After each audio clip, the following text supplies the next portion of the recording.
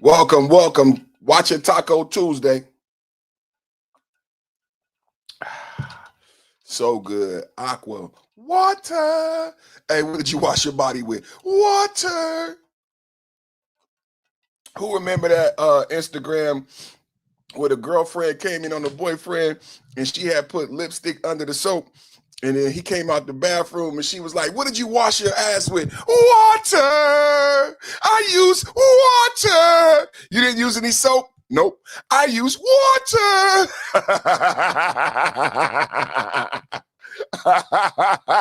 Double tap hit the like button as you come in. First in the chat, get shouted out. Trump, total control. Trump, total control. Trump takes total control. Globalist is in fear right now. Trump takes total control. Double tap hit the like button as you come in. Let me get a couple things going, man. Let me get a couple things going as we get the live going real quick, man. Everybody come in, get comfortable. Another fire show today. Another fire show on the Perfect Timing Podcast. Double tap hit the like button as you come in. Like, share, and subscribe. Trump takes total control is the theme. Total control is the theme. The globalists are upset. Globalists are having a hissy fit. Marco Rubio, what inspired today's podcast was Marco Rubio. We've been talking a lot about Marco Rubio, right? Marco Rubio and the and JD Vance 2028. So Marco Rubio has a new campaign, right? He's going after the ICC. So when I look, this is the International Criminal Court, right? And the ICC, the establishment is completely losing its mind over the final breakdown of the globalist order. While the corporate media panics over Rubio hunting down the ICC, I'm mapping out the actual blueprint of the Trump administration's execution of absolute control. So when you hear about today, we're going to talk about Marco Rubio and the ICC. The thing is, you can't talk about this in a vacuum, right? When we talk about Marco Rubio going after the international court and how this is all about America first, right? And the sovereignty that we want to put forth underneath the Trump administration, laying the groundwork for a new globe and a new relationship with the globe with America. Double tap at the like button. So this is what this is all about. So when I did my research and I'm looking at what he did. What I found is that this is in line with everything that we've asked for when it comes to America first. This going after the ICC,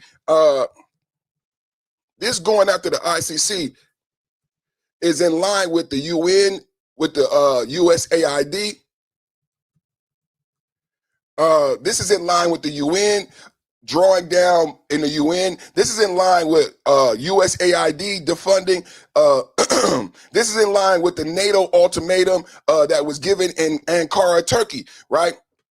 This is in line for me with everything that's America first, and that's everything that I've been saying this whole time. So when you look at Marco Rubio going after the ICC, saying the ICC should not, will not, and won't not have authority over Americans and American soldiers. Now, what's so odd about this, and what's not odd to some people, is that Ilhan Omar is against Marco Rubio. Surprise! Ilhan Omar is not on the side of America. I don't know what's wrong with the Democrats and the globalists, and how the Democrats and the globalists have this unity. But that's how we got into Ukraine versus Russia. So today what we're talking about, as we talk about Marco Rubio going after the ICC. So a lot of people don't know what the ICC is. The ICC is an international governing body, right? Established by the Rome Accords, right? So we can get in. I don't know how deep we want to go into the wonk of the Rome Accords, right? I did a little research on that. I don't know how much I want to go into that. But what it reminds me of is, again, in a long line of a lot of things, like the Paris Climate Accords, right? Everybody familiar with the Trump administration took us out of the Paris Climate Accords, right? So here it is again, Trump doing his 1-2, and Mark sitting his soldiers, Marco Rubio, right, to get us out of the ICC. So Trump, these are international bodies. What I've said when I talked about OPEC, right? What I said when I talked about OPEC is that people don't understand that there's a global paradigm shift. There's a global paradigm shift that's occurring right now. So when the UAE is leaving OPEC, and then we get into all of these old school paradigms from the 1900s, right? From the last century, right? This is what we're talking about today. We got a pinned comment right there. Make sure you follow that. I'm gonna get my poll in the get my poll up. You know, always got my poll up. You know what I'm saying? I keep my poll up. You know what I'm saying? But this isn't a long line of what we've been talking about, right? The globalists and under Democrats, under Biden, under Democrats, they got us back into these agreements. They got us back into the Paris Climate Accords. They got us into this globalist ideology that led to Ukraine and Russia. Let me get this going right here.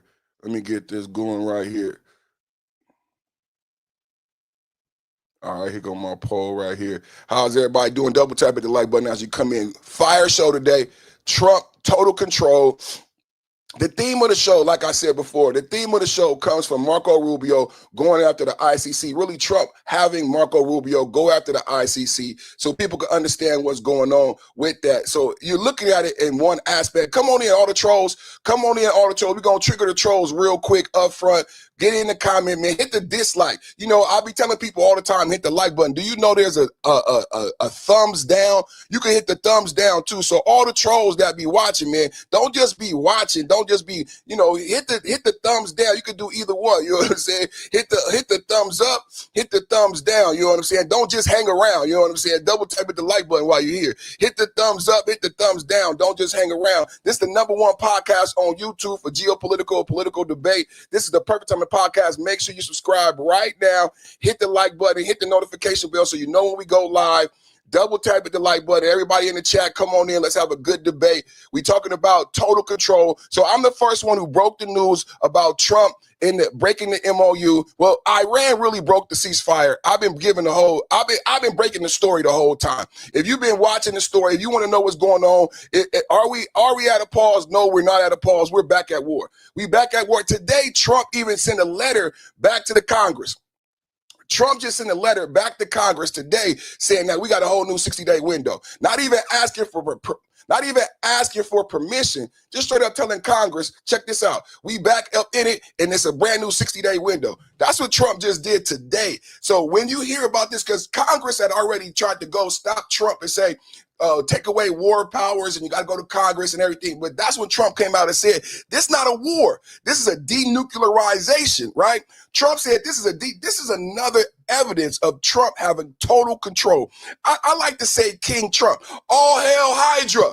All hail Hydra. Double tap at the like button. Trump news, Trump news, Trump news. Giving Democrats the boo-hoo blues. Giving Democrats the boo-hoo blues. #1 podcast on YouTube. Let's go, everybody. Donald Trump got Marco Rubio out here in the field going after the ICC. These are things and bodies people don't know about. How many people truly know about OPEC? I don't think people know about OPEC, the true relationship with NATO. When you hear about these conflicts, people say, well, with our allies. So in my research, this is what it's coming down to in the new world for your children and your grandchildren. There is no more old paradigm. The relationship America had with Europe is over. The romance that America had with Europe is over. The Americans of the future no longer want to pay for Europe and protect Europe based on World War I and World War II paradigms from the previous century. I'm sorry, but that's just the fact of the matter. The fact of the matter is the paradigms from the previous century are done. It's just OPEC, communism, all of these things are dying out and they're dying. The version of Islam that says women can't do this, that says gays can't do this, the version of Islam that says that we only one Islam and there's only one God, all of these things are dying out. They're old, antiquated things. And what you see from the Trump administration is America putting itself at the forefront of what's coming in the future. What's coming in the future is a brand new day. And that's what we're talking about today. When it's a brand new day. A lot of things that don't. Hail Hydra! Hail Hydra! Double tap, hit the like button. Double tap, hit the like button. See, we don't talk a lot about the data centers, right? We don't talk about, because I know a lot of people don't understand the dirty data centers. People don't understand the importance of Taiwan. People don't understand the importance of Venezuela. People don't know about the semiconductor chips, the Taiwan company that just spent billions of dollars in Arizona and is going to continue to spend billions of dollars because Trump is in the office. Thank God Trump is president. Thank God Trump is president, because the world in the future is about quantum computing, semiconductor chips, and Web 3.0, digital currency, Did you hear what Donald Trump's son said about, remember last week, before we go into the Donald Trump taking total control, make sure you vote in the poll, hit the like button. Shout out to my brother Andy in the chat. Shout out to Rick Campbell in the chat. Double tap hit the like button. The ICC is completely illegitimate. Double tap. The ICC is completely illegitimate. Double tap hit the like button. Relax and talk sports. Mega MAGA Tuesday. Mega MAGA Tuesday. The ICC is completely legitimate. So when people, this is the thing, brother. This is the thing, brother Sean. This is the thing, brother Sean. As I did my research, as we talk about Marco Rubio and the ICC, this is the thing. People will see this and they think it's just one thing happening. That's what's wrong with America's limited attention and the limited attention span of most Democrats and liberals, right? It's just, they see one thing and they immediately go to white skin. They immediately go to racism. They don't have the ability to think analytical. I'm an analyst by trade, project manager, a high-level analyst, six-figure salary for 20 years, right? I manage call centers. I manage 80 people, doctors, chiefs, and telehealth. I manage things in telehealth. Senior coordinator, you know what I'm saying? Project manager. That's what I do by trade. So I have an analytical mind. I make Visio documents. I create spreadsheets, flat files. I actually train. I create the workflows. I create the curriculum most times because trainers don't have the aptitude to train the things that I come up with that are original. So that's why you have a lot of original ideas, original content on my channel, because I'm an analyst by trade. I analytically look at these things. Most people looking at Trump and looking at the moves of the administration only see one thing. They only see the ICC. They don't have the brain to go deeper and see the connection. It's immediately when I saw the news, on the ICC, I said, this is in line. I said, this is not a surprise to me. This is in line, because I was already reading Trump's budget. As we went into the budget, right? As we went into the budget and we talked about when the shutdown, they did two separate shutdowns. So I'm like, what is the Republican budget? We did a research on the Republican budget here, right? When we researched the Republican budget, what we found is that there was already line items in the budget that Donald Trump was proposing. This is why the Democrats were fighting and shutting down the government. They didn't want, so when we talk about, let me slow down. Let me get some water. Double tap hit the like button. How's everybody doing, man? We're going to slow it down a little bit.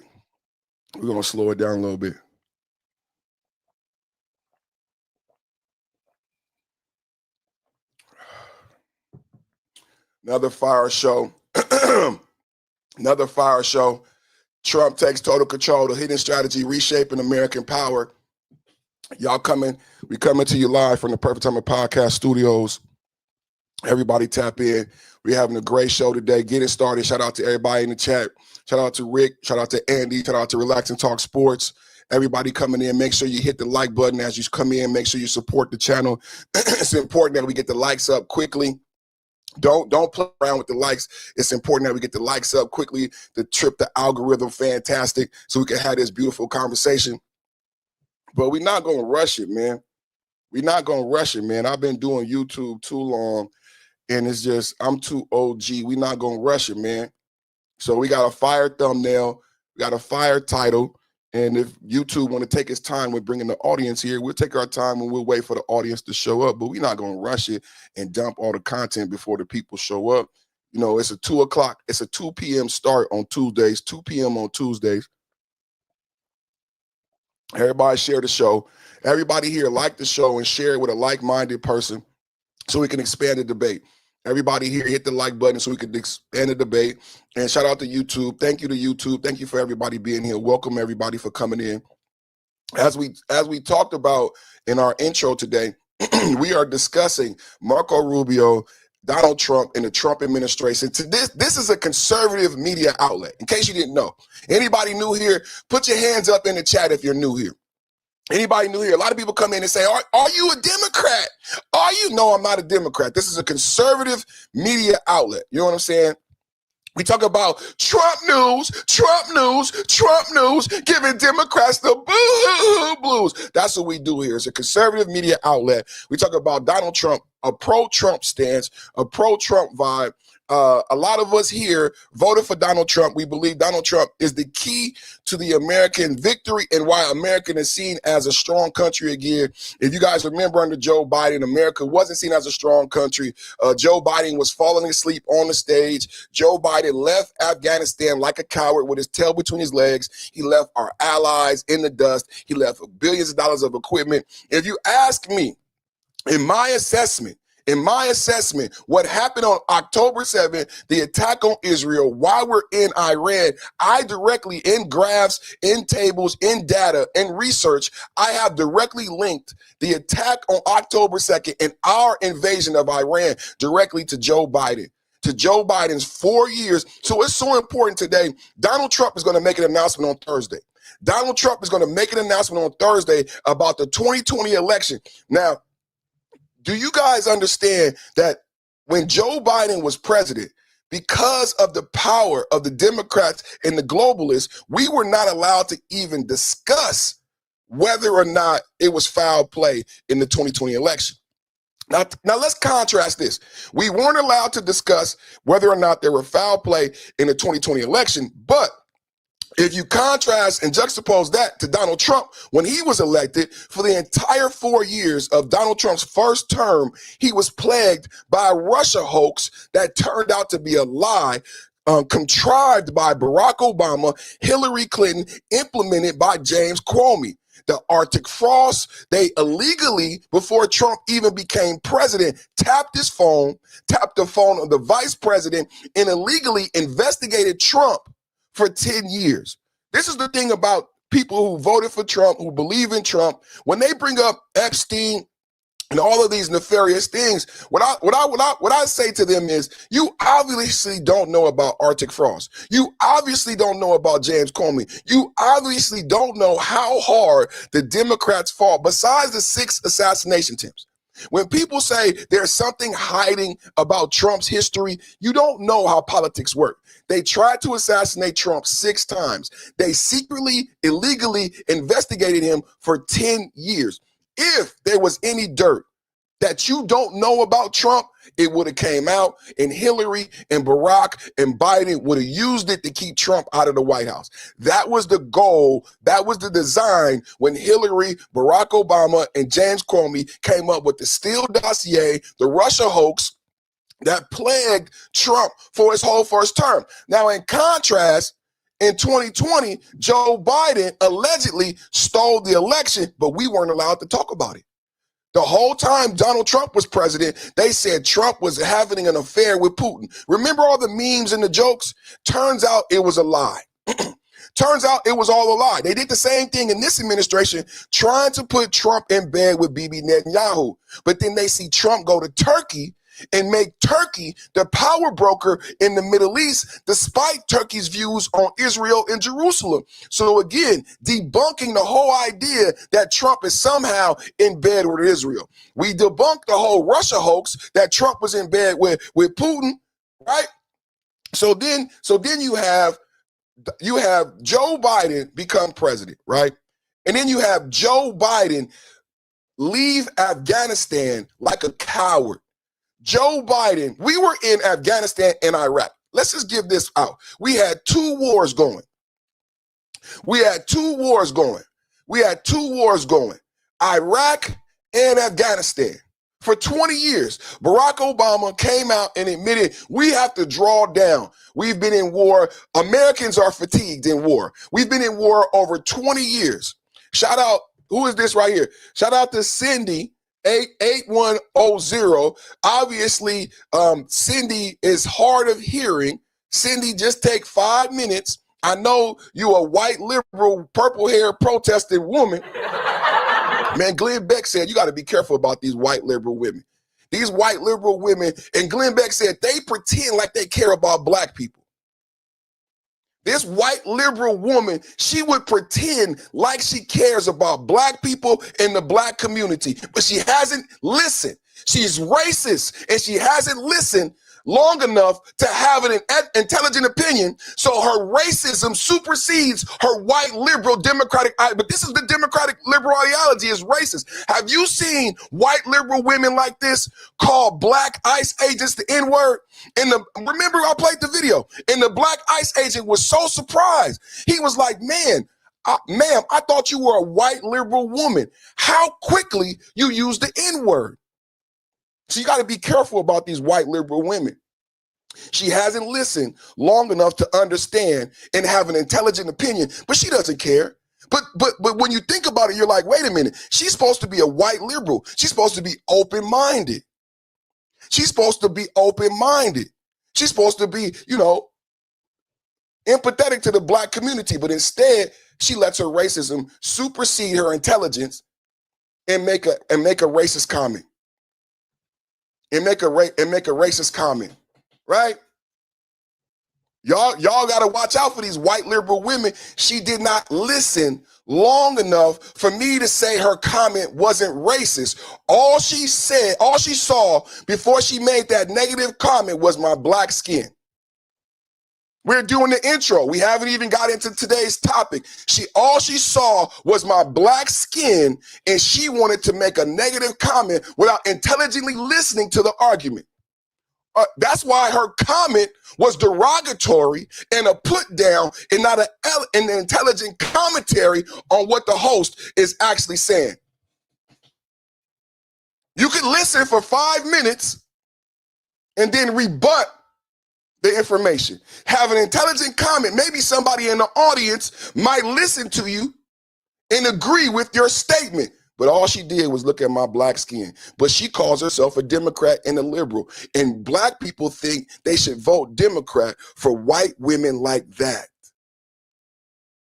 This is why I love Charlie Kirk. Somebody just said liberals killed. Shout out to, who is this? See, people don't know why I support Charlie Kirk. See, I support Charlie Kirk because Charlie Kirk educated blacks about Brexit. The whole narrative that Charlie Kirk was racist was by design so they could keep you away from the information Charlie Kirk created for you. Charlie Kirk worked with black young conservatives. How many people know that? Charlie Kirk worked with black young conservatives. He would do a weekend with black young, like Candace Owens. Candace Owens wasn't his only black young conservative friend. Sorry, Charlie Kirk worked with a lot of black young conservatives.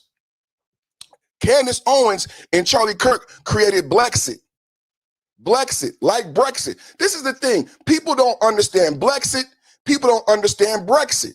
When I talk about what's going on with the Muslims in Minnesota, when I talk about with the DSA, the Democratic Socialists aligned with the Islamic takeover in New York, people don't get it. When I talk about Brexit and Tommy, who was Charlie Kirk's friend, and how Europe has been overrun by Islamic immigrants and how they torture white Europeans. The same thing happening in Minnesota in the Mall of America, where white Americans can't go. I showed a video. I told my wife about it. My wife didn't believe it. I showed a video of an Asian woman being attacked in the mall by a Muslim woman who was wearing a hijab in 3/4 of cloth. The Asian girl had a miniskirt on. It's 2026. She was pushing the Asian girl and lifting up her skirt, telling her she should have on more clothing. And America is more concerned with my black skin. There is something sinister going on in America where you can't go to, a Jewish man was turned away for coffee in Brooklyn. Well, a white woman can't wear a miniskirt in Dearborn, Michigan or Minneapolis. And instead of us confronting this ugly monster that's coming up in America, people come here and focus on my black skin. People come here and focus on my black skin color. Not the reality. No one listens. No one cares. If you listen to a liberal, they say it's great that the Muslims have taken over the Mall of America. It's called the Mall of America. It looks like Mogadishu. There's nobody white in the mall. Besides the fact that Somalians, over 50% of them are on welfare, why is the mall full of Somalians who don't have a goddamn job? Why is the mall full of Somalians with no job? But it's okay. Let's focus on the YouTube's host black skin color. Let's do that. Let's not focus on how this country is shifting. I just played a video, Dearborn, Michigan, right after the Ayatollah Khomeini's funeral. The Ayatollah Khomeini funeral is why the ceasefire is over.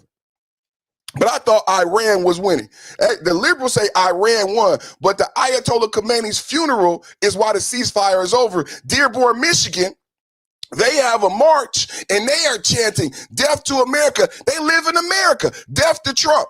But see, Democrats and liberals got you cheering F Trump. So when Muslims who don't love you and don't love America say F Trump, you have synergy with them, not knowing you are signing your own death warrant. For your children, you're giving away your country. Here, you can have America. You can have America because I don't like Trump. That's what you're saying. You can have America because I don't like Trump. You know what I think it is?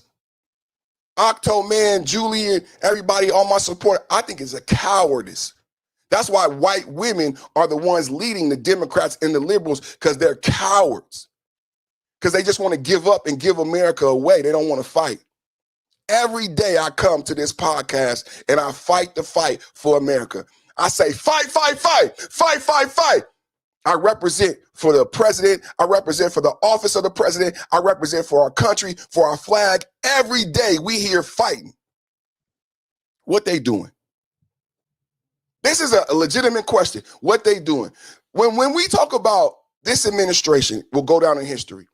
Not for rhetoric, not for saying if you're not black, you won't vote for me. Not for words, not for saying borders are. This administration will go down in history because of all the prolific things that it did, right? Ending Roe versus Wade, ending the Department of Education, recrowning the Department of War, the Gulf of America, getting us out of a bad NATO deal, getting us out of the Paris Climate Accords, changing rights for women, protecting rights for women, saying men can't compete with women, saying boys can't change and cut off their pee-pee before the age of so many things. These are policies that Trump has done. ICE agents can wear masks. This is a win in the Supreme Court. There's so much, again, NATO withdrawal, OPEC being shut down. NATO withdrawal, OPEC being shut down, Paris Climate Accords, UN withdrawal, USAID. This administration, whether you like it or not, is going to go down in history. It's going to go down in history, and it's not because of protests. This is what you should be. The Democrats have not done anything. You haven't seen a Democratic administration like this in I don't know how long. Do you know how much Trump has accomplished? Trump has changed America. My title today is Trump Total Control. Trump has not only changed America forever, he has changed the globe. He has changed the world by going and taking Venezuela, by shutting down Cuba, by getting us out of the Paris Climate Accords, by withdrawing from the UN, by defunding USAID, and now today, Marco Rubio going out to the ICC, crippling OPEC. The world is forever changed. But if you listen to the liberal black bitch who goes live at the same time I go live, there's a liberal black bitch. There's a liberal black bitch, and the goal is to keep you stupid. The goal is to keep you stupid. If you listen to the liberal black bitch, if you listen to the liberal white racist woman, you won't understand any of these things. And I promise you, none of those liberals you watch know what the ICC is. But Republicans, conservative, MAGA Knights, shout out to all my MAGA Knights who won't hang up, who won't stop until you either buy or you die. MAGA, MAGA, MAGA, MAGA, MAGA, MAGA. They don't know shit about shit. But we knew that we were going to defund the UN because we look at budgets. We look at line items. We knew we were going to defund USAID. We knew we were going to get rid of the Department of Education. And if you look at everything that's been done by the administration, you see a brand new world and a brand new America being built brick by brick. Can I get brick by brick in the chat? Trump built this shit, built brick by brick. Trump, total control. Trump, total control. Trump, total control. Trump built this shit, built brick by brick. We went to China. Came back with a deal. We just left Turkey, came back with a deal. We in Iran and we just built a brand new shipping and we've been stealing oil from Iran every day since February 28. It is a brand new day. Andy said, brick by brick, brother. Brick by brick, brother. Donald Trump built this shit, built brick by brick. Straight up. Straight up.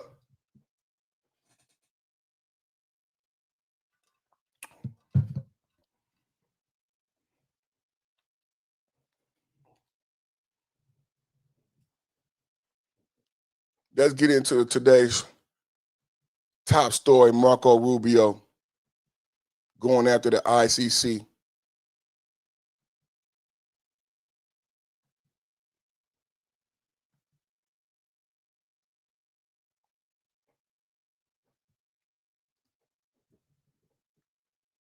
We're going to do a short one today. Y'all think I'm going to, I had a conversation. I've been having some realizations lately. My birthday coming up, you know, I'm a Leo. My birthday, August 15th. I've been having some realizations lately about how Leos are so much, have a big heart and they give way more in relationships than they ever receive. I have a relationship with YouTube and the YouTube audience, and I give way more than I ever receive. That's going to stop. I have a dream on my YouTube channel. I have a YouTube dream, but it's becoming a toxic relationship. It's becoming a toxic relationship. So that's how I feel about that. So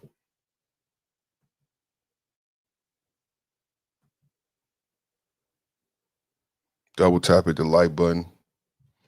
But shit, what we got? We got umpteen people. Trump 2028. Rick Dolly in the building. You know what, though? You know what I love about today? Man, I love everybody. Look at the chat. The chat is all supporters. Man, God is good, man. Y'all, God is good, man. The chat is all supporters, man. God bless the chat. God bless the podcast. God bless everybody watching. God bless the president. God bless the memory of Charlie Kirk. God bless his wife and his children. I'm so blessed and happy to be here. And you know, you guys, with some of the hate that you receive when you know the truth, and it's just like the truth of the Bible and the truth of the gospel. People hate you when you know the truth. And it's like, you know, it's very difficult. And everybody here supporting me, I'm highlighting your comments because you don't know how much it fuels me, because this is a difficult job. To face the hate every day. I talk to my wife, I talk to God, I say a prayer, and I still come and we face the hate, because uniquely, there's not true intellectualism on YouTube or TikTok, and no one truly understands, and except for my audience and myself. I'm very blessed to have the audience that I have. A lot of people don't truly understand and make the connection. Let me show something. Let me show the type of research before I get into this story. Let me show you guys. So just so you understand, because I know it's just family here. I know it's just family here. So let me show the family. Let me show the family what we talking about. Let me show the family the level. Let me show the family the level of commitment I have to you and to the YouTube channel And to anyone who ever has subscribed and hit the like button, I just want to show you this is the level of commitment and love I have for you and my job. I created this as research for today's show. This is the background. This sometimes you don't see these. You don't always see this as an audience, because I know people like the videos, right? They don't like the walk. So this is something that you don't see, but this is behind my loud talking, my jokes, my songs. This is what's behind all of that. Is research and is tables like this that help put together this picture so people could understand and see, so I can understand and see for myself before I present to you what we're discussing today. As we talk about Trump taking total control, what I noticed is that this is not the International Criminal Court, the ICC, and what's being done by the Trump administration is not isolated. If you see my table, this is an American First agenda table, and it tracks out everything that I said in my research I feel is in line with this ICC decision that you see today, with Marco Rubio following Trump's call to get us out of the ICC. We could also put the Paris Climate Accords on here. But here, like I said earlier, is what we do. We do policy. Okay, so today we're going to discuss the ICC. It's the International Criminal Court. The primary action: sanctions, visa bans, aid, threats against member states. Strategic and objective: neutralize international legal oversight over U.S. and allied personnel. America first, right? These things like the ICC, the Paris Climate Accords, USAID, these weaken the sovereignty of America. And I agree with Trump and Marco Rubio with that perspective. Us being beholden to this global court that thinks they can discipline America does not jive with MAGA or America First MAGA principles. Double tap at the like button. Current status as of July 2076. Active campaign launched July 13, 2026 by Trump, being led by Marco Rubio to get us out of the ICC. And same thing with NATO. This, to me, is in line with the NATO actions. Conditioning defense commitments on spending, shifting toward bilateral pacts, replace collective security guarantees with transactional alliances, completely changing the relationship with Europe. Completely changing the relationship with Europe in the world. This is global shift. This is global shift. This is a global body by the Rome Accords. This is us saying we will no longer be beholden to the ICC, a global body. This NATO alliance, again, globalists, Democrats, liberals, doing a global shift for your children and grandchildren. Ongoing friction under systemic review. But if MAGA has its way, it's fuck NATO all day. Put it in the chat. If MAGA has its way, it's fuck NATO all day. UN, United Nations, defunding targeted agencies, bypassing multilateral climate and regulatory frameworks, i.e. The Paris Climate Accords, but that China and countries that we have to compete with did not have to adhere to, and put companies in America at a downfall because of this globalist liberal agenda. Reject global governance. I agree. Bodies that limit domestic policy reform. If you read this, then you understand this entire table in my podcast, in my research, in the thumbnail, and what I put together for you today. This was being done in the ICC, NATO, and the UN. It's all a part of Trump's America First agenda and administration to reject global governance bodies that limit domestic policy reform. Double tap and hit the motherfucking like button. There's no podcast like this on YouTube. I promise you, there's no podcast like this on YouTube. Nobody gives the information. What time is it? I'm not doing this, 20 fucking people watching. How long I've been live? 38 minutes. Check this out, motherfuckers. I'm doing an hour today. It's 40 minutes. We got 20 minutes left. So fuck you and fuck YouTube. I don't give a fuck. I'm too motherfucking fly. It's my birthday. It's Leo season. YouTube want to bullshit with the views. Fuck y'all. 20 more minutes, motherfuckers. And I ain't got enough likes. I ain't got no gifts. I ain't got no super chats. 20 more minutes, motherfuckers. And I might not go live for 2 weeks. I'm going to celebrate my birthday. Just like I told Iran. I said, fuck Iran. We're going to go celebrate holidays. I said, we're not negotiating with Iran. We're going to go celebrate the holidays. We're going to go eat too much candy. We're going to go eat a big fat turkey. And we're going to go buy too much presents for our kids at Christmas time. And there's a lot of homeless micro dick motherfuckers who watch me who cannot do that, who don't got this lifestyle, ain't this fly, ain't got the fly shit I got, and player hate on the pimp. So fuck you. Can't believe you two.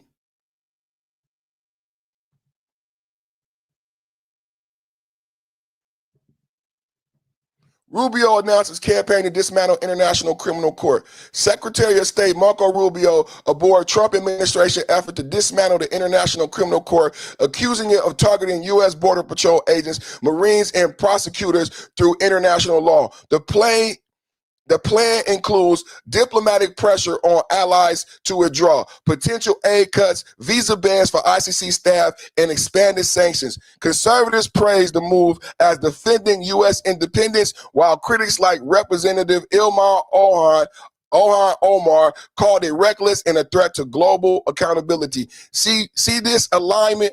See this alignment? She's more aligned with global accountability than American principles. This is the problem. This is the problem. This is the problem. She's more concerned about that than America. And she's in the Congress. And these ideals are echoed.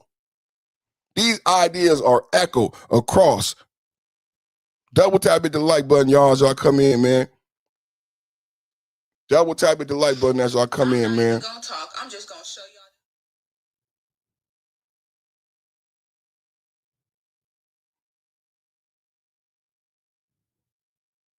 17 likes. So we got 17 people here that fuck with the content. Man, I want to say thank you to those 17 people, man. Andy, Ricky, Octoman, Julie. Man, I love y'all, man. Jay, Julian. Shout out to y'all, man. Make sure y'all vote. Let's get a goal. Let's get a goal. Make sure y'all vote in the poll.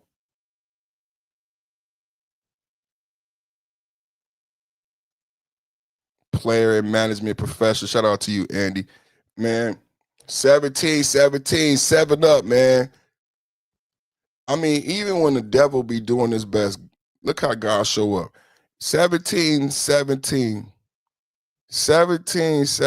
man. And you know, 7 is like that God number, man. So my birthday coming up, 8/15, 17 in the chat.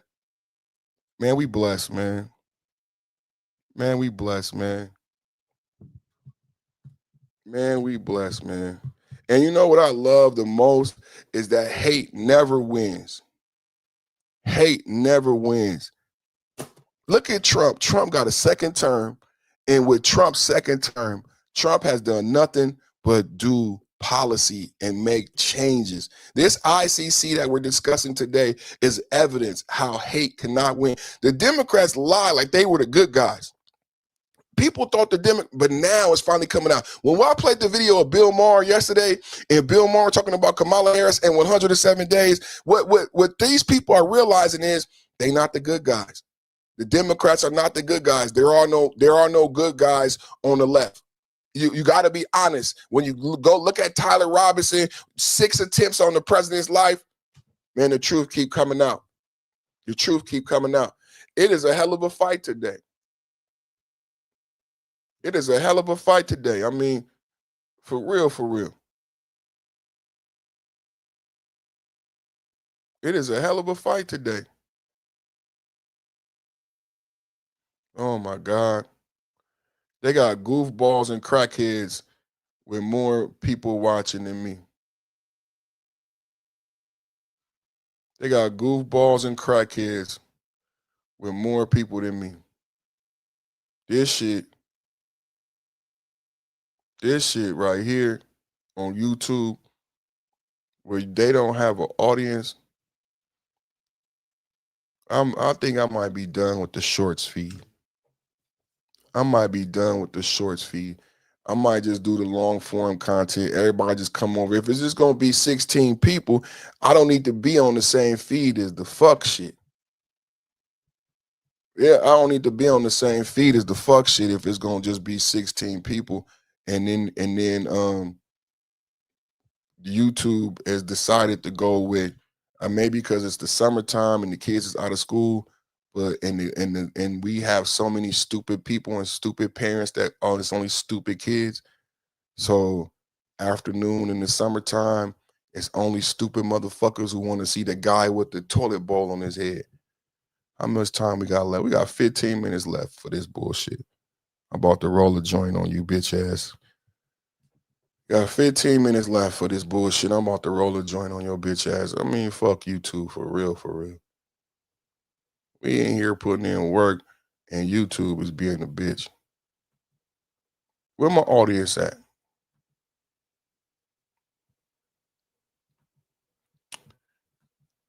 This how I feel about y'all right now. This how I feel about y'all right now. The ICC was created back in 2002 as a function of the United Nations, but the United States has never recognized its jurisdiction and is now trying to curb its influence more broadly. A State Department official describing a whole-of-government campaign with options including travel bans, visa revocations, and sanctions. Rubio is also calling on America's allies to leave the court completely, saying that the United States will dismantle the court brick by brick if necessary.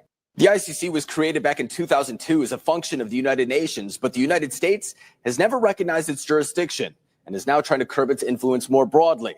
A State Department official describing a whole-of-government campaign with options including travel bans, visa revocations, and sanctions.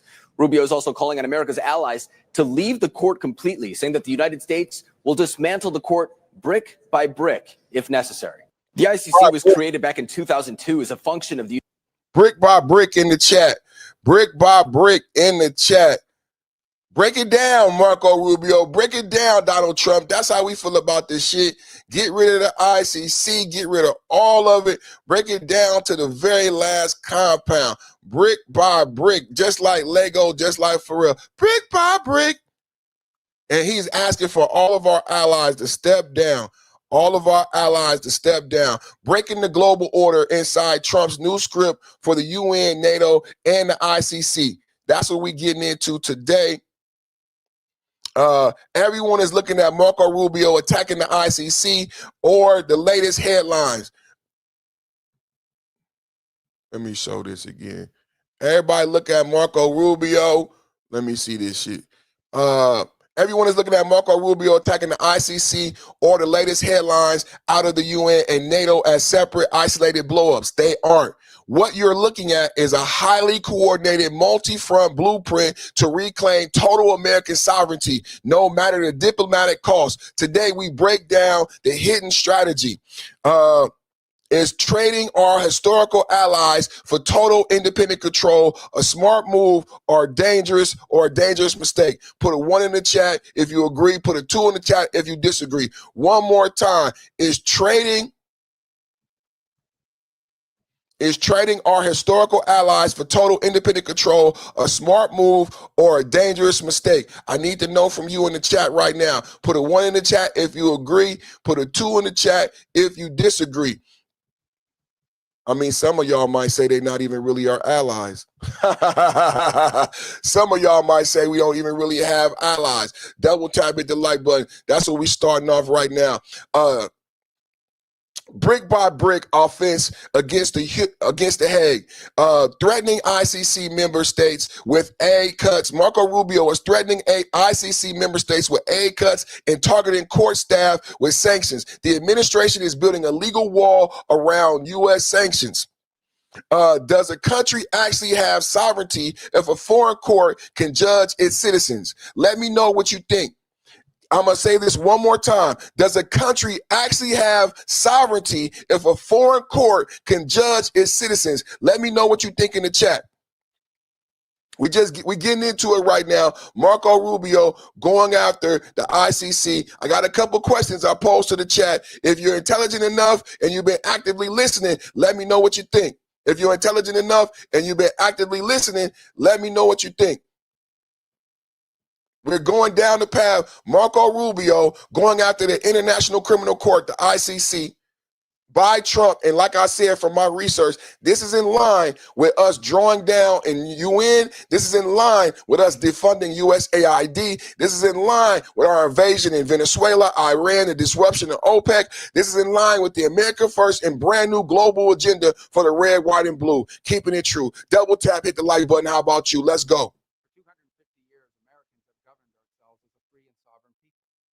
We choose our own leaders, we determine our own laws, and when we're accused of a crime, we stand for judgment before a jury of our own peers. This is the essential and indispensable feature of our form of government. It is the foundation of our shared way of life. But today, powerful people in faraway places want to take that away from us. They believe that they should be in charge of your laws, of your country, your life, and they don't care whether or not you agree. Halfway across the world, there's an institution that calls itself the International Criminal Court. Maybe you've heard of it, maybe you haven't. But chances are you don't know the names of its judges, Right. of its prosecutors, or Right. its president. And you shouldn't have to. But as we speak, the ICC and its friends are waging a war against our country, not with bullets or missiles, but with statutes and compacts and the force of so-called international law. When the ICC was born 24 years ago, they told us that it was merely a narrow backstop, a global court that would step in to prosecute only the gravest offenses, things like genocide and war crimes, and only when a nation's courts were unable to prosecute them on their own. But the truth is, it was something far more radical and extreme. It was a global tribunal staffed by unelected globalist bureaucrats who claim their power is almost unlimited. The danger of this global court has only continued to grow. Today, it threatens every aspect of our political and legal system. Border Patrol agents removing violent criminals from our country, American Marines risking their lives to defend our homeland, prosecutors working to dismantle terrorist plots to attack and kill Americans. If we stand idle, all of them would be at the mercy of foreign judges thousands of miles away, facing the constant risk of prosecution and even imprisonment for the so-called crime of defending their own country. The American people never agreed to any of this, and they never will. Never. Read the words of our Declaration of Independence. We fought a revolution against a foreign power, transporting us beyond seas to be tried for pretended offenses. Independence is our birthright. We will never let foreign bureaucrats take that away from us. This administration will not sit by as the ICC and its allies seek to threaten our people. If they believe they can deprive us of our sovereignty, we will teach them the full meaning of American resolve.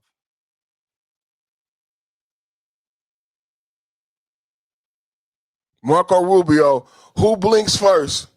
Who blinks first? Double tap, hit the like button. Marco Rubio, who blinks first, ladies and gentlemen? Marco Rubio explaining what this is, what we're doing. We're going after this global paradigm that Biden and I would say Biden and Kamala Harris empowered by putting us back into the Paris Climate Accords, another global body with the ability to have governance over America. And like I said, China and our competitors were not involved in the Paris Climate Accords, and it crippled American competition. So here it is again, an America First agenda on the same lines with the UN drawdown, the USAID drawdown, the OPEC exposure. Double tap, hit the like button, man. Marco Rubio talking about us going after the ICC, an international body. Double tap. For 250 years, Americans have governed ourselves as a free and sovereign people. We choose our own leaders, we determine our own laws, and when we're accused of a crime, we stand for judgment before a jury of our own peers. This is the essential and indispensable feature of our form of government. It is the foundation of our shared way of life. But today, powerful people in faraway places want to take that away from us. They believe that they should be in charge of your laws, of your country, your life, and they don't care whether or not you agree.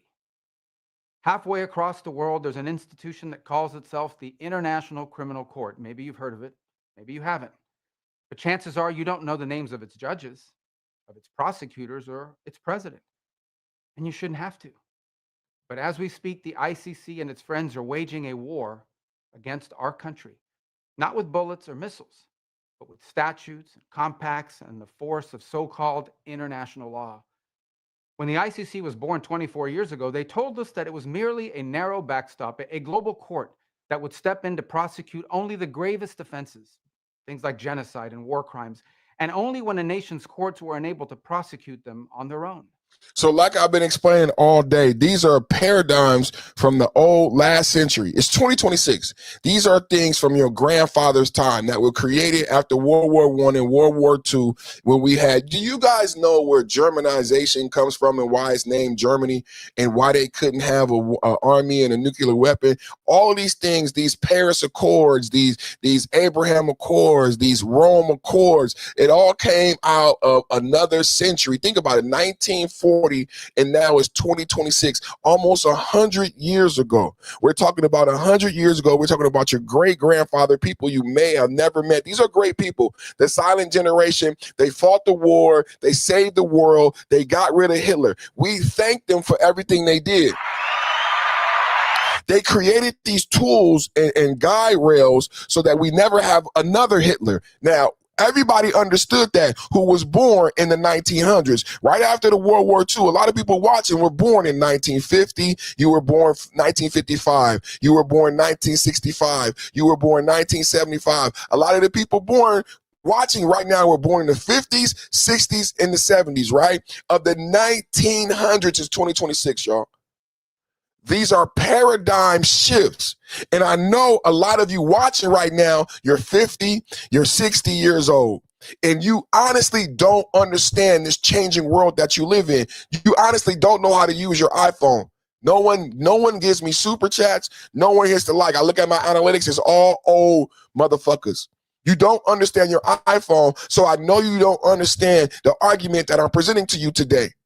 That what took place in the 19th century, in the 1950s and 60s to ensure we never had another Hitler again, those paradigms are no longer needed. The relationship, the romance with Europe, the alignment with Europe. When people talk about our allies, these are mostly baby boomers. These are mostly people born in the 50s and 60s who say that Europeans are our allies. If you talk to someone under 35, they understand and know that Europeans cannot be our allies because their agenda is not aligned. It's not that we don't like Europeans. It's not that we don't like Starmer and Macron. But if we're being honest and intelligent and intellectual, the alignment has shifted.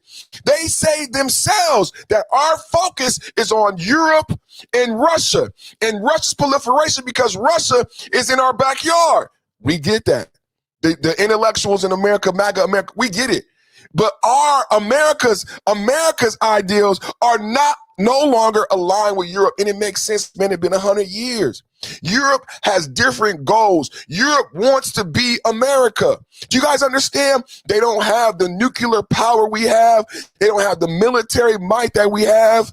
They don't have the money and the resources we have to go into the next millennium, to go into the next version of human existence. The robots, the spaceships, the flying cars. Europe is not prepared.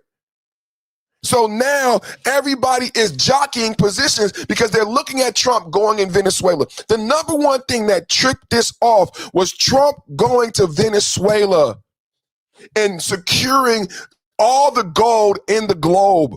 Europe had Africa. Europe had the diamonds and the gold. Trump goes to Venezuela and Europe continues to topple down. This is why Starmer, Macron, Spain, they're all a front to us. They don't possess what we have, and they are realizing that without us possessing what America possesses, we no longer can be America's little brother, because what we need to have is different what America needs to have. Because we need to be in this race for semiconductor chips, Web 3.0, in a digital future. Did you guys see Donald Trump's son talk about the crypto? Last week, Donald Trump, and there was the Democrats they don't do policy. They keep trying to come up with like headlines.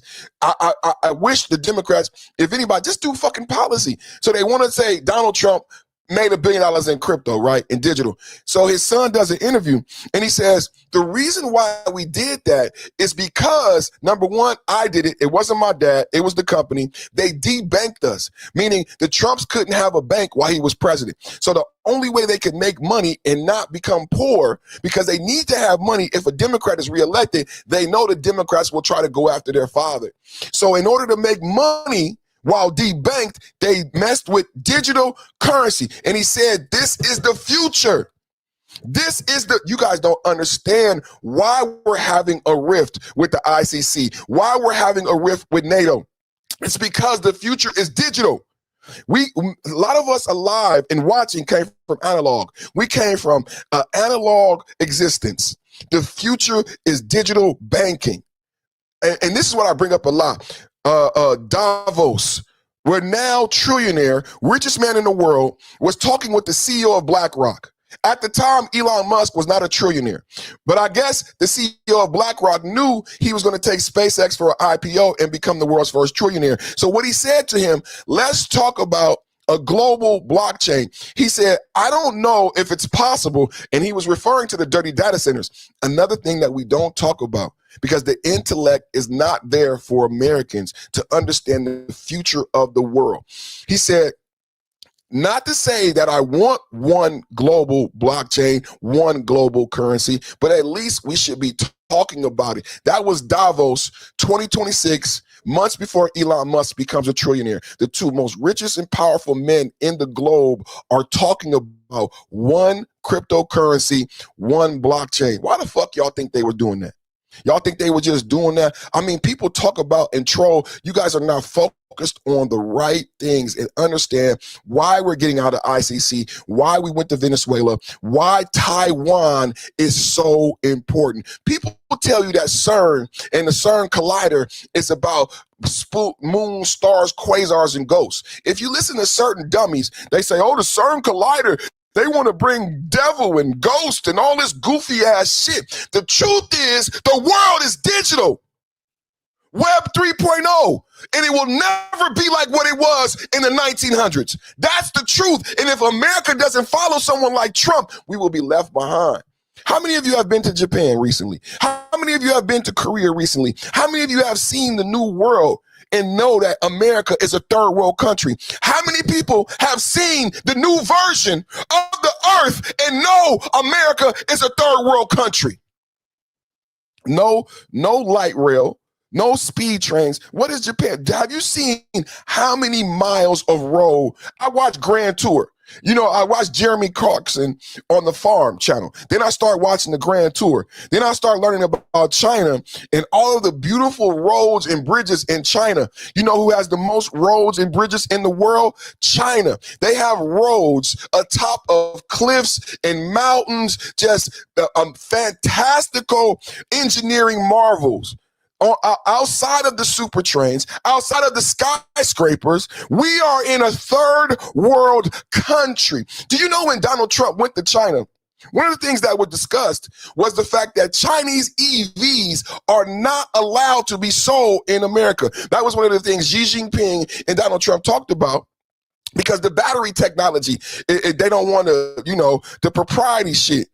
So that was one of the things that was talked about, and it made me think about YouTubers and TikTokers. What's their favorite video that goes viral? Take a look at this EV. This would be great, but you can't buy it. It's only available in China. Ha ha, ha ha. All your favorite car tubers, they love doing that video. Look at this car. It has 4 electric motors. It's the best electric car on the globe. Too bad you can't have it. It's only available in China. But we don't have any roads that compare to China. You know what they're doing in California right now? Instead of making the roads like China, instead of bringing us into this new world I'm telling you about, because why should they make America better? If Americans are happy with fighting and killing each other, if Americans would prefer to kill the president, they've tried 6 times, then why would the Democrats make this place better for you when they know all you want to do is fight and bitch?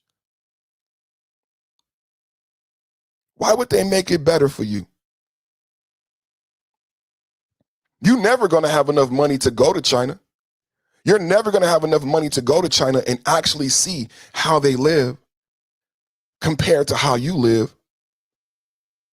Russia, the malls in Russia. Who remembers when Glenn Beck and Tucker went to Russia and walked around the malls and says, you know, American malls are dying, not in Russia.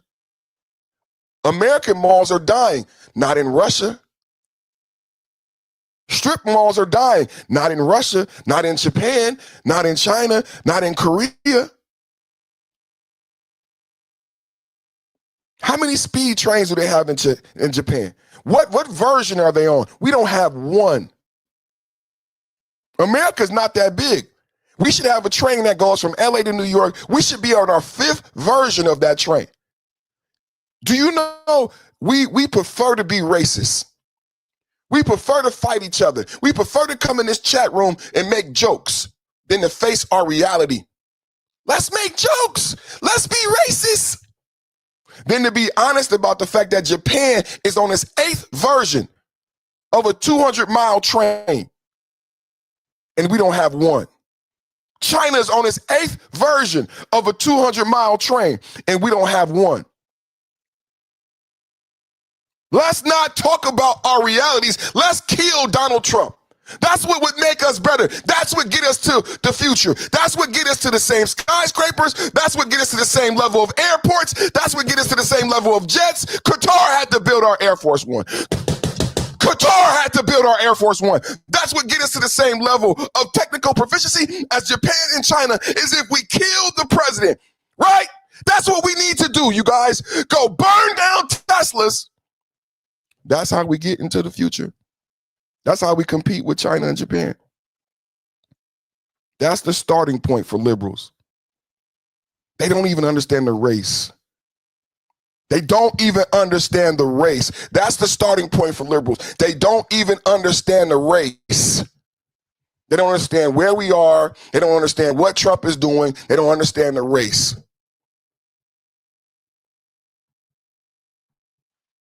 But the truth is, it was for 250.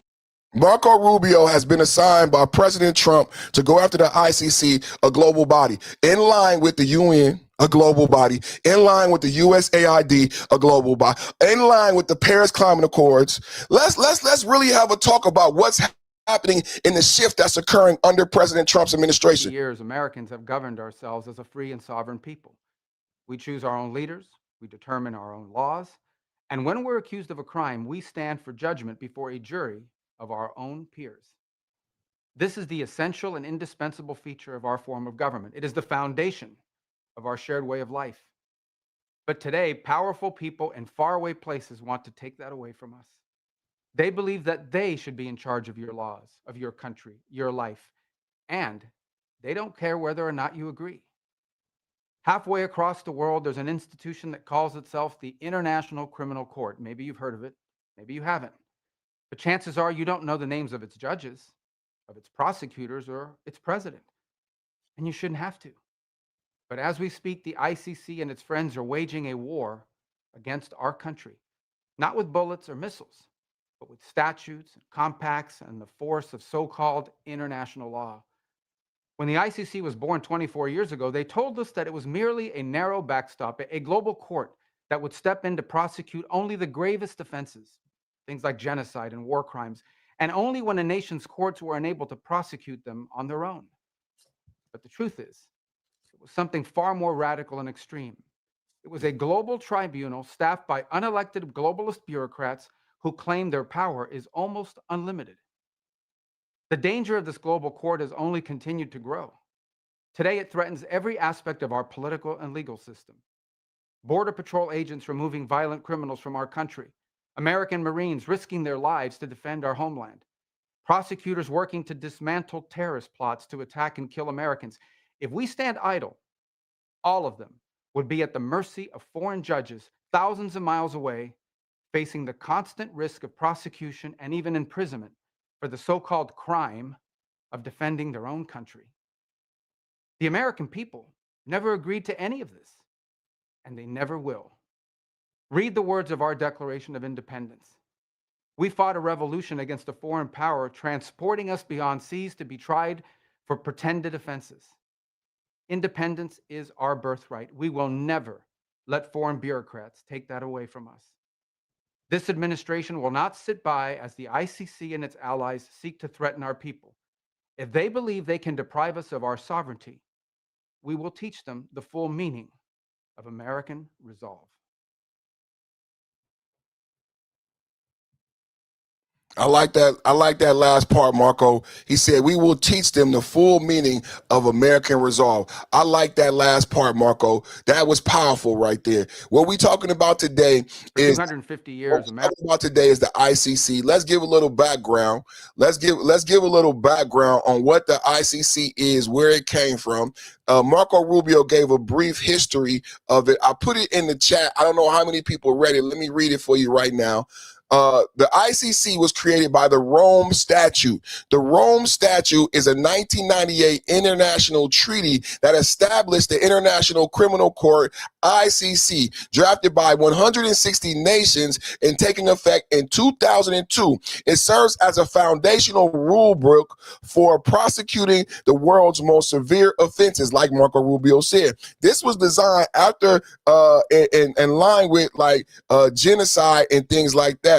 The world's most severe offenses. It allows for global justice without borders. The Rome Statute gives the ICC authority to prosecute 4 core crimes. Everybody listening? The ICC is empowered by the Rome Statute. Everybody learned a history lesson today to go after 4 core crimes: genocide, actions meant to destroy a specific national, ethnic, or religious group; crimes against humanity, widespread systemic attacks against civilians, for example, murder, torture, or enslavement; war crimes, severe violations of laws or of war, e.g. targeting hospitals, using children, using child soldiers; crime of aggression. These are the 4 things the ICC is primarily designed to go after. It's a shame that we have never heard of it, and we know a lot of these atrocities have occurred. Get the likes up, everybody. Crime of aggression, the unlawful use of armed force by one state against the sovereignty of another. How the court works. Think of the ICC as a global court of last resort. The statute mandates that the ICC only investigates if local national courts are unwilling or unable to prosecute criminals themselves. Right? So if it's a small country, if you've been taken over or invaded, that's why the ICC was created. Double tap at the like, but we're going into details. Jurisdiction and power. The ICC cannot arrest anyone anywhere. It generally has jurisdiction over crimes committed in the territory of a member state or crimes committed by a citizen of a member state. Over 120 countries are members of the Assembly of States Partners. Non-member nations like the United States, I'm going to say that again. Non-member nations like the United States. So what's going on today is the United States has withdrawn from this body. But Marco Rubio and the Trump administration has set their sights on destroying it, outright destroying the ICC. Double tap at the like button. I don't know if you understand what we're talking about today, because this is huge. When I say King Trump, when I say all hail King Trump, when I say hail Hydra, these are the type of power moves. Number one, Donald Trump started bombing Iran from Turkey, an Islamic country, 5 minutes away from Iran. That just lets you know right there, Trump is a bad man. Trump started bombing Iran. He bombed Karg Island while still in the Middle East. I said, typically, you would want the president to be in Camp David. Typically, Secret Service comes in, airplane, are we going to bomb Iran? Sir, we got to get you to Camp David. But instead, Donald Trump stays at the NATO summit for one more day. And that night, Iran bombs a commercial ship. Donald Trump starts to bomb Iran from Turkey, an Islamic country who's opposed to Israel, who's opposed to Jerusalem, who used to be empathetic to Iran. Turkey was like friends with Iran. I said, Trump is a bad man. Trump is a bad man. You're going to bomb Iran while in the Middle East in an Islamic country. Trump had to fly home in a different jet. For everybody listening and say, oh, that's not a big deal. It's not a big. Trump had to fly home in a different jet. If you understand the context, but see, this is the thing. People don't understand geopolitics. People do not truly understand Iran and geopolitics, the ICC, the Rome statutes, everything I'm talking about. Because Trump decided to bomb Karg Island while still physically in the Middle East, while physically in the Islamic country, he had to fly home on a different jet.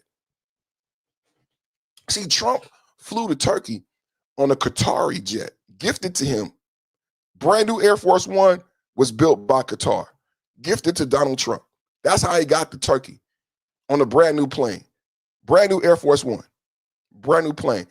But we had intel from Israel and Mossad, and Israel said there was an assassination attempt on your life while you were in Turkey. So the Secret Service would not let Donald Trump fly home on the Qatari jet. How many people knew about this? That's what's going on right now in the globe. That's what's going on right now in the globe. Iran tried to kill the president, but we got around that. And the president bombed Karg Island, broke the MOU, broke the ceasefire while in a Muslim country. While in a Muslim country. You can't make this stuff up. Now today, I am presenting to you that he has set Marco Rubio on the hunt to dismantle the ICC. America does not even belong in the ICC. We already left the ICC. The goal of Marco Rubio and Trump is to destroy it, just like the goal was to destroy OPEC, just like the goal was to destroy the global distribution of unsanctioned oil, which is why we went to Venezuela first. Do you know we crippled the globe? See, that was a global market. Why go to Venezuela? Why would we invent? We crippled a global market. There was a global market for unsanctioned crude. This is how they funded the Iranian proxies. They sold illegal oil through the Straits of Hormuz. Everybody knows that now. Everybody knows that now. How was Iran funding the proxies? They were selling oil illegally, unsanctioned oil tankers off the coast of Venezuela, Cuba, and the Straits of Hormuz. That's why we went to Venezuela first, to shut down that market of then UAE leaves OPEC. And then finally Americans learned what is OPEC. What is OPEC? OPEC is a cartel. People in America thought OPEC is like a legal governing body. No, OPEC is an illegal oil price fixing cartel. Hello? This is the lack of intelligence by the Democrats and the liberals. They want to debate, but they will never give you the real facts. OPEC is not a legal company. OPEC is a criminal price-fixing oil cartel, and the UAE left. And the UAE left. Do you guys understand what's going on in the globe? Do you guys understand what's going on in the globe right now? They tried to kill our president. They gifted him a Qatari plane. And now Donald Trump is saying, destroy the ICC. Donald Trump has told Marco Rubio, destroy the ICC. We already are not members of the ICC. We are already no longer members. That's not enough. We want to destroy the ICC. Nobody is a member. The only big dog on the block is America. No more ICC.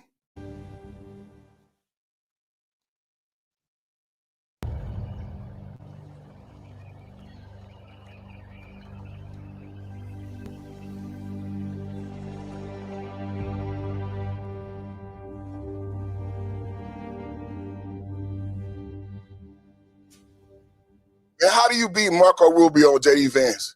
So, because it's so much. See, this is what Kamala Harris failed. Kamala Harris didn't have anything to run on. Kamala Harris was a failure as the borders are. She had nothing to run on, right? She had nothing to say that she accomplished, that she did. J.D. Vance, Marco Rubio, integral in Venezuela, Cuba, Iran, tariffs, the economy. There's so much to unpack that Marco Rubio and J.D. Vance would be able to run on. It's going to be a victory lap. It's not even going to be a race. It's going to be a victory lap. Statutes, compacts. It's going to be a victory lap all the way to the White House. Marco Rubio, J.D. Vance, 2028 in the chat. It's not even going to be a race. It's going to be a victory lap to the White House. There's an institution that calls itself the International Criminal Court. Maybe you've heard of it. Maybe you haven't. But chances are you don't know the names of its judges, of its prosecutors, or its president. And you shouldn't have to. But as we speak, the ICC and its friends are waging a war against our country, not with bullets or missiles, but with statutes and compacts and the force of so-called international law. When the ICC was born 24 years ago, they told us that it was merely a narrow backstop, a global court that would step in to prosecute only the gravest offenses, things like genocide and war crimes, and only when a nation's courts were unable to prosecute them on their own. Right. But the truth is, it was something far more radical and extreme. It was a global tribunal staffed by unelected globalist bureaucrats who claim their power is almost unlimited. The danger of this global court has only continued to grow. Today, it threatens every aspect of our political and legal system. Border Patrol agents removing violent criminals from our country, American Marines risking their lives to defend our homeland, prosecutors working to dismantle terrorist plots to attack and kill Americans. If we stand idle, all of them would be at the mercy of foreign judges thousands of miles away, facing the constant risk of prosecution and even imprisonment for the so-called crime of defending their own country. The American people never agreed to any of this, and they never will. Read the words of our Declaration of Independence. We fought a revolution against a foreign power, transporting us beyond seas to be tried for pretended offenses. Independence is our birthright. We will never let foreign bureaucrats take that away from us. This administration will not sit by as the ICC and its allies seek to threaten our people. If they believe they can deprive us of our sovereignty, we will teach them the full meaning of American resolve. Amen. We will teach them the full meaning of American resolve. Donald Trump says Marco Rubio to go after the ICC, a governing body empowered by the Rome statutes. I read you the Rome statute. It's also in the chat. 1998 International Treaty established the Rome statute and gives the ICC authority, a global body that was designed to go after genocide, crimes against humanity, war crimes, and crimes of aggression. The Americans no longer participate in the ICC. What you should know that there are over 120 countries are members of the Assembly States parties. The non-member nations like the United States argue that the treaty cannot bind their citizens without their consent. Double tap at the like button. Do you think the ICC should have authority over Americans? Another thing I would like to bring to the chat room is that Representative Ilhan Omar believes that believes that that they should have authority over America. I don't know how you feel about that as a congresswoman, but she is saying that she disagrees with Trump and she disagrees with Marco Rubio and Trump going after the ICC. Representative Ilhan Omar supports the International Criminal Court. Despite, I just read to you, America is not part of the ICC. And what we're saying today is because we're not part of it, we are not going to be beholden to anything that it says. Ilhan Omar of the squad, AOC, married to a white man worth $30 million, and she probably married her brother. She's under investigation. Did she marry her brother? Ilhan Omar supports the ICC despite us not being a member, calling it essential for global accountability. She recently condemned Secretary of State Marco Rubio's plan to dismantle the court, stating the best way to avoid ICC scrutiny is simple: don't commit atrocity and crimes. Ilhan Omar needs to get on the boat. Ilhan Omar needs to get on the boat. That's what I say. That's what Trump said. Ilhan Omar needs to get on the boat. Straight up. Straight up. That's what, and take Robert De Niro with you. Take Robert De Niro with you. Ilhan Omar needs to get on the boat. How many people agree with me? She's not on the record. I'm trying to see if she's on the record.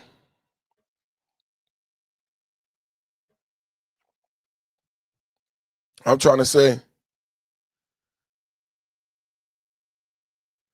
if she's on record about the ICC. I don't have her on the record.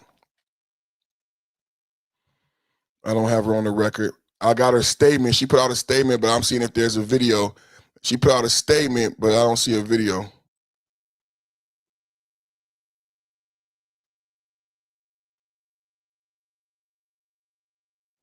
of the Commission's time and energy. I think we can all agree that transparency is a good thing, and that many of us have been fighting for a greater transparency around foreign funding for think tanks and other organizations in the United States.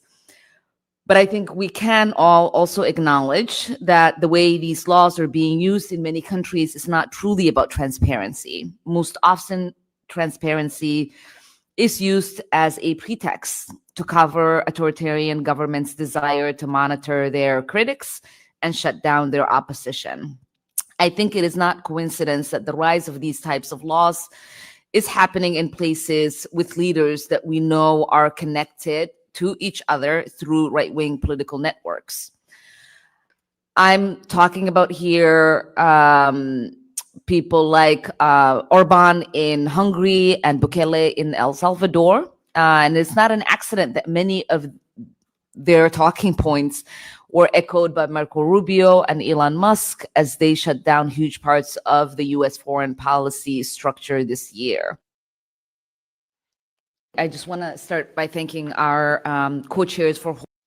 So let's address a couple things. So what we're discussing today is not whether or not you agree with the IRGC, if you agree with the ICC. The fact that we're discussing today is America is not a member of the ICC. We are saying that we are now beholden to this international body because we have left that international body. We are now beholden to the ICC, and we will not be. And Marco Rubio has said, and he will use sanctions and tariffs if anybody who considers themselves an ally of America is a member of the ICC. The goal of Marco Rubio and the Trump administration is to change the globe. And this is in line. Let me go back to my graph. This is in line. This is my research. Because you want to sound, and it be these people that come in the chat and think they're intelligent, but they don't have a channel like mine. You know what I'm saying? They think they're intelligent, but they don't have a channel. And they don't have views. This is not an isolated thing. This is in a long line of the Trump administration. Now, keep in mind, Trump has only been president for a year and a half. Just over a year and a half ago, the American people had a choice. For all of you in the chat, the American people had a choice just a year and a half ago between Trump and Kamala Harris. They said no to Kamala. They did not believe the Democrats would address things like what we're discussing here today. Let's just be honest. Let's look at the graph. Let's look at the research that I did. So this is not an isolated incident. Who is that? Movie Moments? You need to start a YouTube channel. How many subscribers you got, Movie Moments? What's your views looking like? What's your analytics? Okay, check this out, Movie Moments. This is not an isolated thing. When we talk about the policy, this is an American First agenda by Donald Trump and Marco Rubio and the MAGA Trump administration. Shout out to MAGA. Trump news, Trump news, Trump news, giving Democrats the blues. This is an American First agenda, baby. It's not isolated when we go after the ICC. Sanctions, visa bans, threats against member states. No, we're going after NATO too. This is all part of the America First agenda. We went after NATO, conditioning defense, commitments on spending, shifting toward bilateral pacts. We went after the UN, defunding targeted agencies, bypassing multilateral climate regulatory frameworks, i.e. the Paris Climate Accords. Why are we doing all of this? Why is this important? Here it is, right here, ladies and gentlemen, to reject global governance bodies that limit domestic policy and freedom. Double tap at the like button, double tap at the like button, double tap at the like button. Now you understand Movie Moments. Now you understand Movie Moments. We're doing this purposely, strategically, for a reason, to reject global governance bodies like the ICC, like the Paris Climate Accords, like the UN, let me keep going. What about USAID? Elon Musk kill kids. Elon Musk kill the children. Well, American conservatives like myself wanted to defund USAID. Why did we want to defund USAID? Because Americans like myself said, we do not support transgender rights abroad. We do not support LGBTQ trans dances, libraries, and cartoons in Africa. So any money that was coming from America via USAID to support homosexuality abroad, America said, fuck that, shut that bullshit down. So last week when Elon Musk became a trillionaire, people start saying Elon Musk killed kids. Elon Musk didn't kill kids. Conservatives like myself said defund USAID because it's in line with America First. Do you see the line? Do you see the graph? I got a graph too. Do you see this right here? USAID, United Nations, NATO, ICC. I could have put in Paris Climate Accords. Global Trade in Transit. Proposing cargo transit fees, e.g. Straits of Hormuz, and aggressive tariff threats, direct extraction of economic concessions, prioritizing bilateral trade balances, weaponize humanitarian and economic assistance as hand diplomatic leverage. This is what's going on in the globe, not your wannabe pretend smart ass. But what's really going on, and why I'm telling people that there is a shift. Take a look at my graph, though. Take a look, America First agenda matrix. What you see is the sovereignty reclaim versus ally friction. This is the sweet spot. This is what Trump and Marco Rubio, the more changes we do, the more friction we have with our so-called allies. What I've asked today, is it worth it? Is it worth it to trade the old paradigms of World War II in the 1900s for global dominance? I'm asking you, is it worth it? This is a legitimate question. Is it worth it to trade our allies? Because liberals and Democrats say, oh, these are our allies. But they don't talk about the future. Dirty data centers, quantum computing, global blockchains, Web 3.0, semiconductor chips. Where the fuck are you at with that, though? Where the fuck the allies? Fuck the allies, because the allies going to be soup. The allies going to be soup in this new world. And America is already behind. Trump is simply trying to put us in the motherfucking race. America is already behind. Trump is simply trying to put us in the motherfucking race. And this is why I'm not mad at Europe. I'm not mad at Starmer. I'm not mad at Macron, because they are running the race also. And they realize when America acquired Venezuela, when America acquired the Straits, these are going to leave behind France and Europe. It's going to leave France and Europe behind in this future that they don't discuss with you, because we're 50. We're all 40, 50, and 60 years old. No one is telling us about why these wars are being fought today. These wars are being fought today for the future, for things we will not see, for the robots, for the AI, for the quantum computers that we won't see.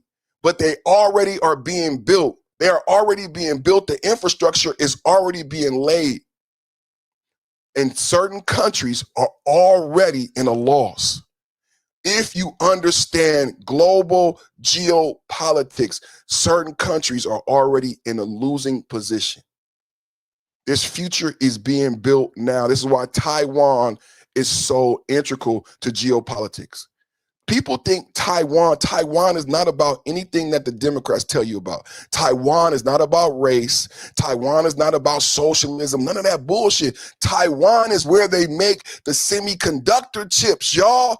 The quantum computers of the future. That's why Taiwan is important. Web 3.0, dirty data centers, global blockchain. Donald Trump just made $1 billion in cryptocurrency. That's where we're going. You guys want to say Donald Trump, well, he make $1 billion. You know what rich people are doing? They are saying to themselves, how can I get on that? Donald Trump made $1 billion in 1 year off of crypto. How can I? Rich people don't look at it like you look at it. He made $1 billion. I hate him. Rich people are saying, how can I get in on this new market? That's how rich people make money. They look for new markets and new opportunities. And what you guys don't understand, that all of these global rifts, Venezuela, Cuba, Iran, China, Turkey, Macron, France, Ukraine, it's all about these things I'm telling you about. It's all about the dirty data centers. It's all about Web 3.0. It's all about quantum. And the sad part is you may not see it. So you are fighting against America being able, and your grandchildren being able to be competitive in this new world. By you saying, I hate Trump, and not researching and reading and understanding the new world, you are crippling your grandchildren. You are crippling your grandchildren because it's funny. You're crippling your grandchildren for a joke. We don't like Trump. We don't like Trump. But you don't understand the future. We're talking about a world where we have a trillionaire. How else can we explain it to them, Julie? How else can we get them to understand we're talking about a world where we have a trillionaire, our first trillionaire? I mean, for some of us, this conversation is just above your pay grade. Sadly, for some of us, this conversation, you will never get it. And that's why they created TDS. That's why they created CNN. Because for some of you, this conversation, you will never get it. And that's the sad part. And it's about your grandkids. I wish you understood how important these decisions that are being made are about your grandkids. Who gives a fuck? Somebody said, look at that white liberal woman. I tell you, you got to be careful about these white liberal women. Who gives a fuck? But his clients lost as much as he made. That's business. You say that like it's not business. You sound like an ignorant black person. You know how economics always say black people shouldn't be in business because they think like you sound like an ignorant person who doesn't know about money in business. You sound like somebody who grew up on welfare. I'm being honest, bro. I highlighted your comment because you sound like someone who grew up on welfare and mama never had a bank account. That's how you sound. You sound like someone who grew up on welfare and mama never had a bank account. Because what you just described to me is how business works. You didn't say something to me that's odd or irregular. You sound like someone who's ignorant to economics and finance.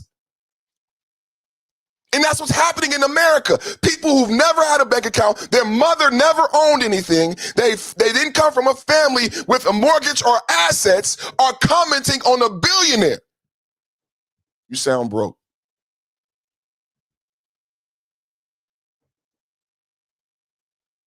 You sound broke. And broken.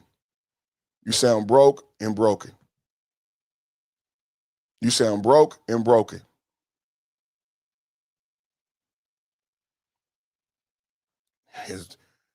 There are winners and losers. You sound broke and you sound broken.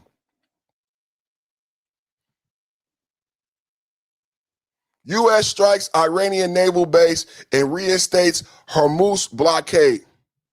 U.S. strikes Iranian naval base and reinstates Hormuz blockade.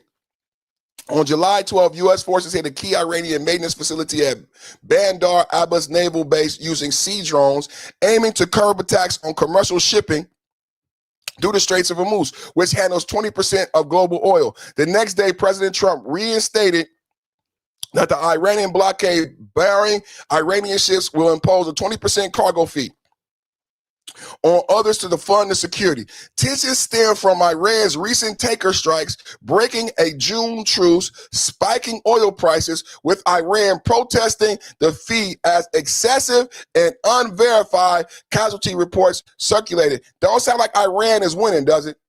Don't sound like Iran is winning. Everybody saying Iran is winning. Iran. Don't sound like Iran is winning to me. Sound like Iran is running and hiding and crying. This got to come outside. But if you look for 47 years, they've been tapping people along, presidents. Every president got tapped along, didn't do anything, and they became more and more powerful. This should have been done 47 years ago. Shouldn't have been allowed to start. But Clinton let him go, and Bush let him go. Everybody let him go, and Obama was the worst of all because Obama actually went to their side. Obama, because, you know, he's a, well, let's leave that for another time. He was terrible.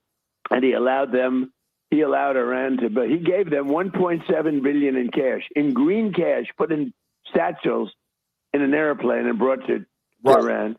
$1.7 billion. Do you know what that is? Did you ever see $1 million in cash? This is $1.7 billion. It took up an entire Boeing 757, and they flew it to Tehran, and they gave it to people that were waiting at a plane. Can you imagine these people? They never saw money, and now all of a sudden they've got $1.7 billion in cash, and he gave them hundreds of billions of dollars in cash and everything else. And he went to their side.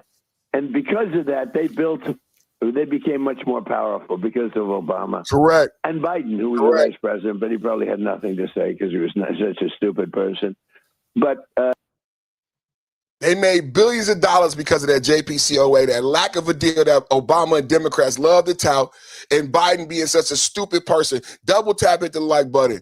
Biden being such a stupid person, and the deal that Barack Obama made was so bad. But if you look for 40... They filled up a plane with billions of dollars. No one understands why and how they got to have enough uranium to make 11 nuclear bombs. The deal that Barack Obama made allowed them to have the equipment to enrich uranium. They said they were going to enrich uranium for the uses and purposes for energy, right? They wanted to have nuclear energy, right? Reactors so they could have nuclear energy, right? So Barack Obama allowed them the technology to do that. This is what the American people, like I said, instead of teaching American people CTR, critical race theory, and DEI, fuck critical race theory, teach the American people the difference between a Shia and a Sunni Muslim. Tell them what a jihad is.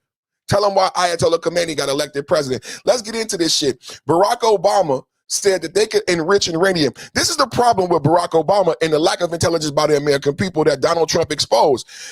In order to enrich uranium to the level needed to use it for energy purposes, they would need the same centrifuges, technology, and software necessary to do what, ladies and gentlemen? Can I get a drum roll, please? Can I get a drum roll, please?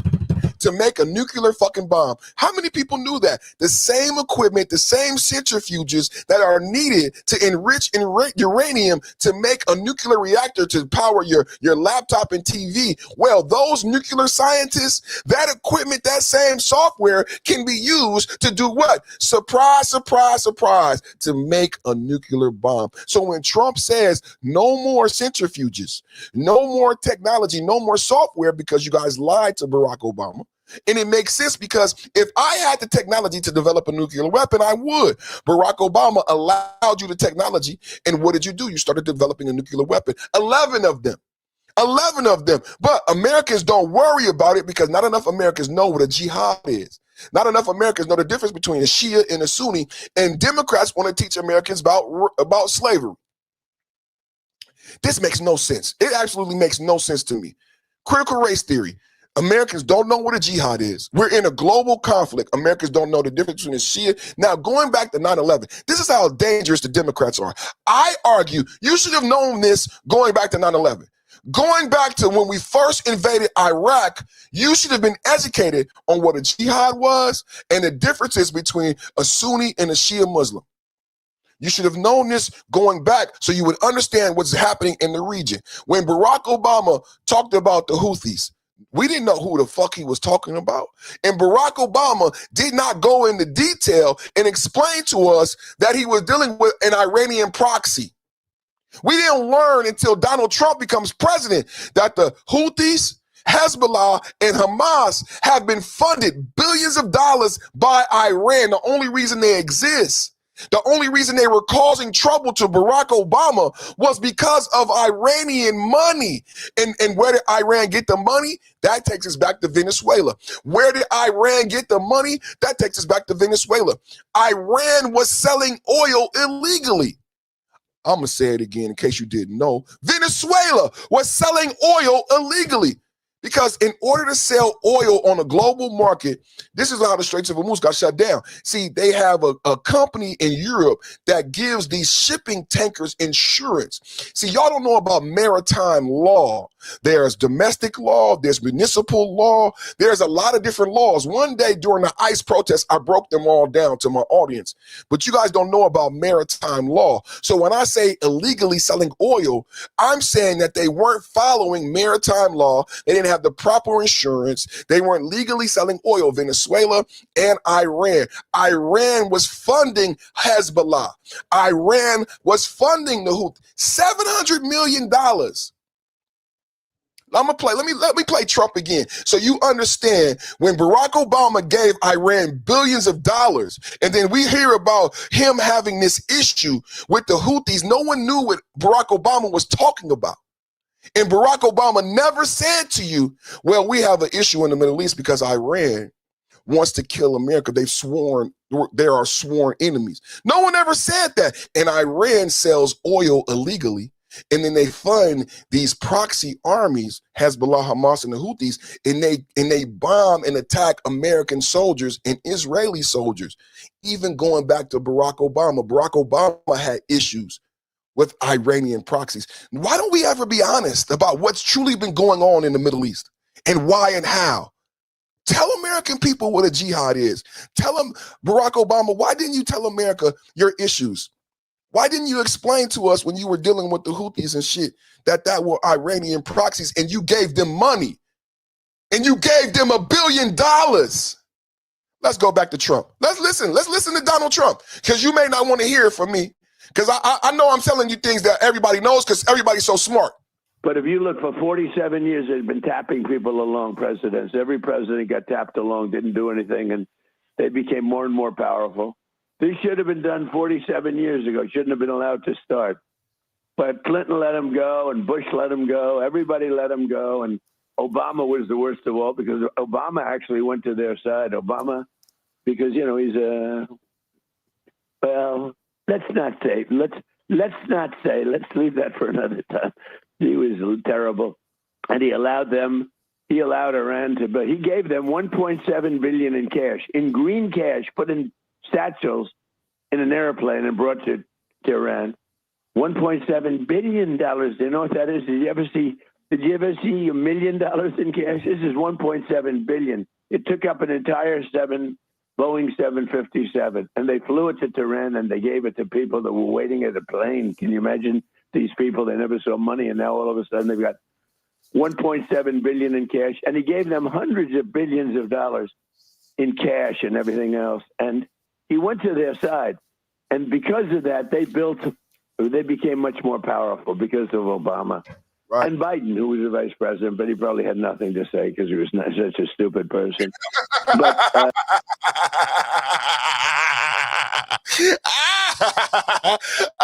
and they became more powerful because of Obama. And Joe Biden was the vice president, but he probably had nothing to say because he's such a stupid person. One more time, greatest president ever. Listen to that again. Hundreds of billions of dollars in cash and everything else. And he went to their side. And because of that, they became much more powerful. I just explained to you why they became much more powerful. Obama allowed them to make money. He gave them $1 billion.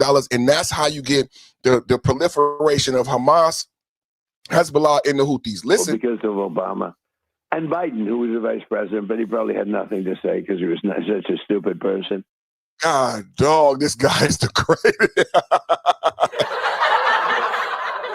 This guy is the best president ever. He's the best president ever. And Biden, who had nothing to say because he's such a stupid, stupid man. Double tap, hit the like button, Sleepy Joe. Let's go, Brandon, let's go. Donald Trump shuts down the Straits of Hormuz, bombs Iran, Carl Island, and he says we're keeping the oil. Marco Rubio, JD Vance, 2028, let's go, baby.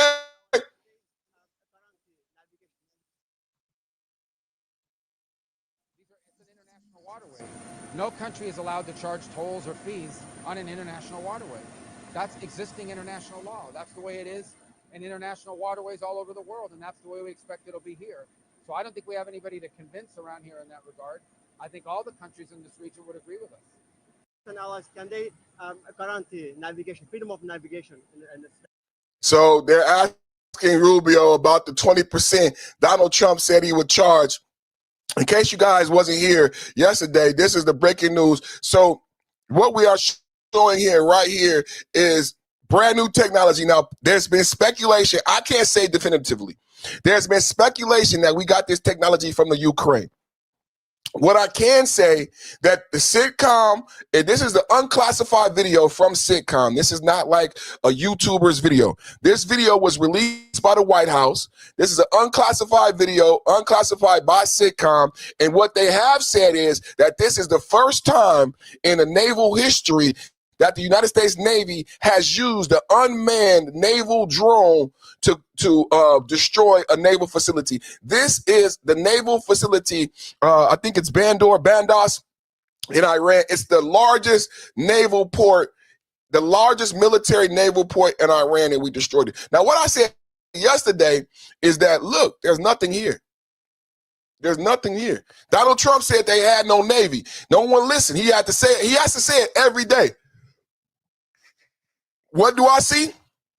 Besides the explosion, besides this unmanned drone, I don't see a base. Do you guys see an active base? I see this port, but there are no ships. There are no, I guess there was one submarine left, and we destroyed it. You saw something up there, right? And we destroyed it. That was what they had left, and it's gone now. So what I can report to you is that the war is back in effect. The MOU and the ceasefire is over. The U.S. Navy, for the first time in history, what you're looking at is for the first time in history, the U.S. Navy used the unmanned naval drone. This is a robot boat. For my old fogies in the chat, what do you mean by unmanned naval drone? It's a robot. It's a remote control car. It's a remote control boat. Nobody was on it, and this is the first time ever the Navy has used this technology. Now, what the speculations are, that's what I can say definitively, because that's what Sitcom told us. Now, what's been speculated online is that we got this software and this technology from the Ukraine. We got this software and the technology from the Ukraine. I can't confirm that. We got a lot of intelligent people in the chat. Maybe there are some more intelligent people than me in the chat, but maybe not. So I'm telling you right now, this is what this is. Y'all tell me, did we get this technology from the Ukraine? I think that would be interesting to know also, but the fact of the matter is the MOU is over, the ceasefire is over, and this is how America is addressing the retaliation, the attempts on the president's life, and the chance at the Iranian funeral of Ayatollah Khomeini. How many people saw the funeral of Ayatollah Khomeini and saw when they started chanting death to Donald Trump, death to America? Again, this is more for information. The U.S. has destroyed Iran's military bases. At least 500 missiles have been locked and loaded. Double tap, hit the like button. What happened while we were in Turkey is that there was a funeral for Ayatollah Khomeini. Now, it took them 4 months to do this funeral. It took them 4 months to do this funeral, but they did the funeral on Monday. When they did the funeral, they started chanting death to Trump, death to America. Immediately after the funeral, they broke the ceasefire. This is letting me know there is no leadership. Why do I say this? Why is it? Because if there was actual leadership in Iran, they would have been able to keep people in line and not have them emotionally respond to the burial of Ayatollah Khomeini. Instead, they missed out on $300 billion. They missed out on a peace agreement because they responded emotionally to the burial of Ayatollah Khomeini. On Monday, they buried 7 people, including a child. They had a little baby coffin. And all these grown men in Iran were crying in the streets. Hours after the funeral, they started bombing. And then this is Trump's response. Now, what I've said to you contextually is that Trump started this bombing campaign while in Turkey, an Islamic country that used to be sympathetic to the Iranian principles, who are against Israel. Turkey does not believe Israel deserves to be a state. In fact, Bibi Netanyahu was interviewed when Trump went to Turkey. Bibi Netanyahu did not like the NATO summit being held in Ankara, Turkey. Bibi Netanyahu did not want Trump to go to the summit. Bibi Netanyahu disagrees with Trump lifting sanctions on Turkey, and Bibi Netanyahu and Israel disagree with Trump allowing Turkey to have F-35 jets. Why? Turkey has said they don't believe Israel is a state. They hate Bibi Netanyahu, and Turkey has said that they want to stand in the middle of Jerusalem. Hey, this is just what I'm just reporting to you what's going on geopolitically, globally in the world. People want to say Bibi Netanyahu and Donald Trump are sleeping together. I'm just telling you the reality of what's going on. What you're looking at is Iran is on fire again. Iran is on fire again. The speculation is that we have drone technology from the Ukraine. What I am hearing in my research, what I am reading, is that during this Ukraine-Russia conflict, the has developed some of the most high-tech, advanced drone software and technology in the globe when it comes to fighting a war. How many people knew that? I don't know if it's true, but the reports are that the Ukraine has some of the best drones and drone technology globally when it comes to war. And that the Ukraine recently, when meeting with Trump in Turkey, Ankara, gifted America, hello everybody, come on, ROI. Can I get ROI in the chat? We didn't gave them $300 billion Tomahawk missiles. Can I get ROI in the chat? So the speculation is that in a private meeting with Zelensky, Donald Trump acquired some of this high-tech drone technology, and that's what you're seeing in Iran right now. Double tap it the like button. I'm coming to you live. The MOU has been broken by Iran. The ceasefire has been broken, and Donald Trump and Marco Rubio has said the negotiations are off. I just played for you. You're seeing right now Iran on fire. The bombing has restarted. Donald Trump, to go along with this, just to give you proper context, we all know about Congress said Donald Trump can't do this, right? So Donald Trump today sent a brand new memo to Congress. How many people know about this? How many people are paying attention to this? Donald Trump sent a brand new memo to Congress saying he's restarting his 60 days. He's not asking for permission, but based on them death threats to the president and based on them bombing commercial shipping, Donald Trump and the administration sent a brand new alert to Congress saying we are going over what you said in your vote, and we're reigniting that 60 day, because he got 60 days before he has to go to Congress. So he says he's starting that clock again. I didn't even know you could do that. I'm gonna just be honest. That's what the administration said. We are starting that 60-day clock again. Let's go.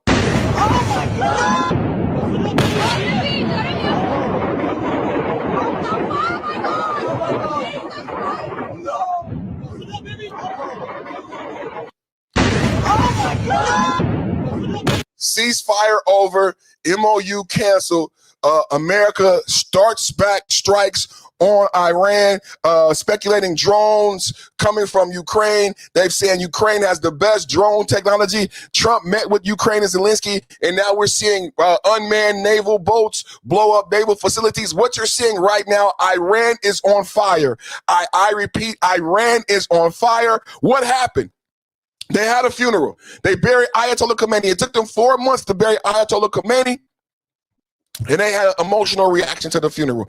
After the funeral, this is why I say there's no leadership, because there's no clear leader. There's no clear direction. After the funeral, I see emotional. I'm saying it was an emotional response because it happened directly after the funeral. Iran started bombing again. Donald Trump was in Turkey at the time. Donald Trump bombed Karg Island. Donald Trump has seized all the oil.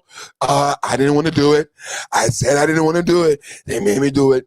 I told them I'm going to bomb their little hearts out. I didn't want to do it. I said, bomb Karg Island. Don't touch the pipes. Pause. Don't touch my pipe. I said, bomb Karg Island, but we're going to keep the oil, so don't touch the pipes. Pause. Don't touch my pipe. Bomb it. Bomb your little hearts out. We tried to make a deal. These guys are crazy. They don't want to make. I didn't want to do it. I didn't want to do it. I tried to make a deal. They didn't want to make a deal, so we're gonna bomb our little hearts out. We're gonna bomb Karg Island, but we're gonna keep the oil. So don't touch my pipe. Pause. We're not touching the pipes because we're gonna take the Straits of Hormuz. We're gonna charge 20% toll, and we're gonna keep the oil. But don't touch my pipe. Don't touch my pipe. Pause.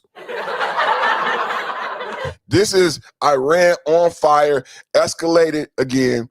Thank you, Iran. Iran is the one who broke the ceasefire. Iran is the one who broke the MOU. Iran broke the MOU and the ceasefire because, in my speculation, I say they reacted emotionally to the funeral. That's what I say. I say they acted emotionally to the funeral, and that to me is a sign that they don't have clear leadership. If they had clear leadership, they would have told them stand down, because we make strategic strikes, and that wasn't strategic. They attacked 3 commercial ships, and it came across as piracy. The Hormuz Strait is open and remain open with with or without Iran. We are reinstating the Iranian blockade, so named because it's only stopping Iran ships, our customers, from entering or leaving.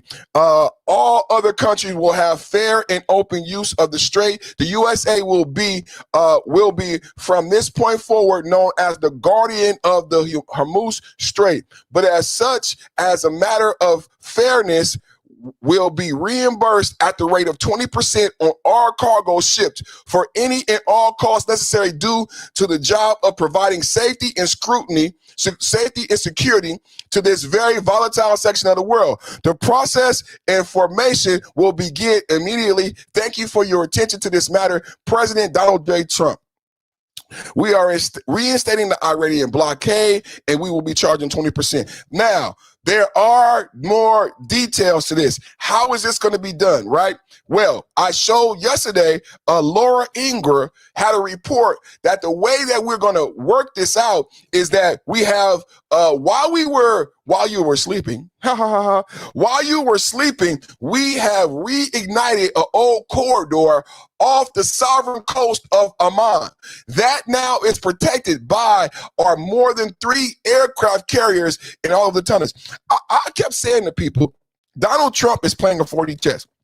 Every time he said ceasefire, he put more ships there. Every time he said take a break, he put more troops there. It was a setup the whole time. We were setting up Iran the whole time. We never had a ceasefire in mind.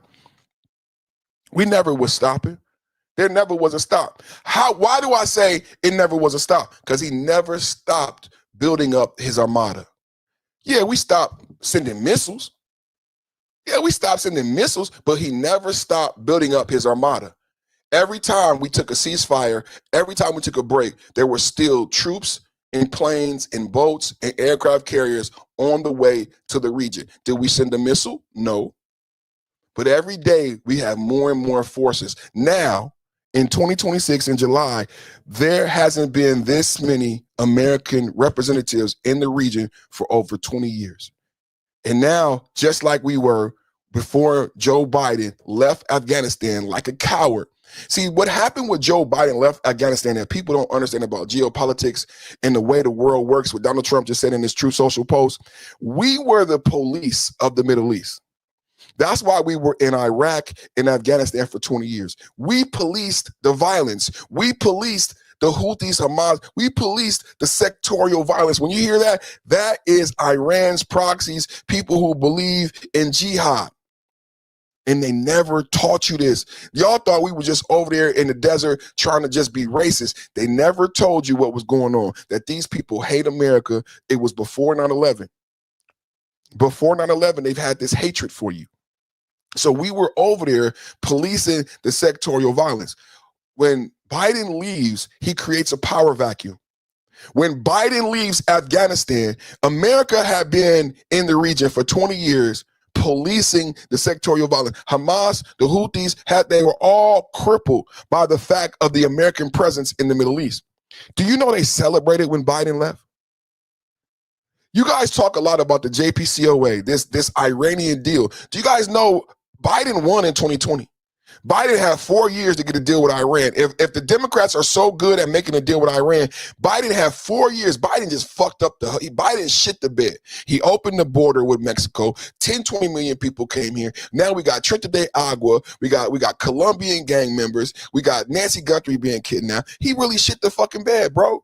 And then he leaves Afghanistan, creates a power vacuum in the Middle East. That leads to October 7th. Which happened while he was president. Do you guys know when Trump says October 7th never would have happened? It was because Trump would have never withdrawn in the way that Biden withdrew and created a power vacuum. They celebrated. When Biden left Afghanistan, they celebrated. Iran elected a hardliner. Biden had an opportunity in Vienna to get the JP. I'm not for it. I think it was a bad deal. This is what you need. Listen to this. Biden thought it was a bad deal. No one ever tells you this. When you talk about there was this great deal with Barack Obama, Trump got us out of the deal, put sanctions on the Straits of Hormuz. Biden comes in 2020. Biden had 4 years to put Barack Obama's deal back in effect. He chose not to. Not only did, this is what you never hear from the left. Not only did Biden not reinstitute the JPCOA, he kept Trump's sanctions. How many of you knew that? Not only did Biden, who had an opportunity, 4 years he was president. Biden, Kamala Harris was president 2020 to 2024. I don't want to hear shit about the JPCOA. Y'all just was president a year ago. And it wasn't 10 years ago. Do you guys understand Trump just won in 2025? Trump just became president in 2025. It's only 2026, and it's goddamn the middle of 2026. Okay? Joe Biden and Kamala Harris have 4 years to get you back into a nuclear agreement if that's what you wanted with Iran. I am telling you here today, not only did he not do that, he kept Trump's sanctions in place. And this is never discussed. Everybody in the chat, hit the like button, subscribe. Let me tell the Democrats, let me tell the liberals something else that Biden did. He kept Trump tax cuts in place. Joe Biden kept the Trump tax cuts in place. That's how you get the big, beautiful bill in 2025, 6 months after Trump is elected. $1 trillion legislation, the biggest legislation and bill of most of your lifetime. You've never seen legislation as large as the big, beautiful bill. It's basically a Trump tax cut. These tax cuts came from the first Trump administration. How many of you really know politics? You say you hate Trump. You say you hate me. How many of you really know this shit? Big, beautiful bill are Trump cuts from the first administration. Joe Biden kept those Trump cuts the entire 4 years. That's what made it so easy to roll them into the big, beautiful bill and make them permanent. You know what's such a slam dunk? You know what's such a slam dunk is that Biden kept our sanctions on Iran. Biden kept the Trump tax cuts. Biden doubled the Maduro bounty. It was $5 billion. Biden doubled it to $10 billion. Biden kept the sanctions. Trump is the one who put a bounty on Maduro's head for $5 million. Biden doubled it to 10. How many of you know this consistencies between the Biden administration and the Trump administration on a global perspective? Trump put sanctions on Maduro in Venezuela. You could have predicted that we were going to go to Venezuela. And then Biden put double down for $5 million to $10 million. Joe Biden in January of 2025 spoke with the duly elected president of Venezuela and said Maduro was a dictator.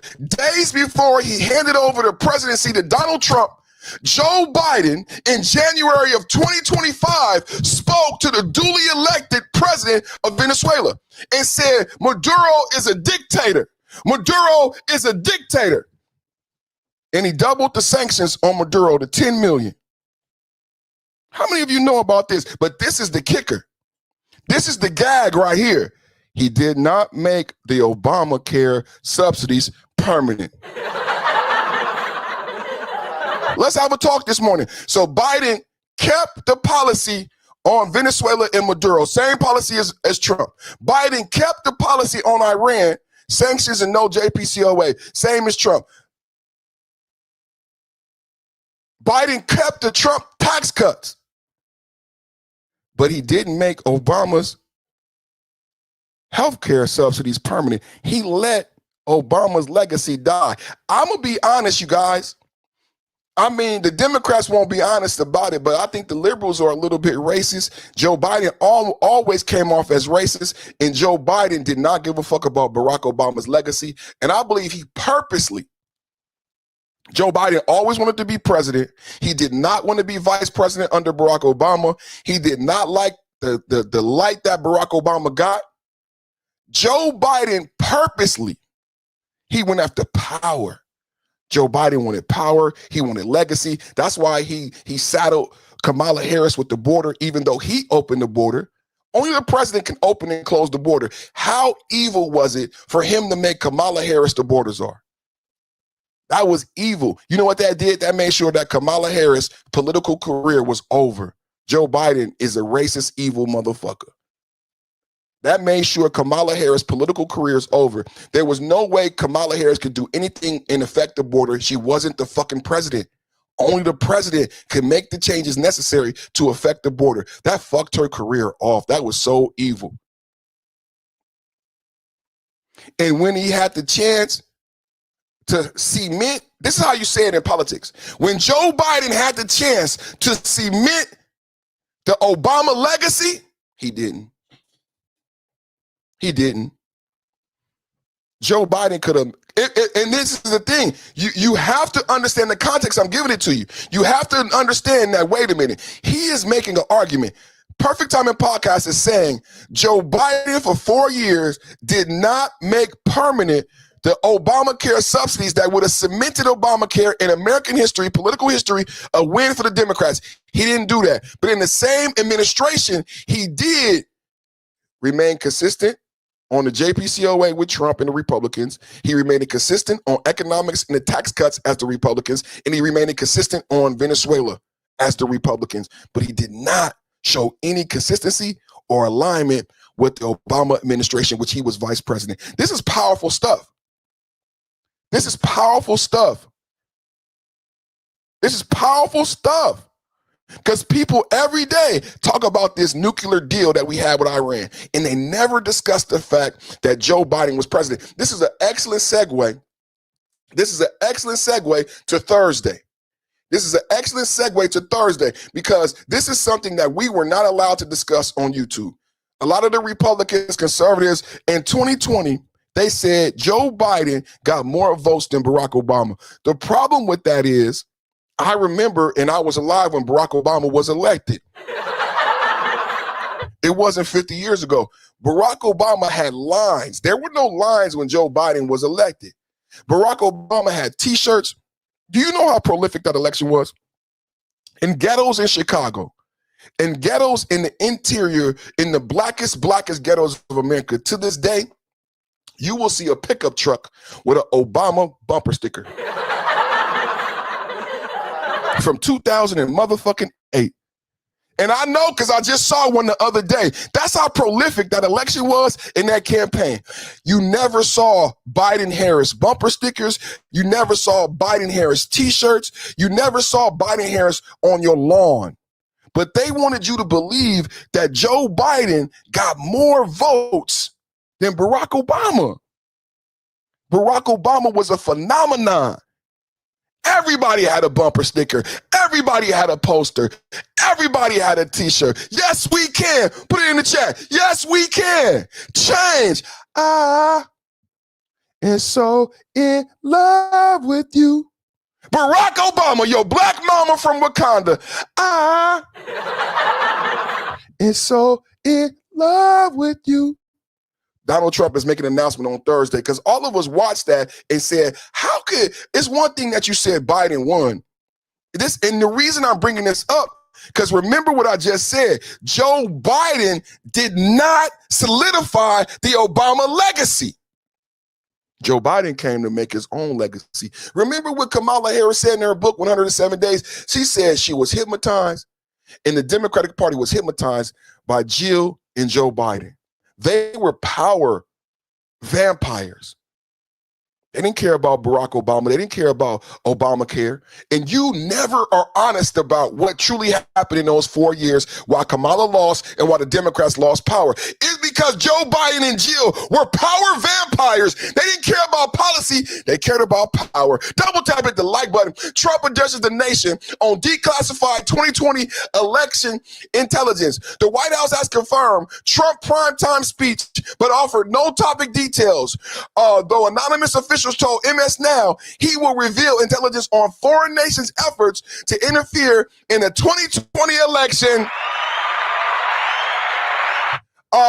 He lost to Joe Biden. He will appear with CIA Director John Radcliffe, Acting DNI Bill Plute, FBI Director Kash Patel, and Homeland Security Secretary Mark Wayne Mullen. Supporters see it as a long-awaited breakthrough tied to probes like the FBI raid on Georgia's Fulton County election office. How many people remember Fulton County stopped counting? You know, when I first started doing this investigation, I said to my wife, My wife works for the government. My wife is a very important person in the city and very intelligent. I said to my wife, I said, baby, I said, when Trump lost, that was the first time we went to bed. I said, we need an independent body. I said, before Trump lost in 2020, everybody was cool with listening to the news. Think about how you learn who wins. You can't go to a government site because there's so much corruption. You can't go to vote.gov and see who won. Americans depend on CNN, NBC to tell us who won. That's kind of asinine as I thought about it, right? That's the first thing I told my wife. I said, babe, I never realized that in these elections, we don't have an independent body that we can go to and track the score. We all listen to Steve Kornacki and the Magic Map like this motherfucker is like, you know, sanctioned. He's not. He's just a motherfucking paid shield.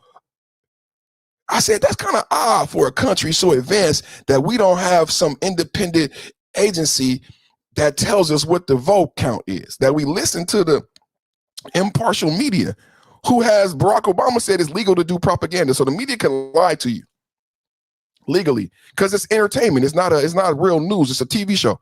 If you listen to when it comes on and goes off, this is entertainment. It's not real news. It's entertainment.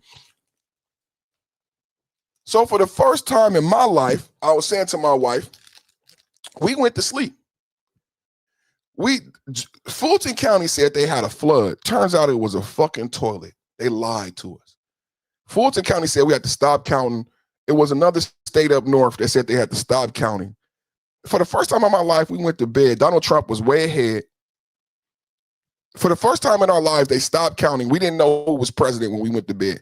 Every other time from when I was a child, going back 50 years, when I went to bed, we knew who was the president. This was the first time we go to bed, we don't know who the president is. First time certain states stop counting. We wake up in the morning, come to find out Biden has gained all of this traction and Trump lost. And we couldn't figure it out.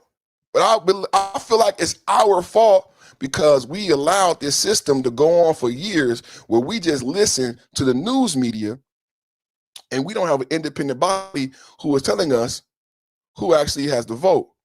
Just then, President Trump will announce both of Georgia's Democrat senators are illegitimate due to election fraud per DC Reporter. This comes after FBI and other federal agencies raided election offices in Georgia recently. Remember, that was Tulsi Gabbard, and this was because during the 2020 election, Fulton County stopped counting and said they had a flood.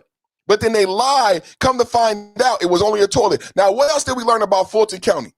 Did y'all remember? Because I did a story about it when Tulsi Gabbard went down there. There was over 700,000 votes in question. Let me break it down.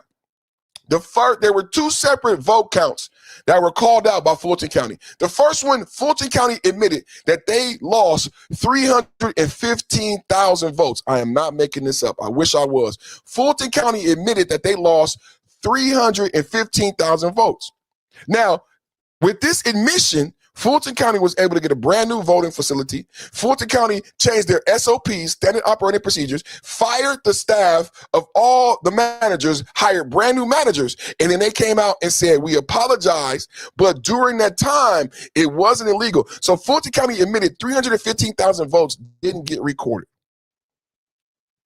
Then subsequent, there was another 300,000 votes that did not get scanned. So in total, we're talking about over 600,000 votes that were called into question in the 2020 Fulton County election. They admitted to the 315,000, but the other 300,000 that got scanned, they want to dispute. But be it as it may, that's why Tulsi Gabbard went there, because there were 700,000 votes called into question. 315,000 they admit to. They say the votes were legitimately counted, but we just forgot to record them and we can't find them. But that wasn't against the law. It's against the law today. This is what the reality of the 2020 election. I don't know if any of you know this, but Fulton County, there's video of Fulton County admitting. I'm going to play this. I'll go look for the video. This is breaking news in the FBI's Fulton County election investigation, more than 200 federal agents now in Georgia to comb through data seized earlier this year, a clear sign that the investigation into the 2020 election is heating up. Thanks so much for joining us for the. We have some breaking news in the FBI's Fulton County election investigation, more than 200 federal agents now in Georgia to comb through data seized earlier this year, a clear sign that the investigation into the 2020 election is heating up. Thanks so much for joining us for the. We have some breaking news in the FBI's Fulton County election investigation, more than 200 federal agents now in Georgia to comb through data seized. That's huge. That's huge. And I say it's about time. That's huge. And I say it's about time. Over, what did he say? 200 officers in Georgia right now. That's huge. And I say it's about time. What the?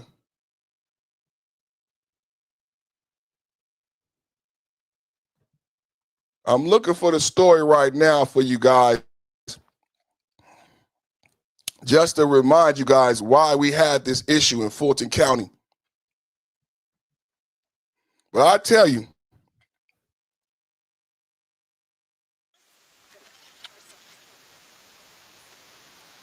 anything. About the 2020 election, after almost 5 years of assuring voters all procedures were followed, it turns out that may not be entirely true. Now they face some steep fines from the state elections board.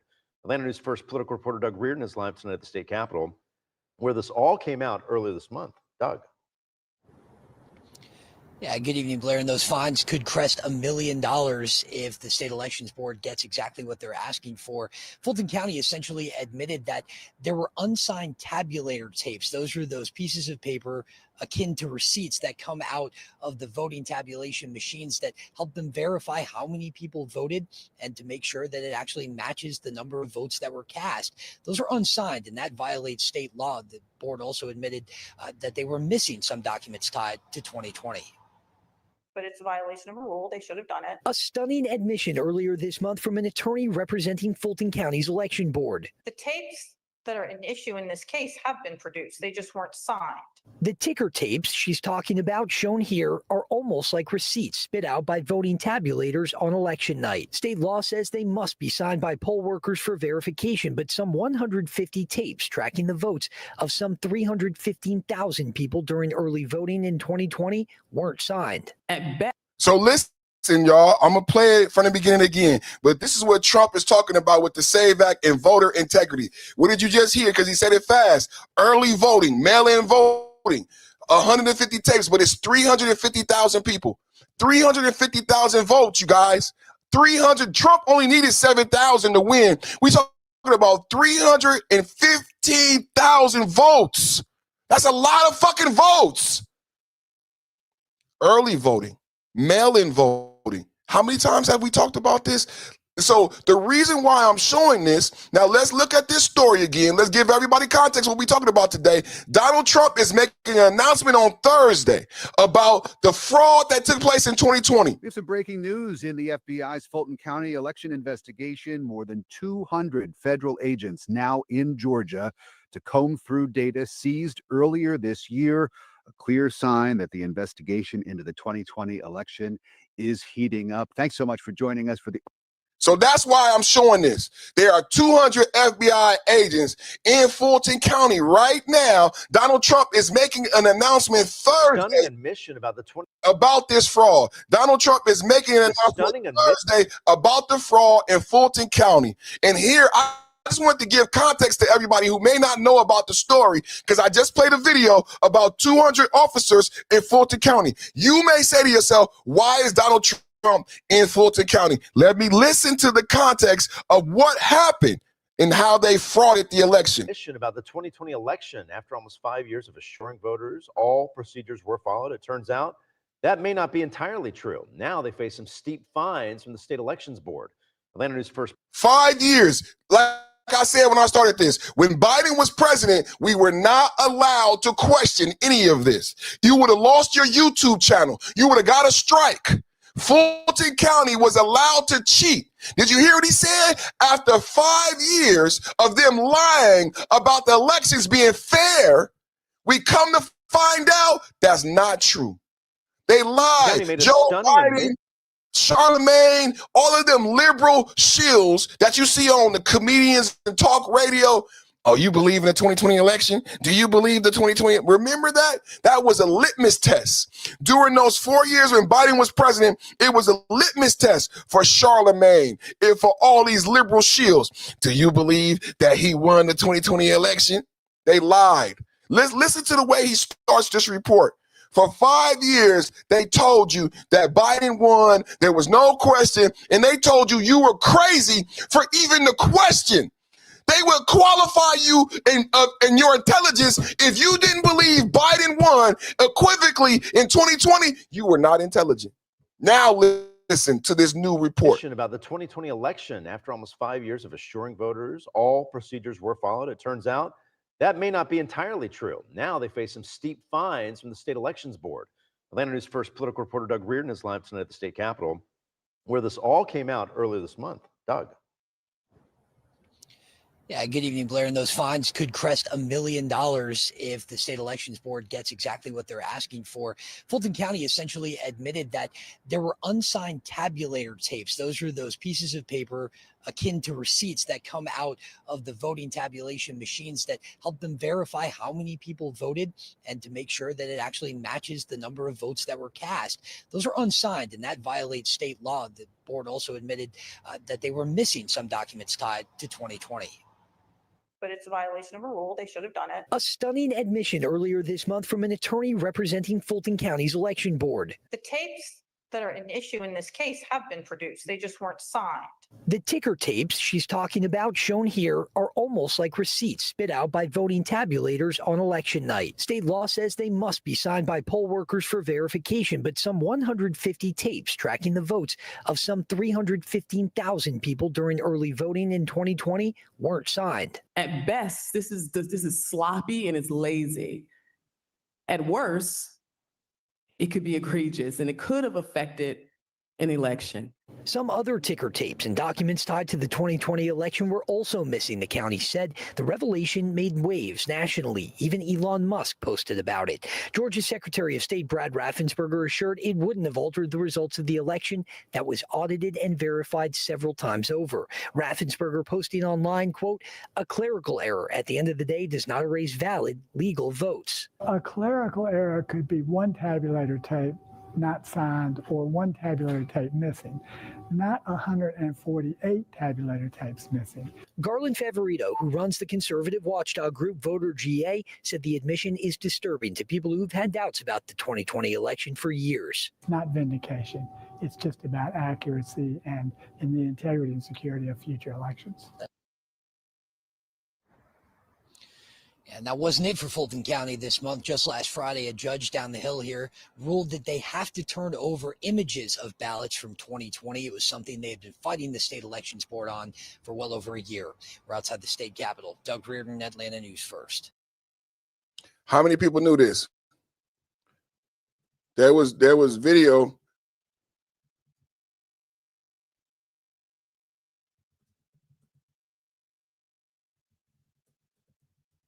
How many people knew this? This is what we talk about today. So Trump is going to be announcing a new announcement on Thursday as it relates to the 2020 election. Some people are speculating that it will have to do with these two people not being legitimately elected. We're going to cover the whole thing Thursday. Fulton County election investigation, more than 200 federal agents now in Georgia to comb through. We have some breaking news in the FBI's Fulton County election investigation. More than 200 federal agents now in Georgia to comb through data seized earlier this year. A clear sign that the investigation into the 2020 election is heating up. Thanks so much for joining us for the On the Night. FBI agents are going through materials found today during a search of the Fulton County, Georgia election office.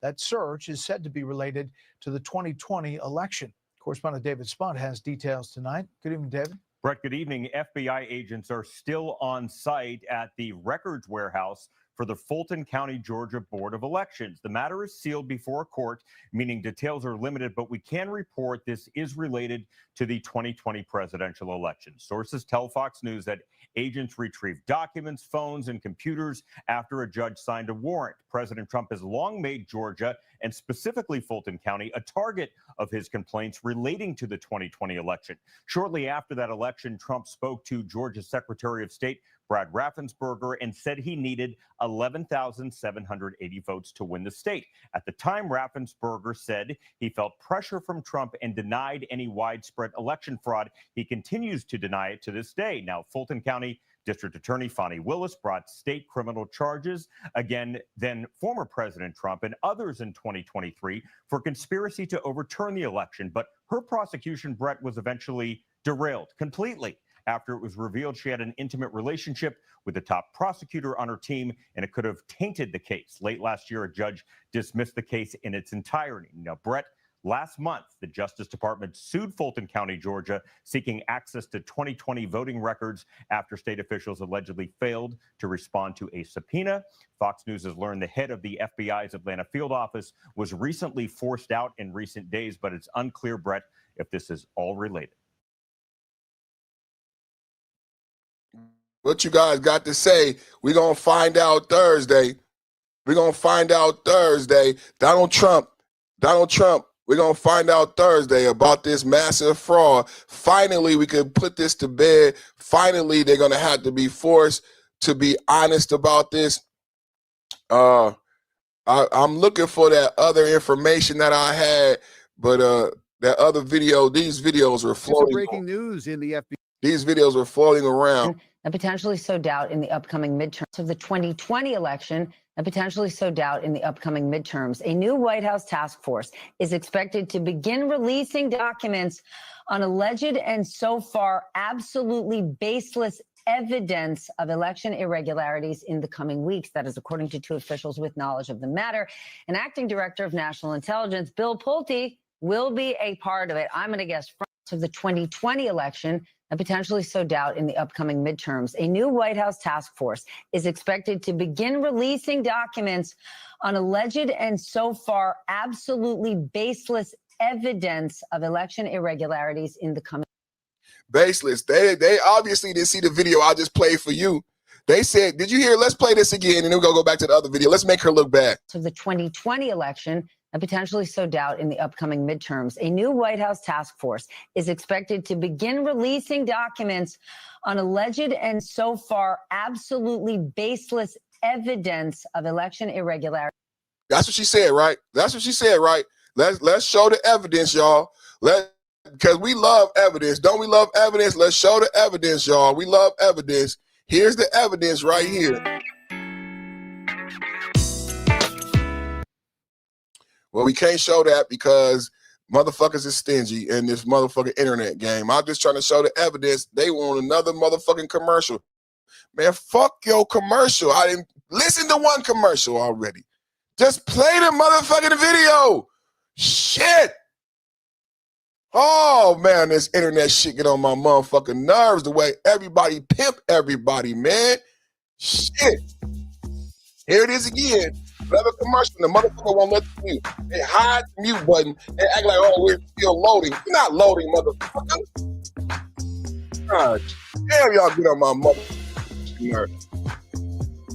You gotta listen to all this fuck shit. Then they hide Fulton County made a stunning admission. And they hide the skip button. Man, the internet is evil, man. Man, the internet is evil, man. Then they hide the motherfucking skip button. We don't want to see all that shit, man. Play the fuck. About the 2020 election, after almost 5 years of assuring voters all procedures were followed, it turns out that may not be entirely true. Now they face some steep fines from the state elections board. Atlanta News first political reporter Doug Reardon is live tonight at the state capitol, where this all came out earlier this month. Doug.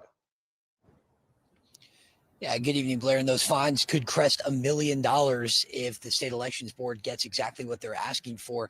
Fulton County essentially admitted that there were unsigned tabulator tapes. Those are those pieces of paper akin to receipts that come out of the voting tabulation machines that help them verify how many people voted and to make sure that it actually matches the number of votes that were cast. Those are unsigned, and that violates state law. The board also admitted that they were missing some documents tied to 2020. But it's a violation of a rule. They should have done it. A stunning admission earlier this month from an attorney representing Fulton County's election board. The tapes that are an issue in this case have been produced. They just weren't signed.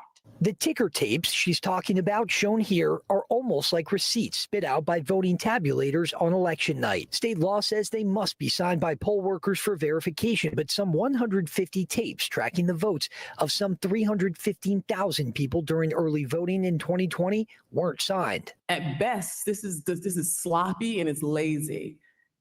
At worst, it could be egregious and it could have affected an election. Correct. Some other ticker tapes and documents tied to the 2020 election were also missing, the county said. The revelation made waves nationally. Even Elon Musk posted about it. Georgia's Secretary of State Brad Raffensperger assured it wouldn't have altered the results of the election that was audited and verified several times over. Raffensperger posting online, quote, "A clerical error at the end of the day does not erase valid legal votes." A clerical error could be one tabulator tape not signed or one tabulator tape missing, not 148 tabulator tapes missing. Garland Favorito, who runs the conservative watchdog group Voter GA, said the admission is disturbing to people who've had doubts about the 2020 election for years. It's not vindication.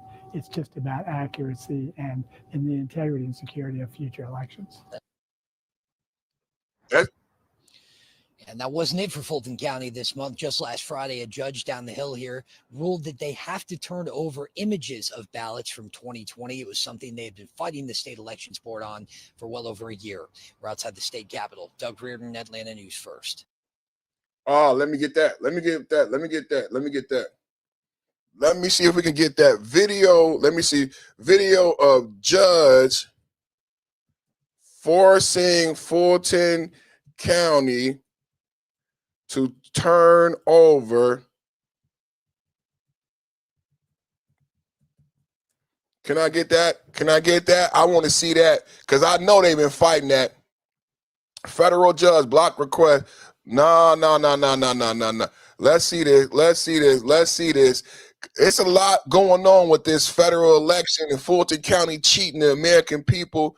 But we on top of it, man. And then did you hear the Democratic Shield trying to say that this is something about the 2026 election? Who do y'all have to run in 2026? Y'all don't have nobody to run in 2026. So why act like Trump needs to do some type of sinister thing when there's nobody to run against?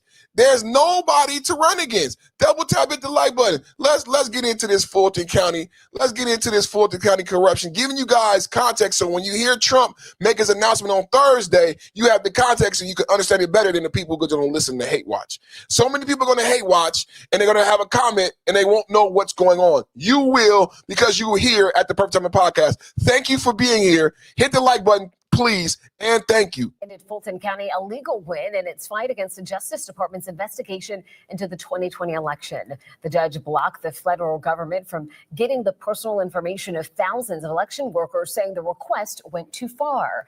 Angelina Salcido is in the newsroom to break all of this down. Angelina, this ruling doesn't stop the federal investigation into Fulton County's 2020 election, but it does mark a significant legal setback for the Justice Department. Jennifer, that's exactly right. You know, the FBI raided Fulton County's election warehouse back in January, removing hundreds of boxes of 2020 ballots and records. Now a different federal judge says the Justice Department cannot force the county to hand over the names, home addresses, emails, and phone numbers of the people who helped run that election. Such warrant. Yes, sir.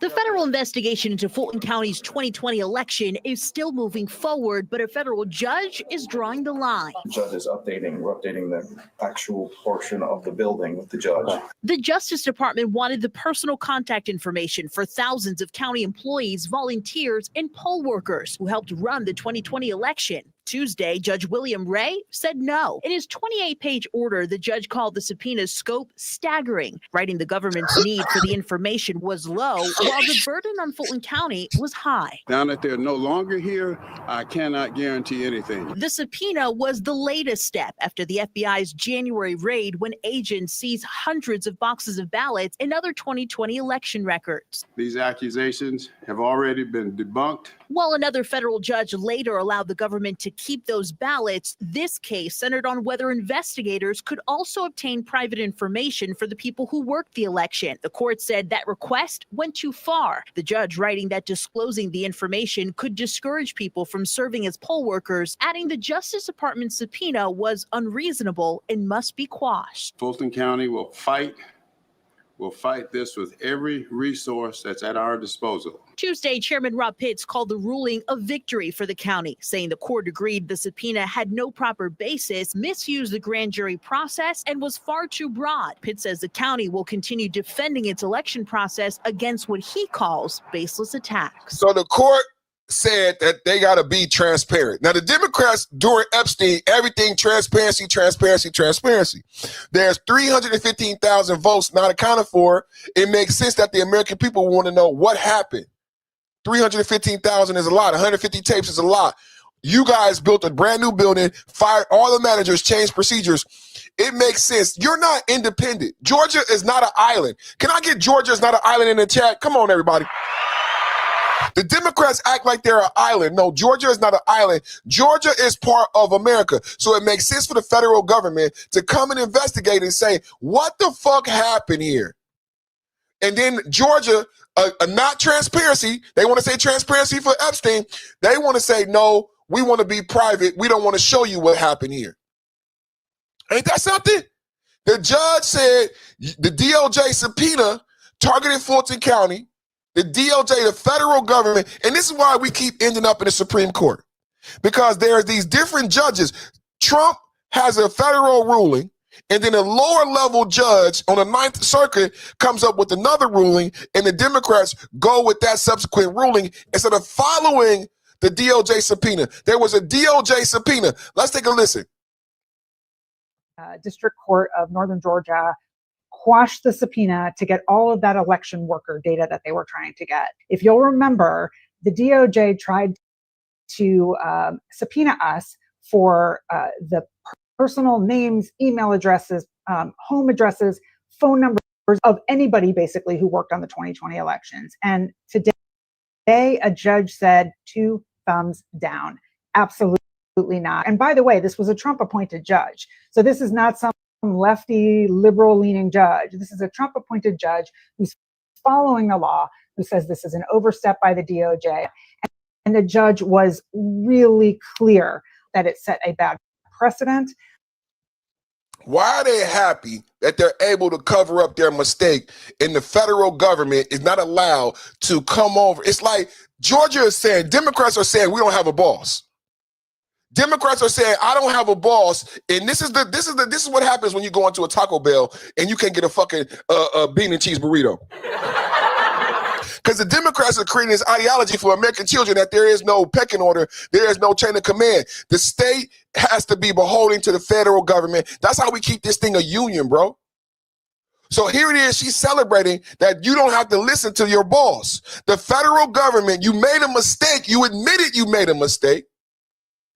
You admitted you made a mistake. The federal government is coming in, your boss, you admitted 350,000 votes were fucked up. So your boss wants to know what went wrong. And she is saying, well, the DOJ went too far. Now we don't have to tell them how the mistake was made. That's bullshit. How do we keep the sanctity of our elections? That the need for the data from the DOJ was minimal and the burden to produce the data was super, super high, not to mention the privacy issues, which he does talk about. But also he talks about the fact that there is a statute of limitations on the 2020 elections, and that if there were any case to be filed, it would have had to have been filed by late 2025 or early 2026 at the absolute latest. I know I have constituents of mine in Fulton County. So we missed it by a couple days. Am I the only one that's hearing this illogical logic of the Democratic of the left? So her argument is, oh, you guys missed it by a couple days. You have a statute, not that we did not do something wrong, not that the election was compromised, because that's what's important to the American people. Do y'all hear? Is she smiling? This is why I don't think women should even have these type of roles. I swear to God, if you don't like me, I don't care if you don't like me. Women should not be in these kind of roles. The goal and the thing is, you guys made a 315,000 person mistake. The federal government is your boss. They want to know how the mistake was made and why.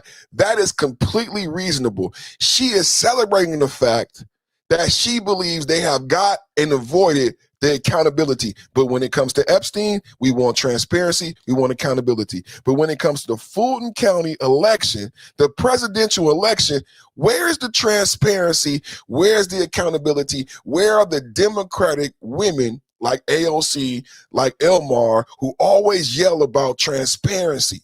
Where they at now as Fulton County tries to hide behind this judge and not adhere to the DOJ subpoena? Where are those people who talk about transparency? Who were worried about their kids, who volunteered as poll workers in the 2020 election. All this shit ain't got nothing to do with the 315,000 votes. The kids, the this, the that. Did you cheat in the motherfucking election? We don't have to turn over that data now. So everybody who works in Fulton County and who was here during the 2020 elections, you can breathe free, relax. It's a win for those of us who believe in free, fair, and secure elections. How is that a win? Why do they breathe? What we want to know is if you cheated. Let me go back to this video. God, I can't believe this shit. I can't believe this shit. The way they put context. It's not about none that this motherfucker just said. It's not about none that this motherfucker just said. I'm going to go back to this video. And we're going to go back to this video so we can give context. Because she is saying, like, why is the federal government asking for this? Why is they doing this? Let me show you again.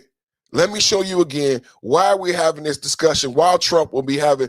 There were 315,000 votes. They lied for 5 years. You guys got to hear the white man say it, because when I say it, y'all might not. Listen to the white man. He's impartial. The white man is about to tell you. This is what happened for all our conservatives. We had to listen to these motherfuckers lie for 5 years. They lied for 5 years. This bitch is still lying. This bitch right here, this bitch is still lying. So they lied for 5 years. They lied for 5 years, right? They lied for 5 years. And now finally, Trump is going to get their ass. A stunning admission about the 2020 election. After almost 5 years of assuring voters all procedures were followed, it turns out that may not be entirely true. So when you hear this bitch, we're going to go back and play this bitch right here. And this is why I'm saying, why is she laughing? Why is she celebrating? Because the context, it's just like when people get mad at ICE and they forget that Joe Biden let in 10 to 20 million motherfucking illegals who kidnap Nancy Guthrie and keep running over people on our highways. They think ICE is racist. No, ICE is out because Joe Biden opened the fucking border. We are doing the investigation because you fucked up the vote. Shit. 5 years they lied. Listen to this again. 5 years they lied. She is over there smiling. Oh, you feel safe. Admission about the 2020 election. After almost 5 years of assuring voters all procedures were followed, it turns out that may not be entirely true. 5 years they lied, brothers. How many of my conservative brothers? County made a stunning. Even if you're not conservative, even if you're not Republican, I know you were interested in this. But all of my MAGA Knights who will not hang up until they buy or fucking die.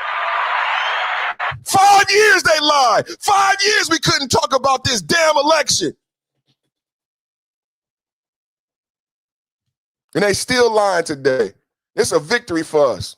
Admission about the 2020 election. After almost 5 years of assuring voters all procedures were followed, it turns out that may not be entirely true. Now they face some steep fines from the state elections board.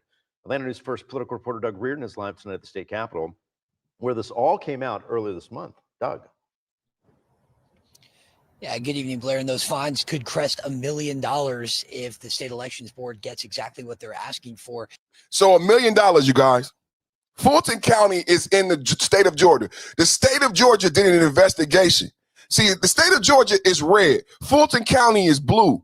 The state of Georgia said Fulton County cheated, did an investigation, found out Fulton County was wrong, and now Fulton County got to pay $1 million in fines. Fulton County, do you guys understand the logistics here? Fulton County, Fannie Willis, Atlanta, Georgia, the Black Wakanda, cheat. Do you guys understand what I'm saying? They motherfucking cheated. The Black Wakanda cheated. The red state of Georgia investigated, found them to be liable and to be cheaters. Don't this make sense that the federal government would come in and subpoena this information? Let's go back to this bitch. So now y'all understand this bitch right here is talking about how they avoided a subpoena from the federal government. The federal government subpoenaed Fulton County because of the state's prosecution. The state prosecuted Fulton County. Fulton County was guilty, got to pay $1 million. Let's go back to this video. And the $1 million in fines.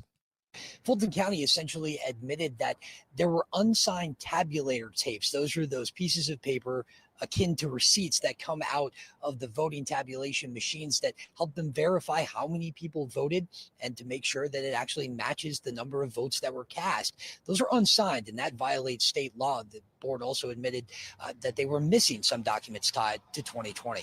So if it breaks state law, does that illegitimize the election? This is not a partisan issue.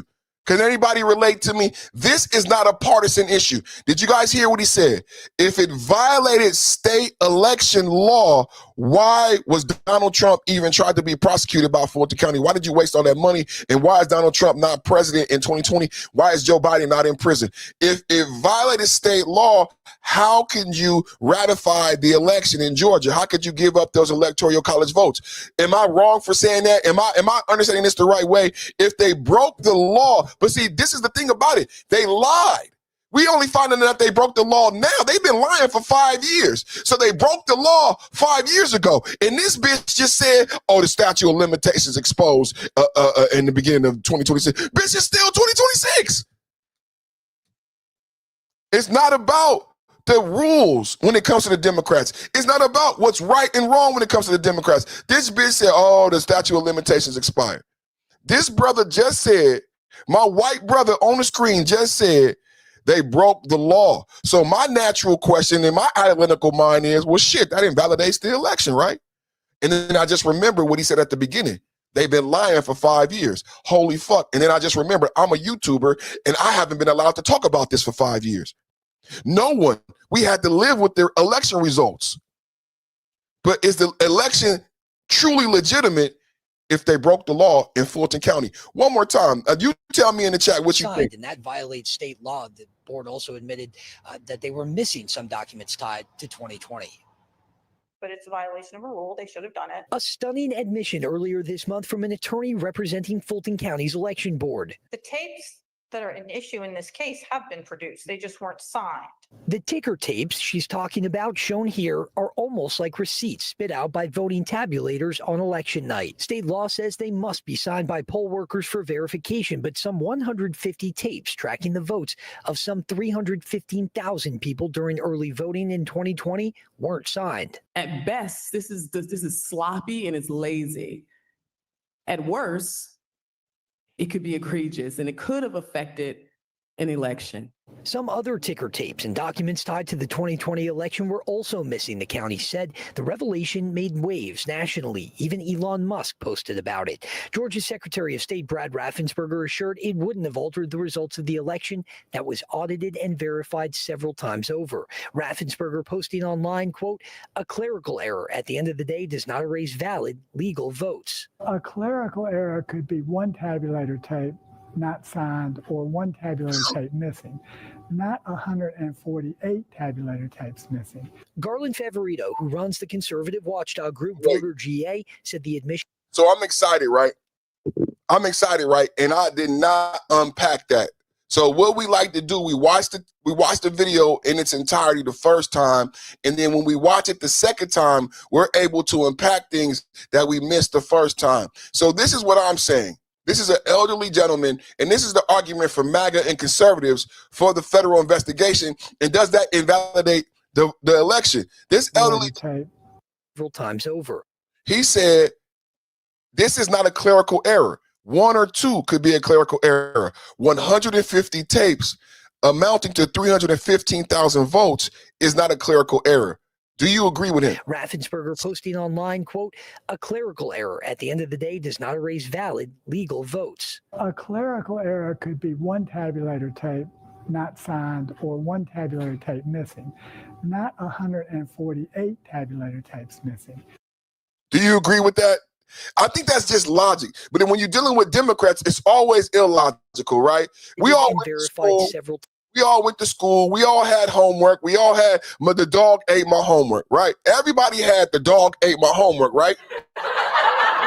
But something transpired with the millennials and the single parent homes and the single parent moms and the ratchet baby mama bullshit to where the dog ate my homework became an acceptable excuse.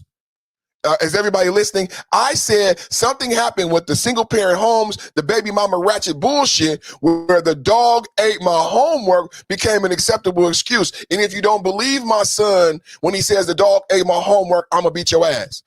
You hear what I'm saying? Does everybody hear what I'm saying? Something shifted when they got the single mother Wakanda baby mama, the king of Wakanda, your black mama. The dog ate my homework became acceptable because she said, I'm gonna beat your ass. She told the teacher, if you don't accept my son saying the dog ate his homework, I'm gonna beat your ass. That's how we get to 150 tapes being a clerical error. Listen again to the illogical logic of the Democrats. This is the baby mama culture. This is a baby mama culture. The dog ate my homework, and if you don't believe my son, I'm gonna beat your ass. Times over. Raffensperger posting online, quote, a clerical error at the end of the day does not erase valid legal votes. A clerical error could be one tabulator tape not signed or one tabulator tape missing, not 148 tabulator tapes missing. But see, the definitions of everything have been changed. They don't know what a woman is. They don't know what he, she is. You know what I was explaining to my wife the other day? Good, better, best. Good, better, best are not the same. To a woman, I was about to say the B word. To a woman, it's not the same. Good, better, best are not the same. They're not even in the same arena. Good, better, best are, so there's levels to this shit. So a clerical error is one thing, right? But when you can habitually, shout out to Roger Report in the habitual line steppers. Roger says a lot of time, like an error, let's just go to error. And this is how bosses would do it if you're my employee. If you made an error, I would give you that once or twice. Is everybody listening? Because we're talking about the everybody gets a trophy generation. If you made an error as my employee, that's an error once or twice. I'm telling you now, if you do it again, it's not an error. Shout out to Roger and the Roger Report. Roger always taught me this thing, and I keep it with me. He said, if a motherfucker is doing something more than 50% of the time, they doing it on purpose. Y'all understand? If somebody is doing something habitually, they doing it on purpose. Yeah, it was a mistake. What did George Bush say? If you bite me one time, shame on you. If you trick me, if you fool, you can't get fooled again.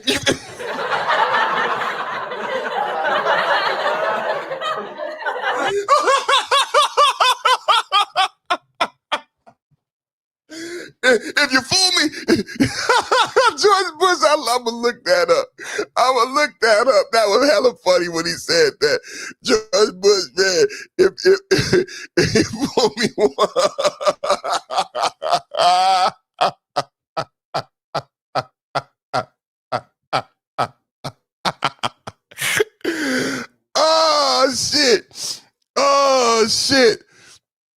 oh shit.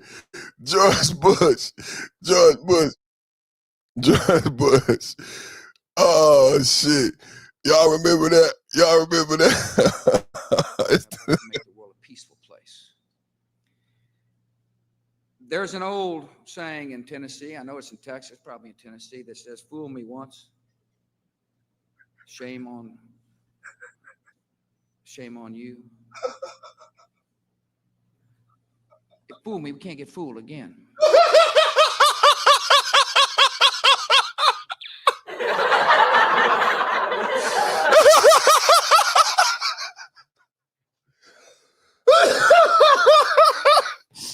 Oh shit! Oh shit! Woo! Woo!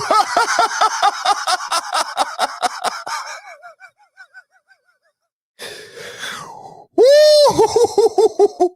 We talking about Fulton County. We talking about Fulton County fraud.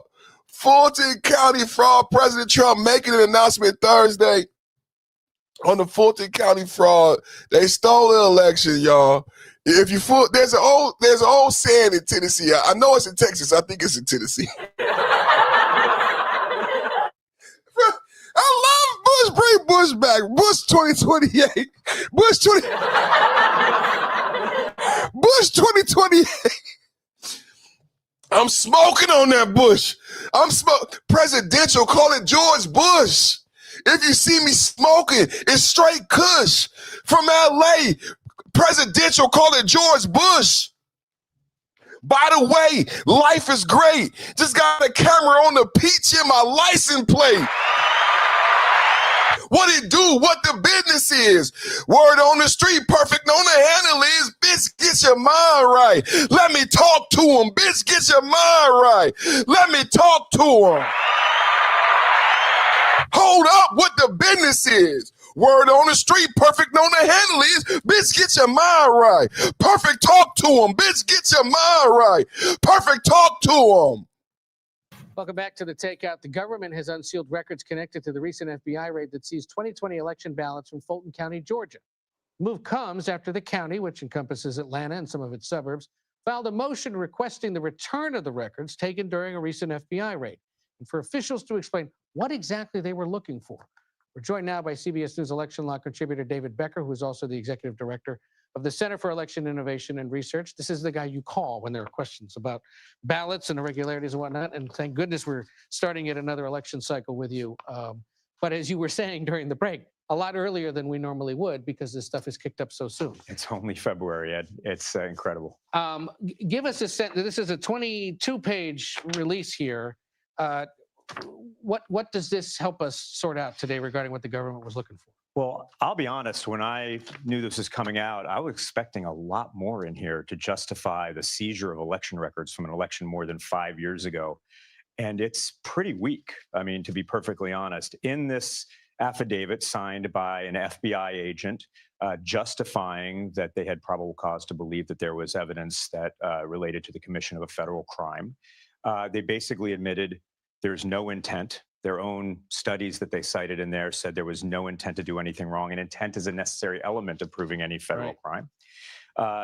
They didn't have any allegations with regard to election theft at all. In fact, they admit that the ballots were counted 3 times, once entirely by hand, and confirmed the results in Atlanta and in Fulton County. They don't mention anything about foreign interference or a foreign nexus, which would have been necessary to invoke any jurisdiction for the Director of National Intelligence, and she was, of course, inside that room. And lastly, there were this big statute of limitations issue, this 5-year statute of limitations on any of these federal crimes. They don't mention the statute of limitations at all. And so when we're looking at this document now, what's pretty clear is that 5+ years after the election, dozens of court cases, more review than any election in world history, over a year now of the Trump administration being in total power of the federal government.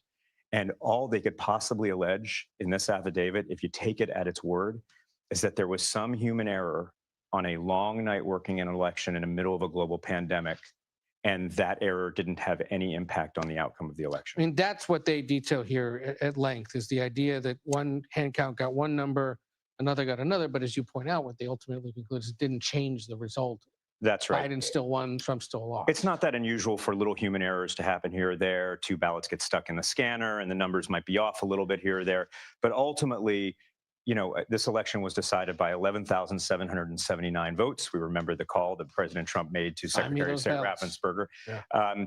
That's a pretty big margin in this world. And there was absolutely no review, no recount the multiple times. These ballots have probably been counted more than any ballots in American history at this point. Real quick, with the 40 seconds we have left, this happens. We'll see what the judge rules, or as Fulton County tries to get these ballots back. But what does this do to the president's arguments he'll probably make over the course of the rest of this year? Look, no matter what the facts have been, no matter how many times courts have found that there was no problem with the 2020 election, that Biden won that election, he has continued to spread disinformation. And in doing that, he's been denigrating the election officials, the public servants around the country, Republicans and Democrats who run our elections. They're getting tired of it, but they're still doing a great job. I expect our elections this year, despite the federal interference, despite the challenges they're going to face, I expect them to be run extremely well. It's going to be convenient and safe to vote, and we're going to know who wins the elections. And I think, if anything, if you read this thing, what you're reminded by is that it is humans who count these ballots, ultimately, humans responsible for them, and mistakes can happen. That's right. And our system is designed to be resilient against those. Right. And had there been issues with the count, we probably would have heard about it by now. Long ago, yes. David Becker, great to see you as always. The video is too quiet, even at a 100. Donald Trump got an announcement coming on Thursday about the election fraud. Let's go back to this bitch right here. So everything I've been giving you context, this bitch right here, Fulton County representative, she's celebrating the fraud. Who want to move on to 2026 and 2028 with our elections intact. Today, a judge in the District Court of Northern Georgia quashed the subpoena to get all of that election worker data that they were trying to get. If you'll remember, the DOJ tried to subpoena us for the personal names, email addresses, home addresses, phone numbers of anybody basically who worked on the 2020 elections. And today a judge said 2 thumbs down. Absolutely not. And by the way, this was a Trump appointed judge. So this is not some lefty liberal leaning judge. This is a Trump appointed judge who's following the law, who says this is an overstep by the DOJ. And the judge was really clear that it set a bad precedent, that the need for the data from the DOJ was minimal and the burden to produce the data was super, super high, not to mention the privacy issues, which he does talk about. But also he talks about the fact that there is a statute of limitations on the 2020 elections, and that if there were any case to be filed, it would have had to have been filed by late 2025 or early 2026 at the absolute latest. I know I have constituents of mine in Fulton County who were worried about their kids who volunteered as poll workers in the 2020 elections. We don't have to turn over that data now. So everybody who works in Fulton County and who was here during the 2020 elections, you can breathe free, relax. It's a win for those of us who believe in free, fair, and secure elections and who want to move on to 2026 and 2028 with our elections intact. Today, a judge in the district. So they're celebrating the fraud. How y'all feel about it? Donald Trump, I'm giving you context. Donald Trump Thursday is going to be making an announcement. Donald Trump Thursday is going to be making an announcement when it comes to this fraud. They've been stealing elections for the last 15 to 20 years, not just here in the United States, but around the world. Now they're exposed and running. Double tap, hit the like button. Double tap, hit the like button. They've been stealing elections for 20 years. We have them destroying evidence right and left in Georgia, in Cobb County, Gwinnett County, Fulton County. It's everything from shredding ballots to wiping machines and replacing servers. All these machines should have been impounded the day after the election and reviewed for forensic analysis. We have statistical evidence, we have mathematical impossibilities. It's simply impossible for hundreds of thousands of votes to suddenly accrue to Mr. Biden. You have that incident on tape, which is abject evidence of fraud. Nobody hides ballots under a table. Mr. Raffensperger was flat out lying. Anybody who can read body language can tell that. There should be a criminal investigation of his and his secretaries. Who remembers these videos? MAGA. MAGA. Who remembers these videos? They buried these videos. We weren't allowed to talk about these videos for 4 years. I remember these videos. Who remember these videos? Y'all remember all these Fannie Mae's hiding and then they made TikToks. They made TikToks saying we're gonna make sure Trump lose. Do y'all remember these? Oh man, thank God for me. If you want to watch a great podcast, double tap and subscribe. Who remember these videos? Finances around the time of the $107 million Dominion contract that was suddenly awarded in Georgia when they didn't need a new system. The whole thing stinks to high heaven. You know, they lied to get rid of the observers in the audit in the State Farm Center that night. Then they pull out the ballots they had segregated under the table that's just happened to turn out 98% for Biden. Yes, right. They do it after telling everybody to leave. It makes me wonder where in the world is our FBI and our Department of Justice. And I'm frankly very concerned that this entire system was originated likely by the CIA and maybe even given to Venezuela years ago or seeded in different places that it wound up with Venezuela, which started the Smartmatic and Dominion companies. And the only reason they have a Boca Raton address here in the United States is to try to make them seem like a United States company. But they're not. They're owned, run, and were organized and created by Venezuelan dictator Hugo Chavez with his dirty money and the dirty money of the Cuban communists. Did you guys know that? Did you know, guys, Dominion origins with Chavez? Chavez. Did y'all know that? Did y'all know that? Woo! You might be no man. I mean Hugo.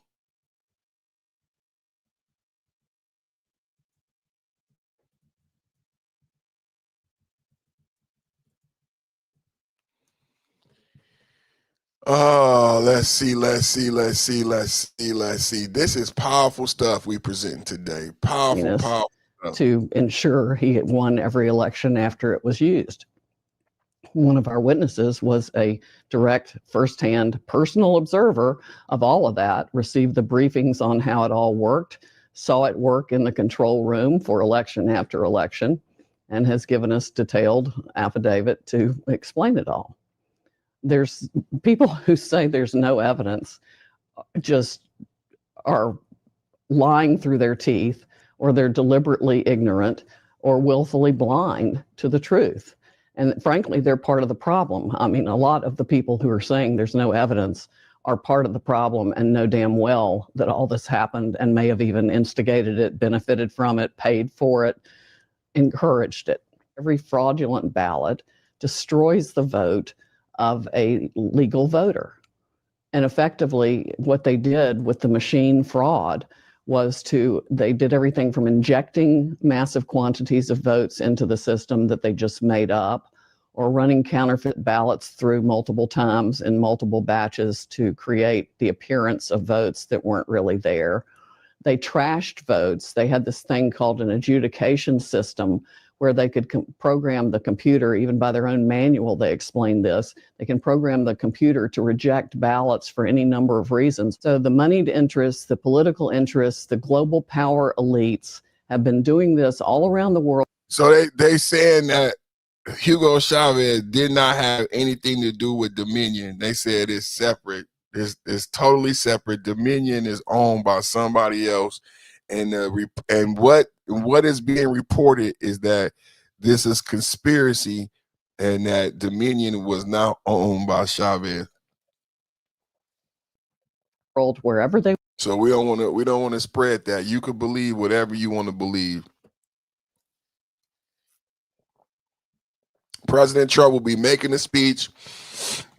You could believe whatever you want to believe. But I got to clear that up. I just want to clear that up. In my research, she's just said that Hugo Chavez owned Dominion, and that's not true. So we can't spread false.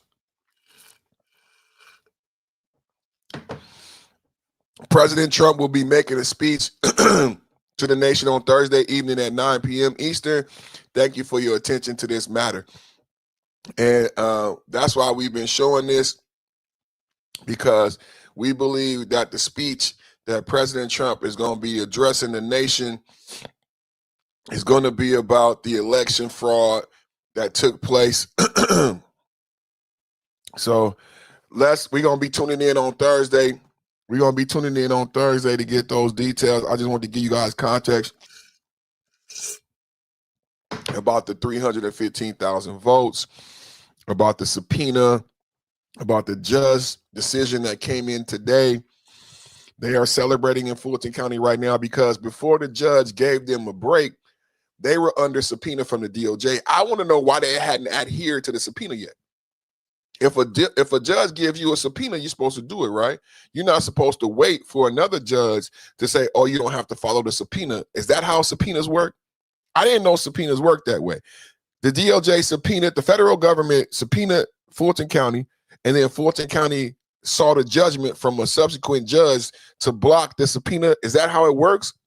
I'm not a lawyer. Y'all help me out. Y'all help me out. I think of as a dad, as somebody who talked about Christ. I can't believe that you think that this is okay.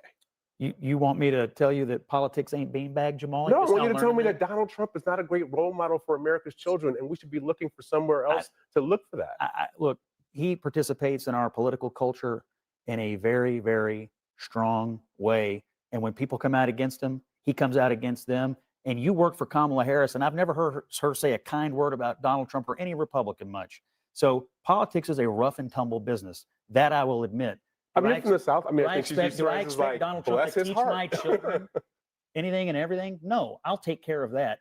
He can take care of the politics. I'll take care of my kids. If you need politicians to tell your kids right from wrong, that's your business. I think generally for us to normalize this, They keep trying to bring out people to go at my brother Scott. He said, if you need politicians to raise your kids, then that's on you. Double down. That's my brother Scott Jennings, my brother from another mother. Shout out to you, Scott, baby. He always shutting them down on that channel. Greg Gufford alleged Iranian plot to kill Trump. I already broke that down. Double tap hit the like button.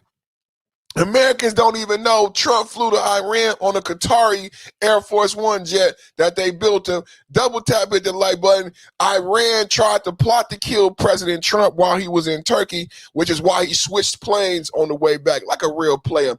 President Trump is a player from the Himalayas.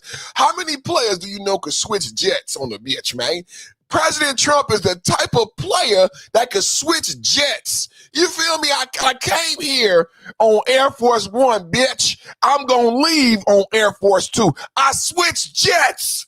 I switched jets on the bitch. I don't know no players like that. That's a real player. That's a real player from the Himalayas, man. That's a real player from the Himalayas.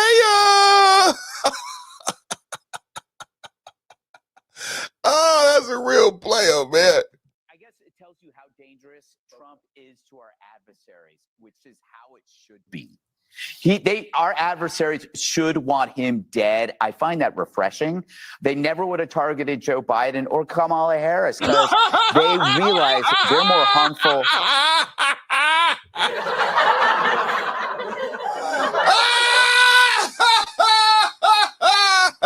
That's hilarious.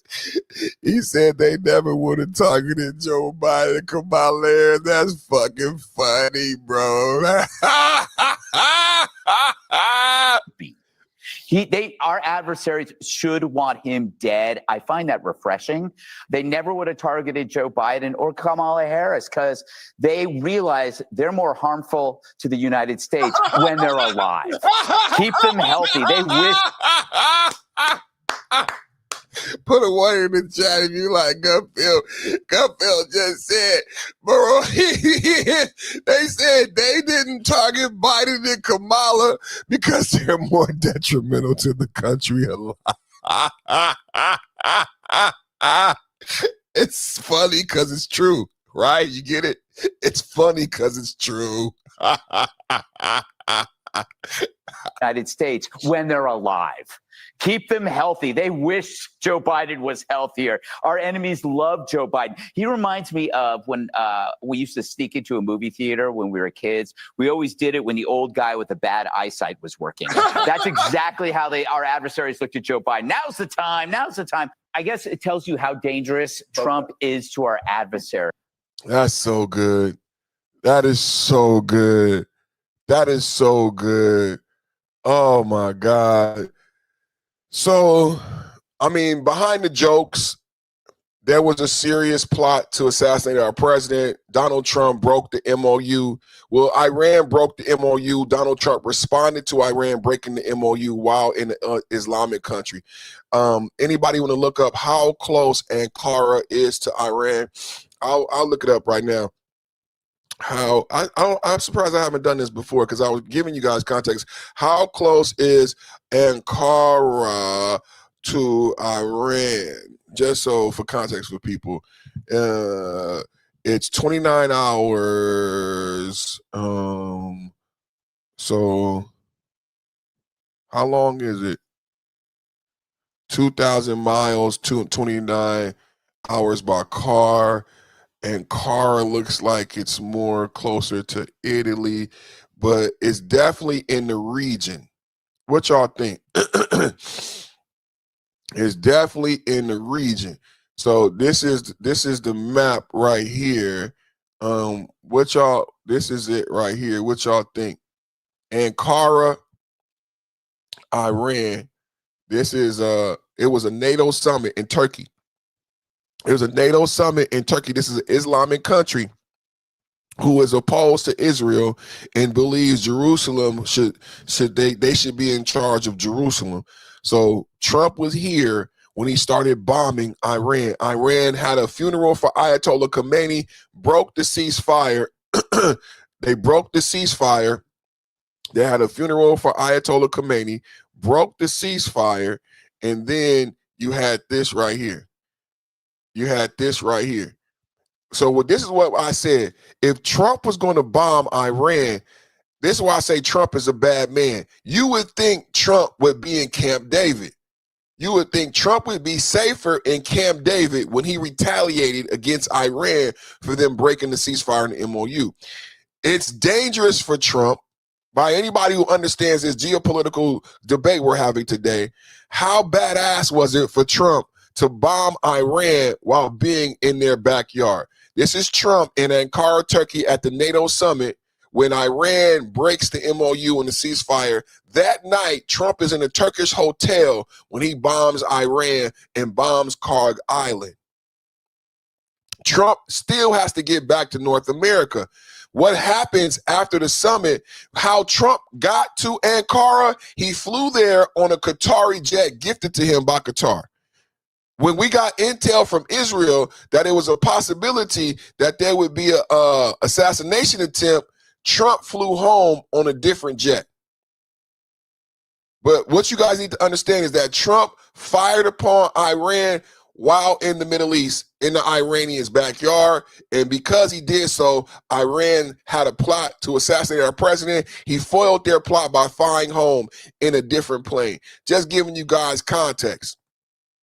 Just giving you guys context. I want everybody to have context. And we going back to the videos. Double tap hit the like button. Maine Democrats Executive Director Devin Murphy Anderson, who refuses to hold debate for potential Grand Platinum replacement, says her mission is to be inclusive. Grand Platinum dropped out. But where are we now with the process to pick our next nominee in Maine? So obviously when the headlines dropped, we immediately were just absolutely devastated for the women who had to make this really brave choice to come forward. And from that moment forth, we were really grounded in our mission and a North Star, which was to deliver a fair, transparent, inclusive process for the Maine people to select a new nominee. They just say those words. It's like keywords to get the video, to get views and likes. She said transparency, bitch. Where's the transparency? We just talked about this, you guys. The Democrats do not believe in those words. They just say them because this is what they're celebrating in Fulton County. The lack thereof of listen. Which was to deliver a fair, transparent, inclusive process for the Maine people. It don't even sound contextually or linguistically correct. Those words don't even go together in a sentence. A North Star, which was to deliver a fair, transparent, inclusive process for the God damn, that much, bitch. Listen again. and a North Star, which was to deliver a What's the North Star? What's the North Star? That's the candidate. That's why the Democrats ain't gonna win, bitch. I'm not voting for a North Star, bitch. I don't know what you're talking about.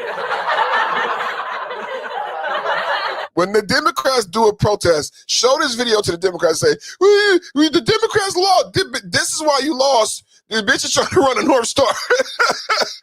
really grounded in our mission and a North Star, which was to deliver a fair, transparent, inclusive process for the Maine people. A fair, transparent, inclusive process and to get a North Star.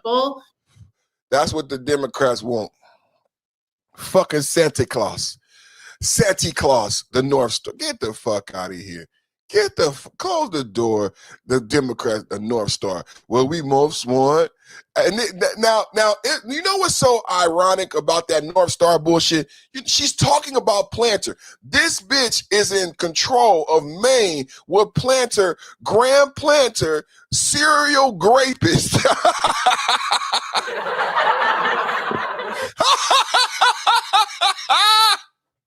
Holy moly, baby!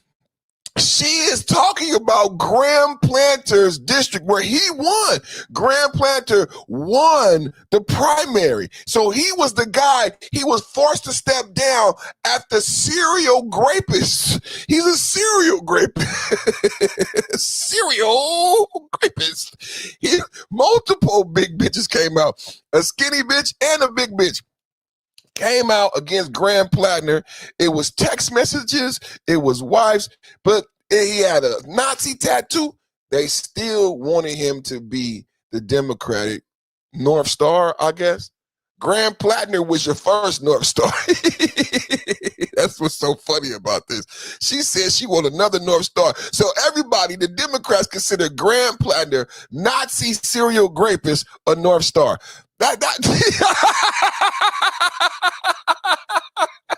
He can't make this up. So this is the Democrat in charge of who will be next in line after Plattner. And you guys want to know why you lose. Don't blame me. Blame it on the lames. Lame. You can blame it on the lames because the lames don't care and the lame don't mind. Blame it on the lame.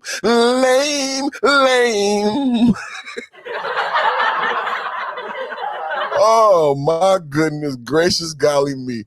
Ooh, where was she at with the Fulton County? Where was you at with the Fulton County? Where was you at with your, well, we want to clear, transparent. They don't want that in Fulton County. They do not want that in Fulton County. Oh, I love it. Don't you love it? Anybody in history. Donald Trump. I lost the Trump. It's like a this is an S-double-U to the V.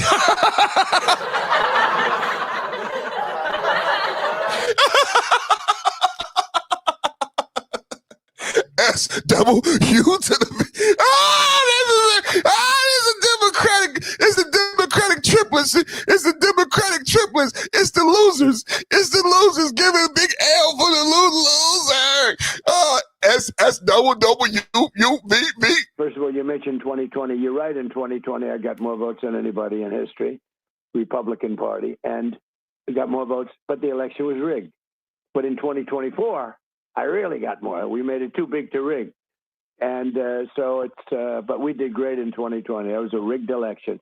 And you saw it in California. Very interesting, if I could just divert. So the kid got, the shaft. And he did Spencer Pratt. He did really pretty damn well, and they threw him out. And it was happening to Steve Hilton, and I went on a tear. And they said it was going to be 2 weeks, and they'll know about Hilton, whether or not he's going to make it. I went on such a tear that they approved it immediately. They approved Steve. It's such a rigged deal. It's so crazy. They approved him so fast because everybody was watching, and he was leading, and it was leading by a lot. And you saw his lead was dissipating rapidly. They were taking it away from him, just like they took it away from the kid. And I went on a tear. And by the way, we have the U.S. attorneys looking at it. And the 2 weeks said all of a sudden, we have a surprise. Steve Hilton won. And he did win. But they were going to take it away shortly. They were going to take it away over a 2 week period. You know, they announced that they wouldn't have the results for a week to 2 weeks. All of a sudden, they approved Steve Hilton. But Iran. It's a rigged election. Yeah. Okay, but let's just get back to I Iran. shouldn't have brought that up. But how do you feel about Iran? But let's get back. Get back. I just want to say to the public, it's a rigged election. We need the Save America Act, period. Got it. Okay. Double tap, hit the like button. Maine is headed in the right direction, like 40, 50 states that have majority English speaking household did well. Maine is headed in the right direction. Okay. None of these scenarios have Turkey is politically split in half. One half is with NATO, the other half is pro-Russia. That makes absolutely no sense, bro. That makes absolute. Turkey is a NATO member, bro. Thank NATO. You meant to say NATO. Turkey is a NATO. That's why they had the summit there. Come on, y'all. Y'all could do better. That's why they had the summit there. It's within IRGC ballistic missile range. That's a good one, Andy. That is a good one. And that's why Trump is such a bad man. I said you would want Trump in Camp David when you do such strikes. I said typically you would want Trump in Camp David when you do such strikes. That's what you would typically want. The fact that Trump struck Iran while in an Islamic country is crazy. It's absolutely crazy, right? I mean, it just shows the commitment that Trump has for victory, right? It shows the commitment that Trump has for victory. And Trump just don't give a fuck. I agree, man. I mean, he's the best. Trump is the best, man. Trump is absolutely the best. We're so thankful that Trump is the president. Fauci was in the news today. Y'all know how much we love Fauci, good old Fauci. You know what I'm saying? You know how much we love Fauci, good old Fauci. Fauci was in the news today.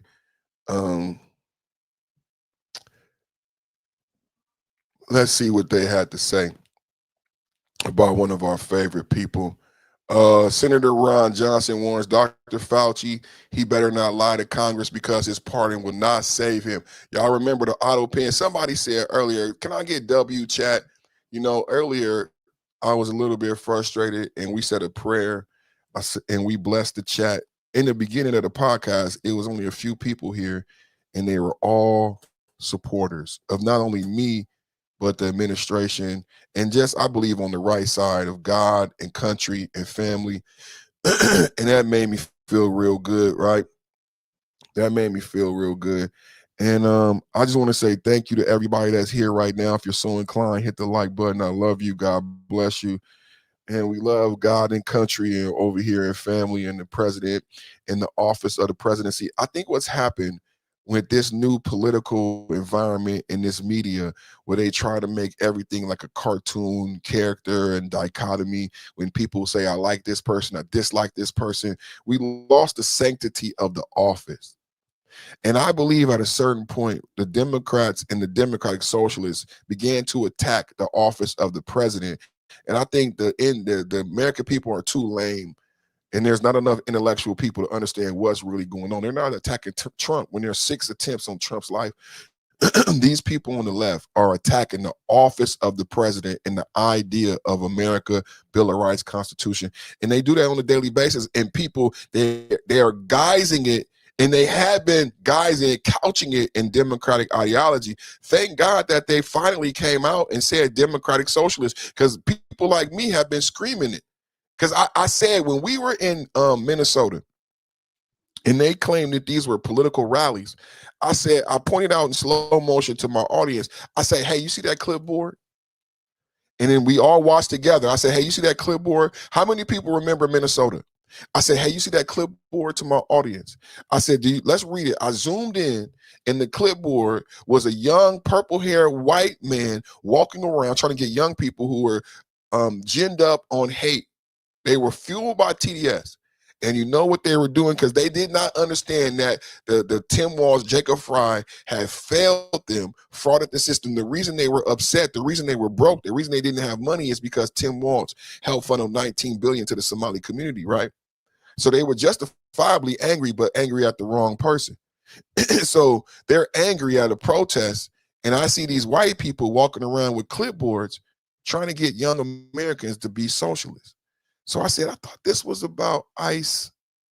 I thought this was months before Mondani. This is months before the DSA. This is months before New York. I pointed out at ICE rallies in Minnesota after the unaliving of 2 people who attacked federal officers, I said, these are protests. Number one, that's what I said. These are protesters. And why are they recruiting for the Socialist Party?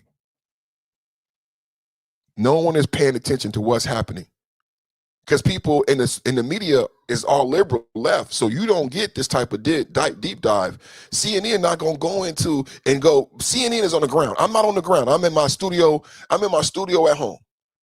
I'm in my studio at home. CNN could go on the ground, and CNN could ask the guy who had the clipboard, so why are you asking people to sign up to be socialists?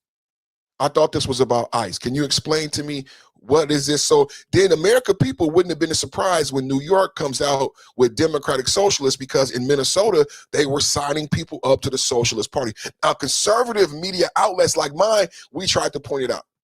Conservative media outlets like mine, we told you, hey, these don't look like rallies to me. These look like protests. And if this is about ICE and Renee Good, why is this guy getting young, impressionable people to join a socialist party in America? This is different than what they're saying on the news, and I wish American people were paying closer attention. But it's too late now. We got the Democratic Socialists. It's too late now, right? It's too late now. We got the Democratic Socialists. They're not lying anymore. They're out in the front. But I'm just saying, conservatives, we saw the shit. We saw the shit. We saw they were out in the front. We saw the shit. They were signing kids up who don't know enough. This is why I have a problem with students leaving school, because then they could get influenced by adults and being pulled over to a socialist party, but they haven't finished their education. That means they haven't properly learned the Bill of Rights, the values. They haven't properly learned world geopolitics and these different forms and systems and how they have failed the people. They can go look at Spain. They can go look at China. They can look at different places and find out where these systems were failures for the actual working man, but they haven't learned that yet. And they're already being, isn't it unfair? Isn't it almost a level of grooming and abuse to try to get a child to join a socialist party before they understand the do's and the don'ts, the whys and the whens, what an actual socialist is, the Communist Manifesto, before they know who Karl Marx is? Like, isn't that kind of unfair? Isn't that kind of taking advantage of that young person? If they don't know who Karl Marx is, if they haven't heard the speech of Eisenhower, shout out to the brother I watched, the Black Chicken Coop, and he talked about the Eisenhower speech in the industrial military complex. If he doesn't know about Eisenhower, if he doesn't know about JFK, if he doesn't know about Karl Marx, is it fair when he's emotional to sign him up to the Socialist Party? As a child who hasn't even graduated high school, this is things that conservatives talk about, and then we just watched this liberal white woman talk about transparency. How can they say they want transparency when you want children to be socialists without having the proper breadth of knowledge to even make that decision? This is America. This is the greatest country in the world. So if they chose to be socialists, that's one thing. But it makes me think about Black Lives Matter. Doesn't it make you think about Black Lives Matter? Why do I bring up Black Lives Matter? Y'all remember that flat black bitch? Remember what she said? She said, I'm a trained Marxist. Nobody listened. I guess because you a fat black bitch, you can say whatever you want to say. But she said, we are trained Marxists. They also said that the black man ain't shit and the black family doesn't include the black father. Everybody said that was okay too. Fuck the black man, fuck the black father. And the fat black bitch said, we are trained Marxists. Nobody paid attention. Nobody paid attention. Let's go to the video. Let's go to the video. But now that you see DSA, and that's another black bitch in New York. She high yellow, but she's still a black bitch. And she's a democratic socialist. And she said every person who came here under the Biden administration illegally, even if they committed a crime, up into the crime of murder, should not be arrested, should not be deported. That's how extreme this socialist ideology is. I'm going to say it one more time. The black bitch, the light-skinned black bitch that was just elected in New York, the Democratic Socialist, she's on record saying that even if you committed the crime of murder, you shouldn't be deported. So this is not like a joke. This is not, ask Savannah Guthrie, is this funny? This ain't no joke. Obviously, but can you give us like a general line of questioning that you are going to engage in? And also, Dr. Fauci could be charged. His pardon wouldn't cover if he lied to Congress again. Is that correct? Right. Yeah, he better not commit perjury. And so, listen, it'll really be about what he actually knew. It'll depend on what documents I get to see before that. Again, we're still trying to get documents. We don't have all of them. So it'll be depend on what we got. It'll depend on what Senator Paul asks him first, you know, what he says in the statement. So I'll be prepared with a lot of different questions. You only get 5 minutes. Maybe we'll get 7 this round and hopefully multiple rounds. So again, I'm hoping every committee member comes totally prepared to ask him some very tough questions. He deserves it. Yeah.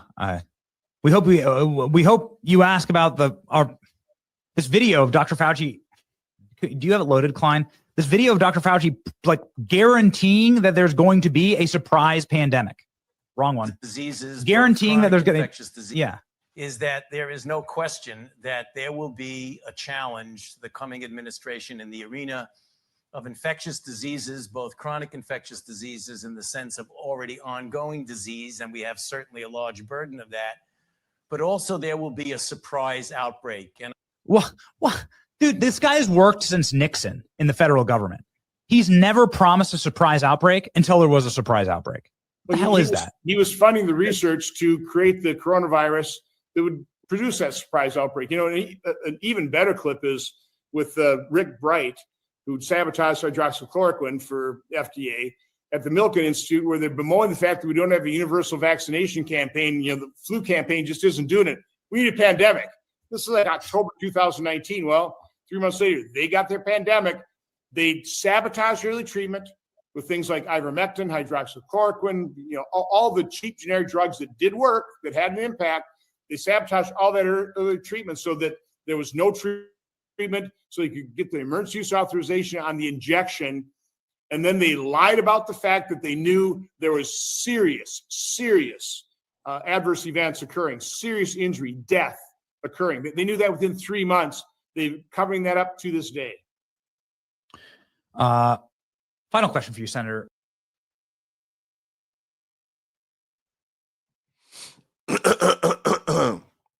They covering up to this day. It's a cover up. But I thought they wanted transparency. Good old Fauci. Do y'all know what came out recently? Y'all remember China? Who remembers China in the Wuhan lab leak that we were not allowed to talk about? You remember we weren't even allowed to talk about this shit. We weren't even allowed to talk about it. What about the auto pen? Why would Fauci need a pardon? Why does Fauci need a pardon? Security Council session held on Ukraine since Russia launched its invasion, but the first one called by Russia itself, Moscow claiming that Ukraine, supported by the US, is developing biological weapons. And the Russian ambassador attempting to preempt the denials he said he was expecting. I can foresee what the reaction will be from our Western colleagues, who I'm sure are going to be saying now that all of this information is fake and Russian propaganda. But this is self-delusion. The UN was direct in its assessment of the allegation. I am aware of media reports regarding allegations of biological weapons programs. The United Nations is not aware of any biological weapons programs. The reaction of several members was incredulous. I will say this once. Ukraine does not have a biological weapons program. There are no Ukrainian biological weapons laboratories supported by the United States. Absolutely everything we have been hearing from Russia regarding Ukraine has been false, fabricated, or distorted. The British ambassador described the Russian claims as baseless conspiracy theories. Let me put it diplomatically. They are utter nonsense. China was the only Security Council member to offer a modicum of support to Russia's claims, and the Ukrainian ambassador argued that Russia had made a mistake in calling for the meeting.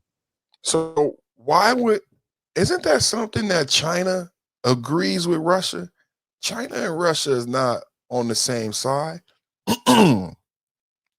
Why would China agree with Russia that the Ukraine has? I'm not saying I'm not coming down on the side of the Ukraine or I'm not making a decision. I'm just presenting this information to my audience because we're talking about Dr. Fauci and upcoming investigations. We're talking about the auto pen, the midnight auto pen of Joe Biden. Jill Biden, shout out to my chat, W chat. My chat said Jill Biden's auto pen. And I want to say I love you to the chat member. I forget your name, but I love you. Somebody send a super chat. Somebody send a gift. Somebody hit the like button. Somebody hit the subscribe. Somebody send a super chat. Somebody send the gift. Somebody send the like button. Somebody send the subscribe and the share. I'm showing you this because we're talking in context of Dr. Fauci. And I just remember recent news. Now, we all know about the Wuhan lab leak and that lie that was told. We just talked about the Fulton County lie that was told for 5 years. We finally learned the truth about the Wuhan lab. They told us it was a bat in a wet market. Now we finally learned the truth. It took 5-10 years. We finally learned the truth about Fulton County. It took 5-10 years. What does Russia have to gain? Russia is rich, powerful, nuclear. Why do people in the liberal globalist media try to treat Russia like a stepchild? Russia is a nuclear world superpower, not a world power, a world superpower. Why they talk to Russia like they just some little punk? Like they don't got 1,000 million nuclear weapons and submarines and could kick everybody's ass. What the fuck Russia got to lie about? No, I mean, for real. What the fuck Russia got to lie about when it comes to this shit? And then why are we playing stupid about the Ukraine? Who remember Hunter Biden and Burisma? Does everybody know what was going on in the Ukraine under Barack Obama? The better question is, what was not going on in the Ukraine under Barack Obama? Did you hear me? I said the better question is, what was not going on in the Ukraine under Barack Obama? We had we had sex rings, we had oligarchies, we got drugs, billionaires. The Ukraine was the devil's playground under the Democrats. We all know that, right? It's like how we know about Bangkok and Bangladesh. We know what was going on. Are we going to lie today? Democrat, Republican, grown men in the chat. Are we going to lie today about the Ukrainian girls, gorgeous, gorgeous women in Ukraine? Are we going to lie today about what was going on in the Ukraine under the Democrats? So why would it be so far-fetched, knowing the criminality and all of the underworld dealings in the Ukraine, and the labs exist? Now, what they're saying is these labs do not create weapons. Yes, there are labs in the Ukraine. They have Ebola. They have the swine, they have COVID, but they don't have them to create weapons. They have them to create cures. These are health and safety labs. They're not weapons. Didn't Fauci tell that same motherfucking lie about gain of function testing? That's why Fauci has a pardon. And here it is again on a global scale. And I'm asking you two things. Why would Russia lie? Why do we always talk about these things without context, that we know that Ukraine was a haven for crime? Why would Russia lie? And then why would China, out of all people, agree with Russia? And what we're talking about is simply, do you motherfuckers have labs in the Ukraine? Yes, we have labs. Do you motherfuckers have these diseases in the labs in the Ukraine? Yes, we have labs with these diseases, but we're not curating weapons. Putin is saying, I don't give a fuck what you're doing. And I agree with Putin. It's just like Trump saying, you can't have no uranium. Putin is saying, you motherfuckers can't have no labs. You motherfuckers can't. Do you understand what Putin is saying? You are the type of motherfuckers that can't have a lab with Ebola in it. You can't have a lab with COVID-19 in it. Why? Because you motherfuckers is corrupt. You got Nazis, you got criminality, you got this prostitution, extortion, all this shit. You are the type of people who can't have that type of lab. And I don't want to hear the excuse that the only reason you have the lab is so you can protect people. Fuck that. That's what the Iranians said about their uranium. And Trump is saying they can't have no uranium. They ain't the type of people that can have a nuclear power plant. Fuck that. Putin is saying Ukraine and the type of people that can have a lab, whether you want to classify it as a weapons lab or not, they got that bullshit in there. See, this is the part they don't tell you. I just did the research. What the Americans and the UN is saying, okay, the Ukraine has a lab, but it's not a weapons lab. And they're making bioweapons. Dr. Fauci said the same motherfucking lie when it came to gain of function testing. Let me know what you think in the chat.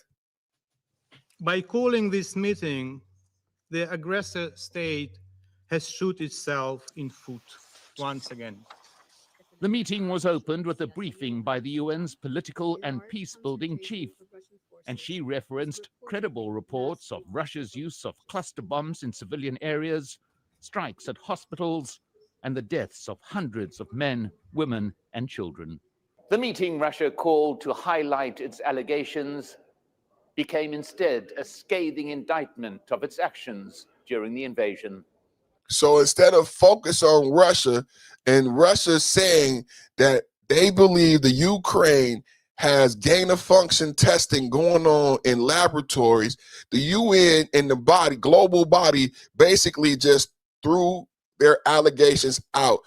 And the only people who agreed was China, and they have no basis or reason to do so. One more time, you guys. The council session held on Ukraine since Russia launched its invasion, but the first one called by Russia itself, Moscow claiming that Ukraine, supported by the US, is developing biological weapons. So Russia called this meeting, and the goal of the meeting, this is breaking news. This is not old, this is brand new. Some of you don't even know this.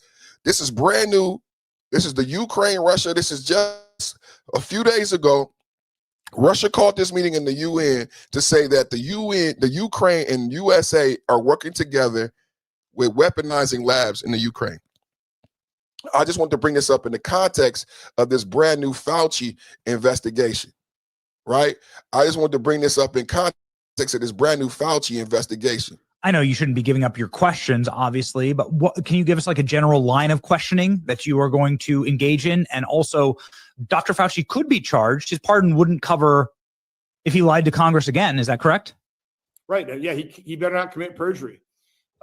And so, listen, it'll really be about what he actually knew. It'll depend on what documents I get to see before that. Again, we're still trying to get documents. We don't have all of them.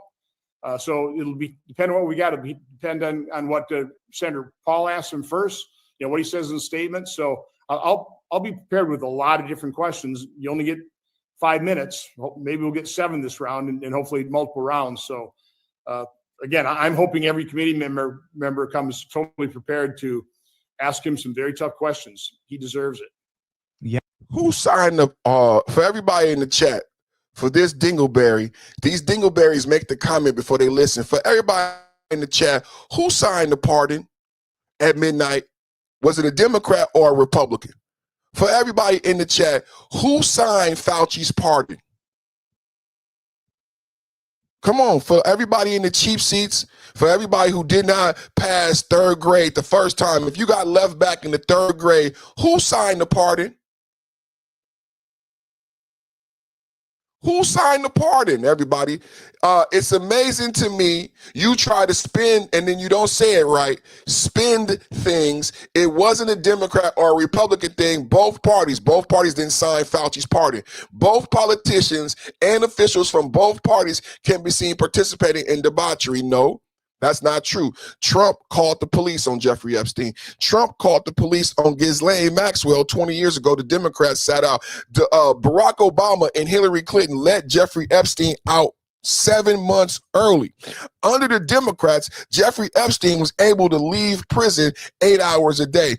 Under the Democrats, Jeffrey Epstein was not put on proper predator lists. He was not put on ankle monitor. He was allowed to go back into his island. Stacey Plaskett allowed him to buy a second island. We come to find out Jeffrey Epstein had a ranch in Nevada. He had Little St. James and Big St. James, all under Democrats. We later come to find out because of Jasmine Crockett, big mouth lying ass, that Jeffrey Epstein never donated money to a Republican.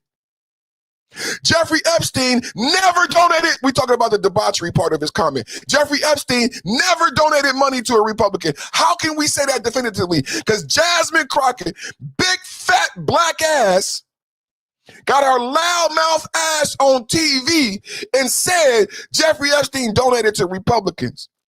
And the Republicans checked the tape. They went to the IRS because all donations are tracked by the IRS. And guess what? Jasmine Crockett got caught in a lie. She didn't double check the last name. And it turns out the person she was highlighting was a Democrat. Not only was Jasmine Crockett lying and an idiot, but what she did inadvertently was educate the American people, so the Democrats dug it under the rug. But what Jasmine Crockett, idiot, this is why Jasmine Crockett not fucked with by the DNC, because she told the American people with her fucking lack of research, Jeffrey Epstein never donated to the Democrats.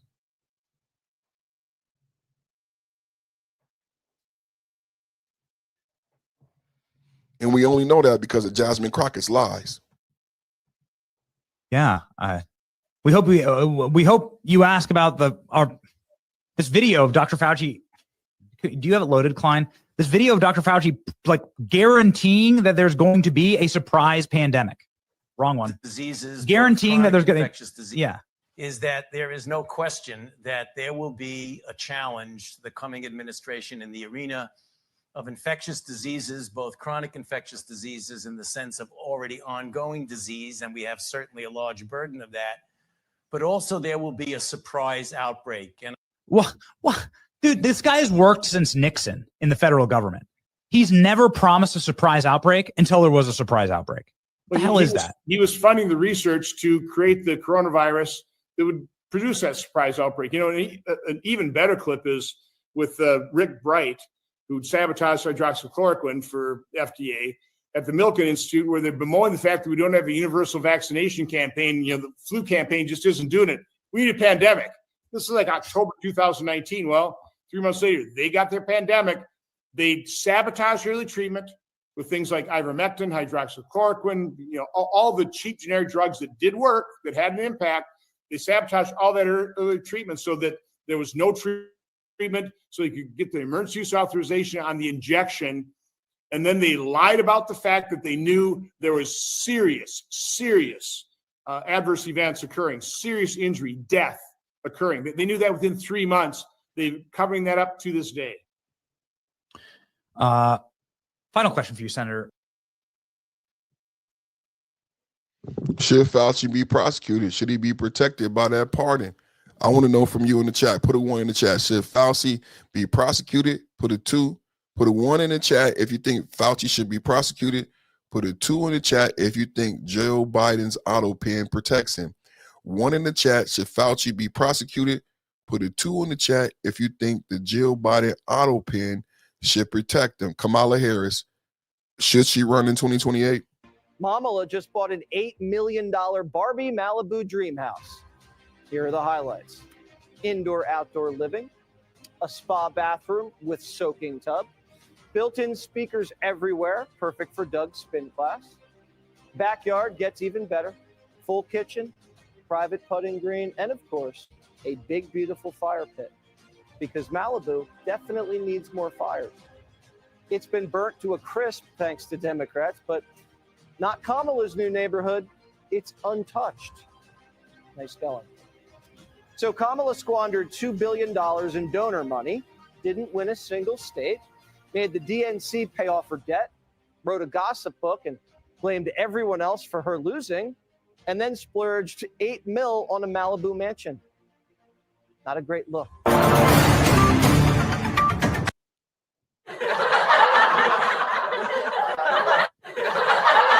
That's my brother Jesse. It's not Jesse. That's my brother Jesse. I love him so much. That's my brother Jesse. I don't call him Jesse. I call him Jesse. I don't call him Jesse. I call him Jesse. You know what I'm saying? Going in on Kamala. Fauci fraud. Double tap hit the like button. Jesse giving us his 1-2 on the Fauci fraud. Fox News alert, Anthony Fauci's in big trouble. The little man in a lab coat got a lot wrong and never fessed up to any of it. 2 weeks to slow the spread, wear a mask, and whatever you do, don't say lab leak. Well, today, a CIA whistleblower told the Senate the deep state is still covering up where COVID came from, and Fauci helped them do it. Intelligence community leaders and senior analysts downplayed the possibility that the COVID pandemic originated as a result of a lab incident. Dr. Fauci's role in the cover-up was intentional. But the cover-up didn't start in 2020. It started in 2015 when Fauci had his own scientists change the rules so he could keep funding gain-of-function research, the kind that was happening in Wuhan. Fast forward 4 years, October 2019, the CDC, Johnson & Johnson, and the former number 2 at the CIA teamed up with Bill Gates' foundation and the World Economic Forum to war game a fake coronavirus pandemic, just for fun. This was a coronavirus pandemic tabletop exercise, curiously similar to the events that played out during the COVID-19 pandemic. And it was attended by Dr. Fauci and individuals with IC ties like former DNI Avril Haines. Here's what their pretend pandemic looked like. See if this jogs your memory.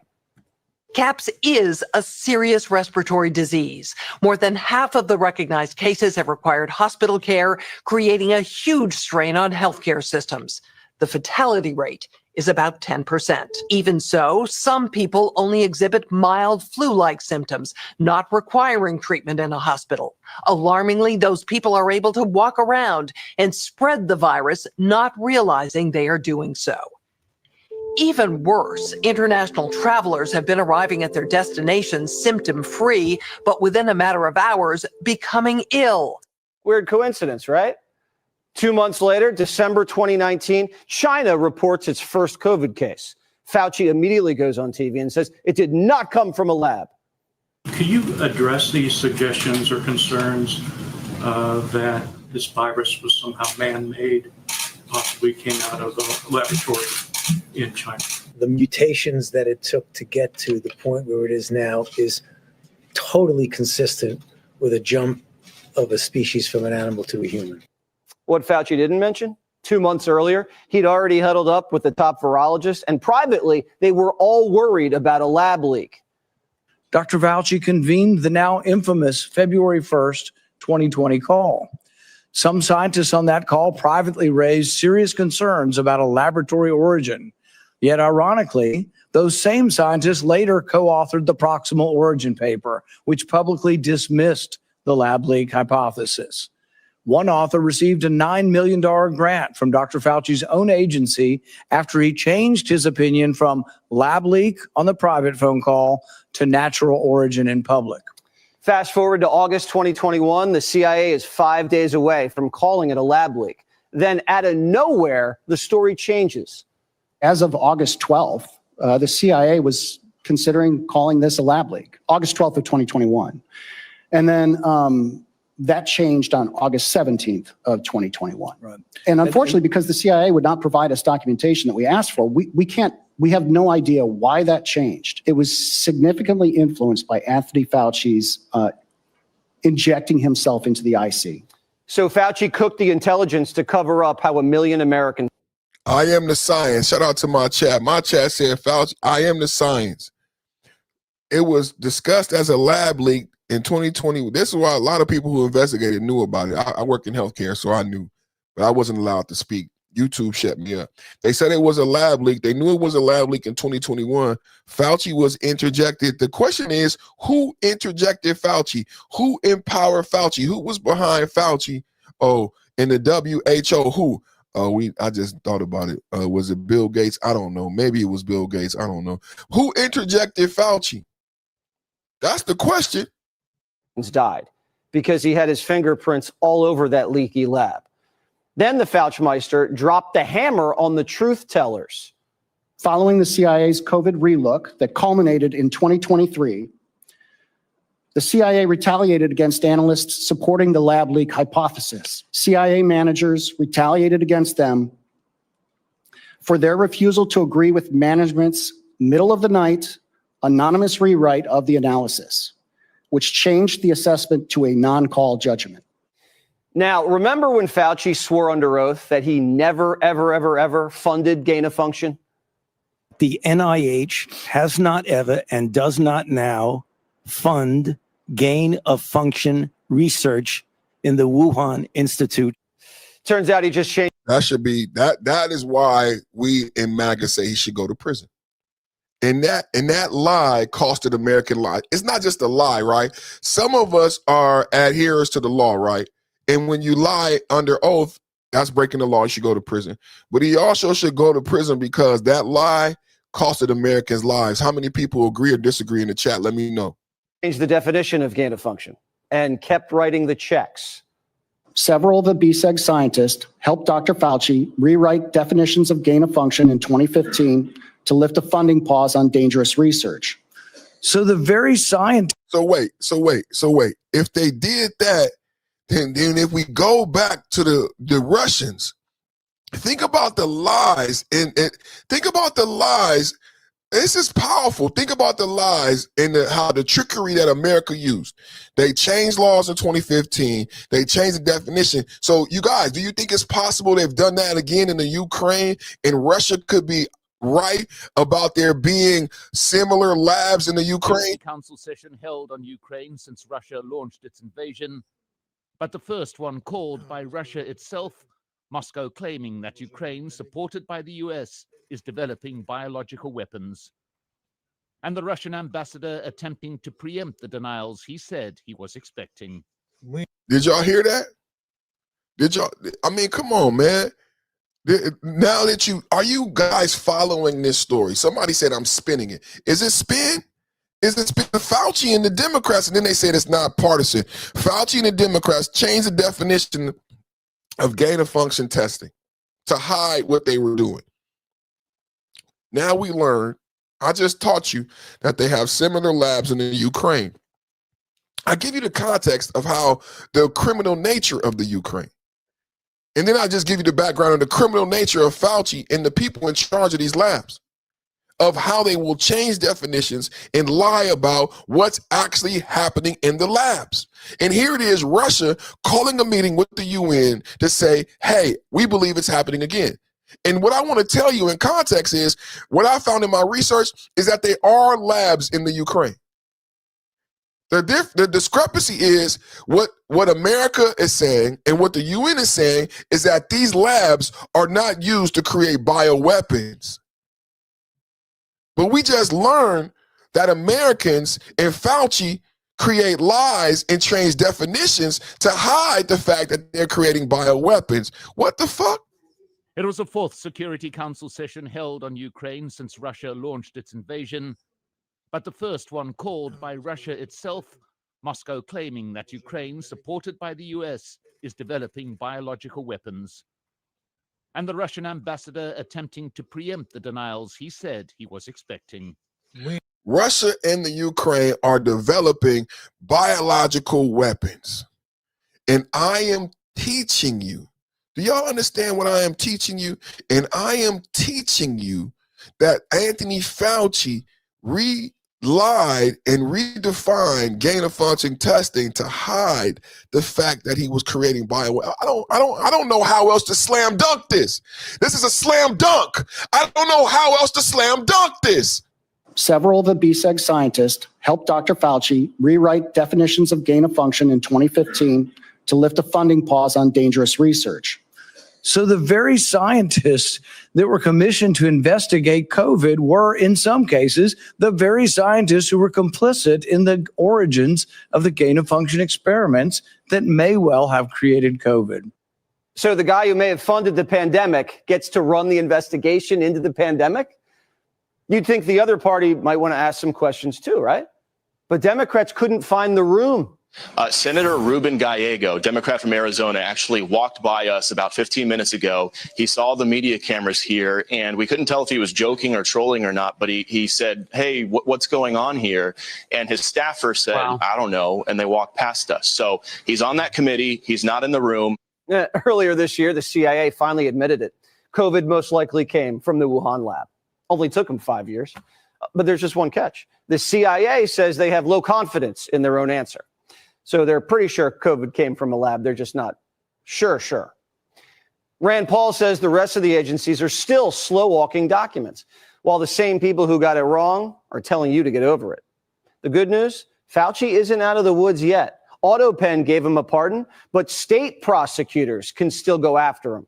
And the feds are looking into whether to open a criminal case of their own. And they should. 1 million Americans are dead from a virus cooked up in a lab, and someone's got to answer for it.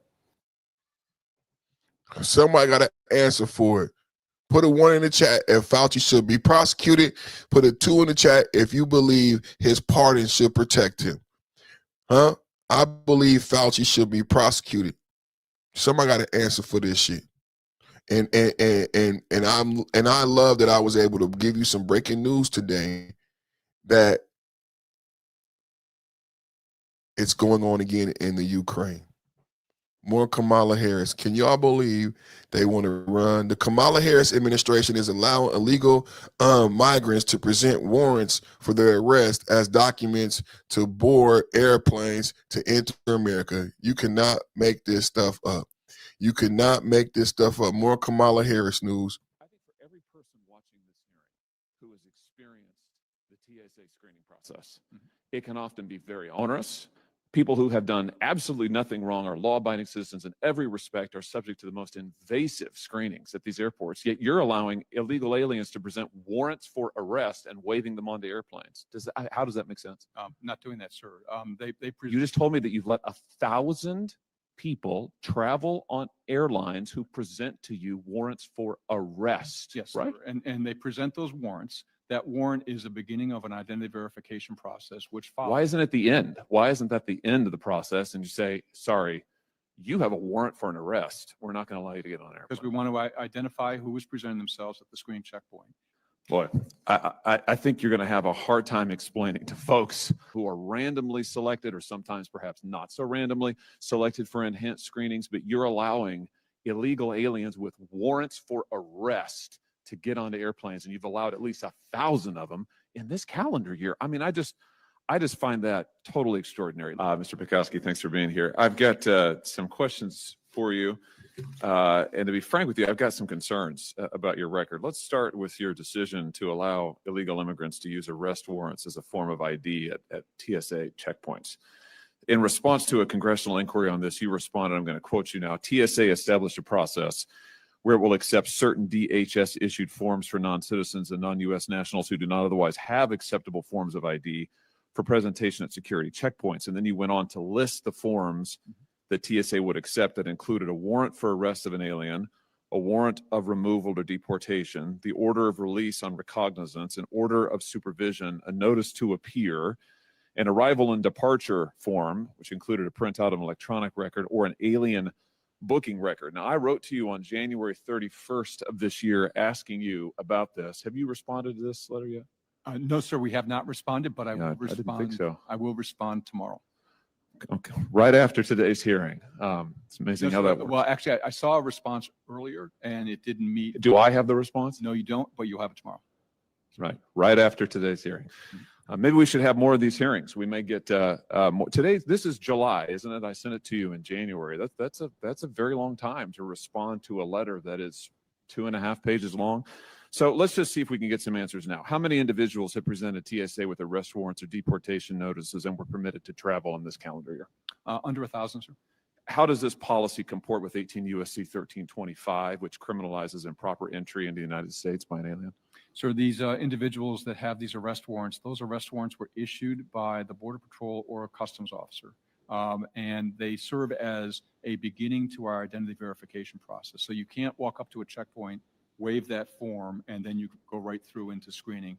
We go through a process to verify that you are the person that you claim to be, and that you are receiving the level of screening, which always includes enhanced screening when people don't have the proper identification. So if somebody who presents an arrest warrant is subject to an in-person interview with the airport's federal security director? They have an interview with the officers that are on scene at the checkpoint, but that's not all that's happening. What those officers are doing are they're talking to When you say the officers on scene at the checkpoint, what are we talking the about? transportation security officers, the uniformed officers at the checkpoint. Okay, but not the federal security director. They will bring in the federal security director if needed. Well, why would that person not be needed if you have someone who's an illegal immigrant? Right. So we aren't looking at whether a person is legal or illegal in the country. Our function is to make sure that. Why not? Because our role is to make sure that people that might pose a risk to transportation that's significant enough to either require enhanced screening or to not allow them to fly, that the proper. So your position is someone who is known to have violated the laws of the United States does not thereby need enhanced screening? You're not concerned about this person as a security threat? So there are people every day that violate the laws of the United States that fly. We look for things that are related to transportation security. And you don't think someone who is by definition, somebody who presents a warrant for. Does that make sense? Somebody is a criminal is not a threat? Somebody who is not a criminal is not a threat? What the fuck was that? Marco Rubio going after the ICC. Both Secretary of State Marco Rubio accusing the ICC of waging war against the United States, not with bullets or missiles, but instead the force of so-called international law. In an op-ed on Monday, Rubio claims that the court was intended to prosecute the gravest crimes, but has since turned into an activist tribunal run by a network of leftist governments and globalists that threatens the very sovereignty of the United States. Rubio citing the court's effort to investigate American troops for allegedly committing war crimes in Afghanistan to argue that it could soon go after border agents or U.S. forces targeting narco-terrorists in Latin America.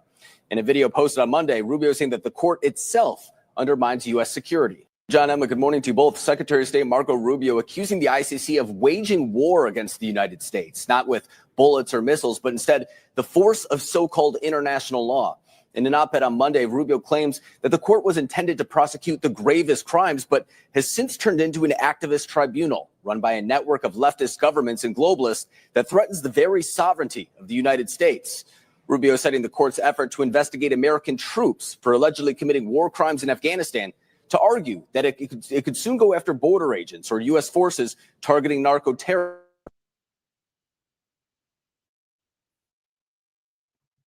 We support Rubio going after the ICC.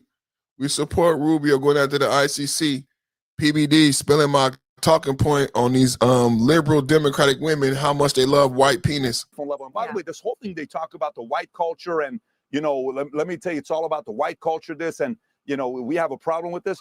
Every one of these guys, as much as they bash the white culture in America, they only marry white people. Kamala Harris's spouse, white. Ilhan Omar's spouse, white. AOC spouse, white. Every one of these guys, you keep talking about them. They're trying to go to that. It's not working level. And by the way, this whole thing they talk about the white culture and, let me tell you, it's all about the white culture, this, and, we have a problem with this. Every one of these guys, as much as they bash the white culture in America, they only marry white people. Kamala Harris's spouse, white. Ilhan Omar's spouse, white. AOC spouse, white. Every one of these guys, you keep talking about them. They're trying to go to that. It's not working level. And by the way, this whole thing they talk about the white culture and, let me tell you, it's all about the white culture, this, and, we have a problem with this. Every one of these guys, as much as they bash the white culture in America, they only marry white people. Kamala Harris's spouse, white. Ilhan Omar's spouse, white. AOC spouse, white. Every one of these guys, you know, you keep talking about them. They're trying to go to that. It's not working level. And by the way, this whole thing they talk about the white culture, and you know, let me tell you, it's all about the white culture. This, and you know, we have a problem with this. Every one of these guys, as much as they bash the white culture in America, they only marry white people. Kamala Harris's spouse, white. Ilhan Omar's spouse, white. You know, AOC spouse, white. Every one of these guys, you know, you keep. How you guys feel about that? They only marry white people. I brought that up. They love to ride white penis, but they want to tell you that the white man is evil. But the white penis is okay. The white man is evil, but not that white penis. Give me that white penis. I want that white penis. Oh, white penis. Kamala, AOC, and Ilhan Omar want that white penis. Give me the white penis. Penis. Make sure it's white. If it ain't white, I don't want it.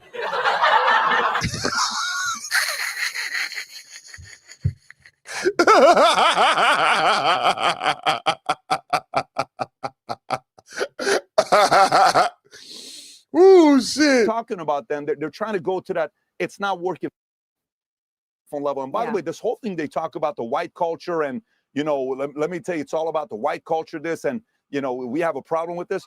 Every one of these guys, as much as they bash the white culture in America, they only marry white people. Kamala Harris's spouse, white. Ilhan Omar's spouse, white.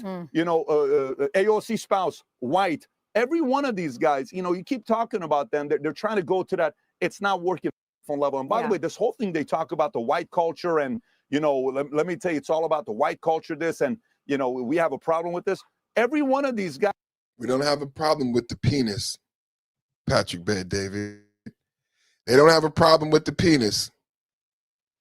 They don't have a problem with the white man's penis.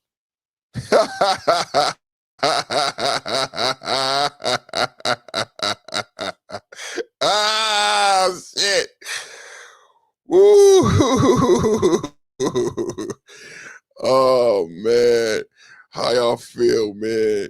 I mean, this is just amazing, amazing, amazing.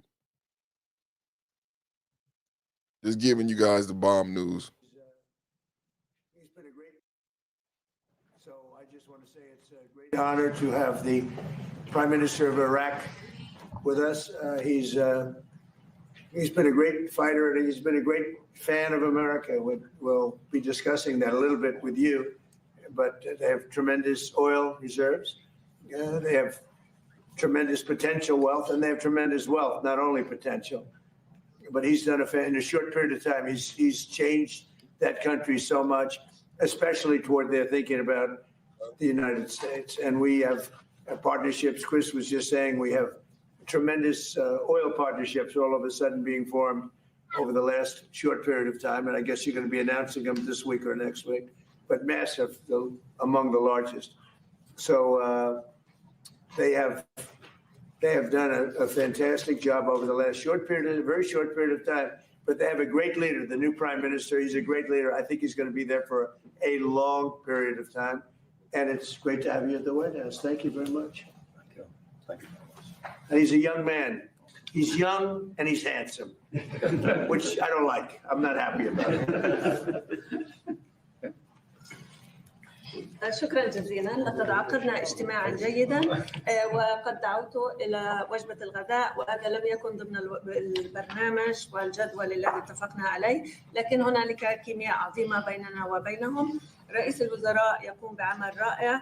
أنا لم يتوقع أحد أنه سيفوز في هذه الانتخابات، لكن المرشح المضاد له كان شخص لم يعجبني ولم تكن لديه آراء جيدة تجاه أمريكا، لكن كان من المهم جدا لي أن تفوزوا أنتم في هذه الانتخابات، وأنتم تقومون بعمل رائع جدا. والآن لدينا فائز جديد لم تكن حظوظه كبيرة، لكنه مع ذلك نجح في هذه الانتخابات.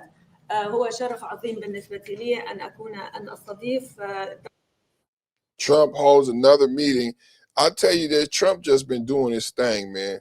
Trump just been doing his thing, man. More Kamala. The same place was everyone was rich, but we can't pull that off. But I can promise, give them a magic wand, they would go, look, the most important thing is everyone's in the same place.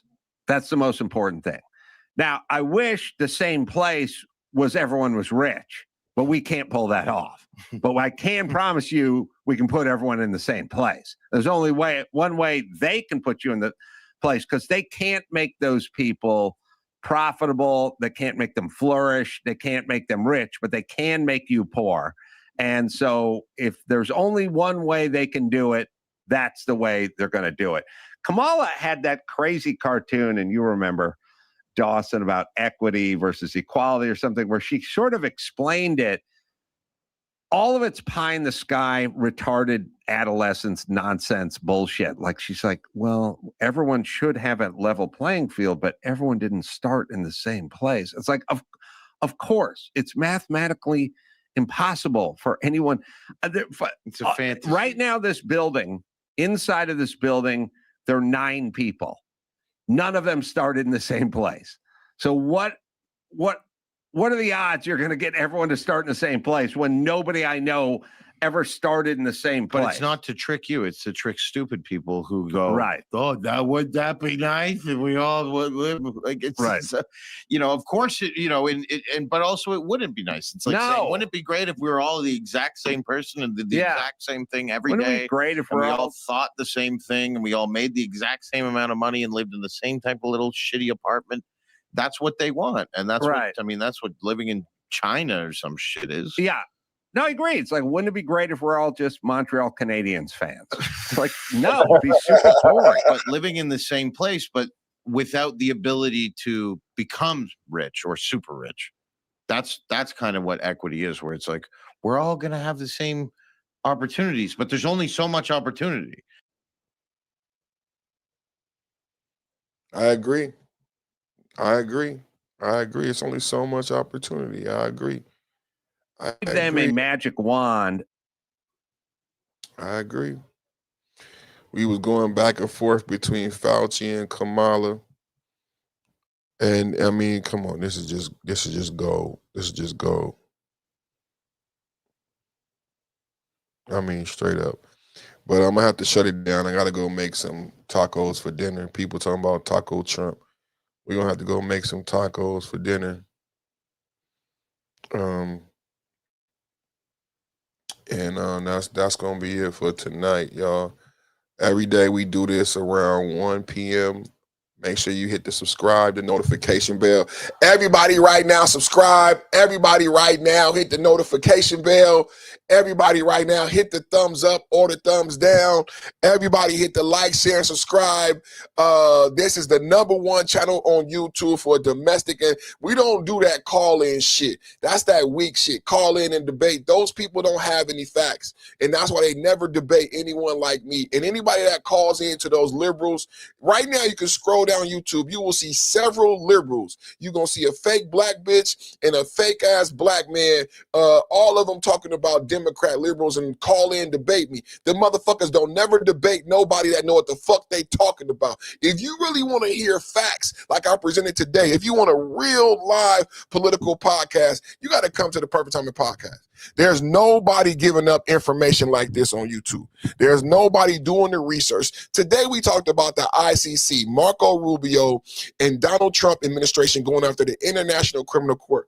But what I did today is I showed you guys that this is not just about the ICC. It's about trade. It's about NATO reform. It's about USAID conditioning. It's about UN defunding. It's about sovereignty being reclaimed by America. This is an America First agenda matrix and ally friction. When you see a lot of pushback in the media, it's because the allies are aligned with the globalists and the Democrats.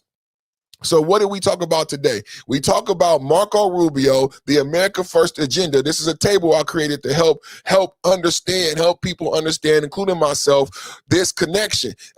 Today, the Trump administration via Marco Rubio went after the ICC. We're not a member of the ICC. The ICC is a global body empowered by the Rome Statutes in 1998. We're not a member. There's 120 nations, but we want to disband it. We want to destroy it altogether so that they don't think that they have any type of control over America's sovereignty. That's today. But what I said is this is in a link in a line of the Trump administration withdrawing from NATO, defunding the UN, defunding USAID and foreign aid, global trade and transit as far as tariffs. So when we talked about the ICC today, I didn't talk about it in a vacuum. I wanted to let people know this is in line with the Trump administration. This is in line with the Trump administration. When we talk about the ICC, this is in line with the Trump administration and everything that they've done, going back to the Department of War, the Department of Education, the Gulf of America, and USAID. So when you hear about Marco Rubio going after the ICC, don't be surprised. I wasn't surprised if you're paying attention to MAGA. So that was the presentation for today. It's been a great show. Julie said that she subscribed. Everybody should subscribe. Hit the like button. Join the channel. Become a member. You can support the channel by becoming a member, and it highlights your name in the chat. It's $10 a month to be a member. That's like 50 cents a day. You get your name highlighted in the chat. Everybody today experienced when the chat goes crazy, when the podcast gets truly going, when we get the likes up. It can be thousands of people watching, thousands of chats, millions of views. You want to become a member so people can see that you're a member of the channel, you support the movement, and then it gets your name and your comment highlighted in the chat. When you subscribe, you get a plus sign. Hit the plus sign, become a member. Send the super chat, send a gift right now, send the super chat, send the gift. Let me know you support the channel. Hit the like, share, subscribe. Double tap at the like button. #1 podcast on YouTube for domestic and geopolitical debate. If you want to be here from the beginning, you have to hit the notification bell. Don't just subscribe, hit the notification bell. Don't just be a Democrat on the sidelines. Participate, vote in the poll, comment in the chat, subscribe, share with a like-minded person. Don't sit on the sidelines. Don't whine. Don't cry. Engage. Participate and engage. Double tap at the like button, man. Everybody today, man. I'm so happy for you guys to be here. Earlier today, we said a prayer for all the like-minded people in the chat, man. And I want to reiterate that prayer. I want to reiterate that positive vibe that we started the chat with. To all of my supporters, I pray for you. I pray for intervention. I pray a covering and a blessing in your life. Thank you for supporting the channel. Thank you for supporting our president. Thank you for supporting our country. We always end the podcast by saying, God bless America, God bless Trump, and God bless the memory of Charlie Kirk. God bless his wife and his children who are going through a tumultuous time right now with this trial, who lost their father and husband. This time in America will be studied. This time in America will be studied. I exposed so much today about the left. Somebody tried to come in the chat and say this is not bipartisan. I said, who signed Fauci's pardon? Who signed Fauci's pardon? Why did Fauci need a pardon? It is bipartisan. And if you live in California, it is so important that you vote in November. There are no more oil refineries in California. Gavin Newsom and the Democrats have destroyed California. But it won't be honestly talked about for some time to come. Gavin Newsom and Democrats let California burn in multiple ways. There are no more oil refineries. We have the highest gas taxes. Now, when I say this, a lot of people can't relate.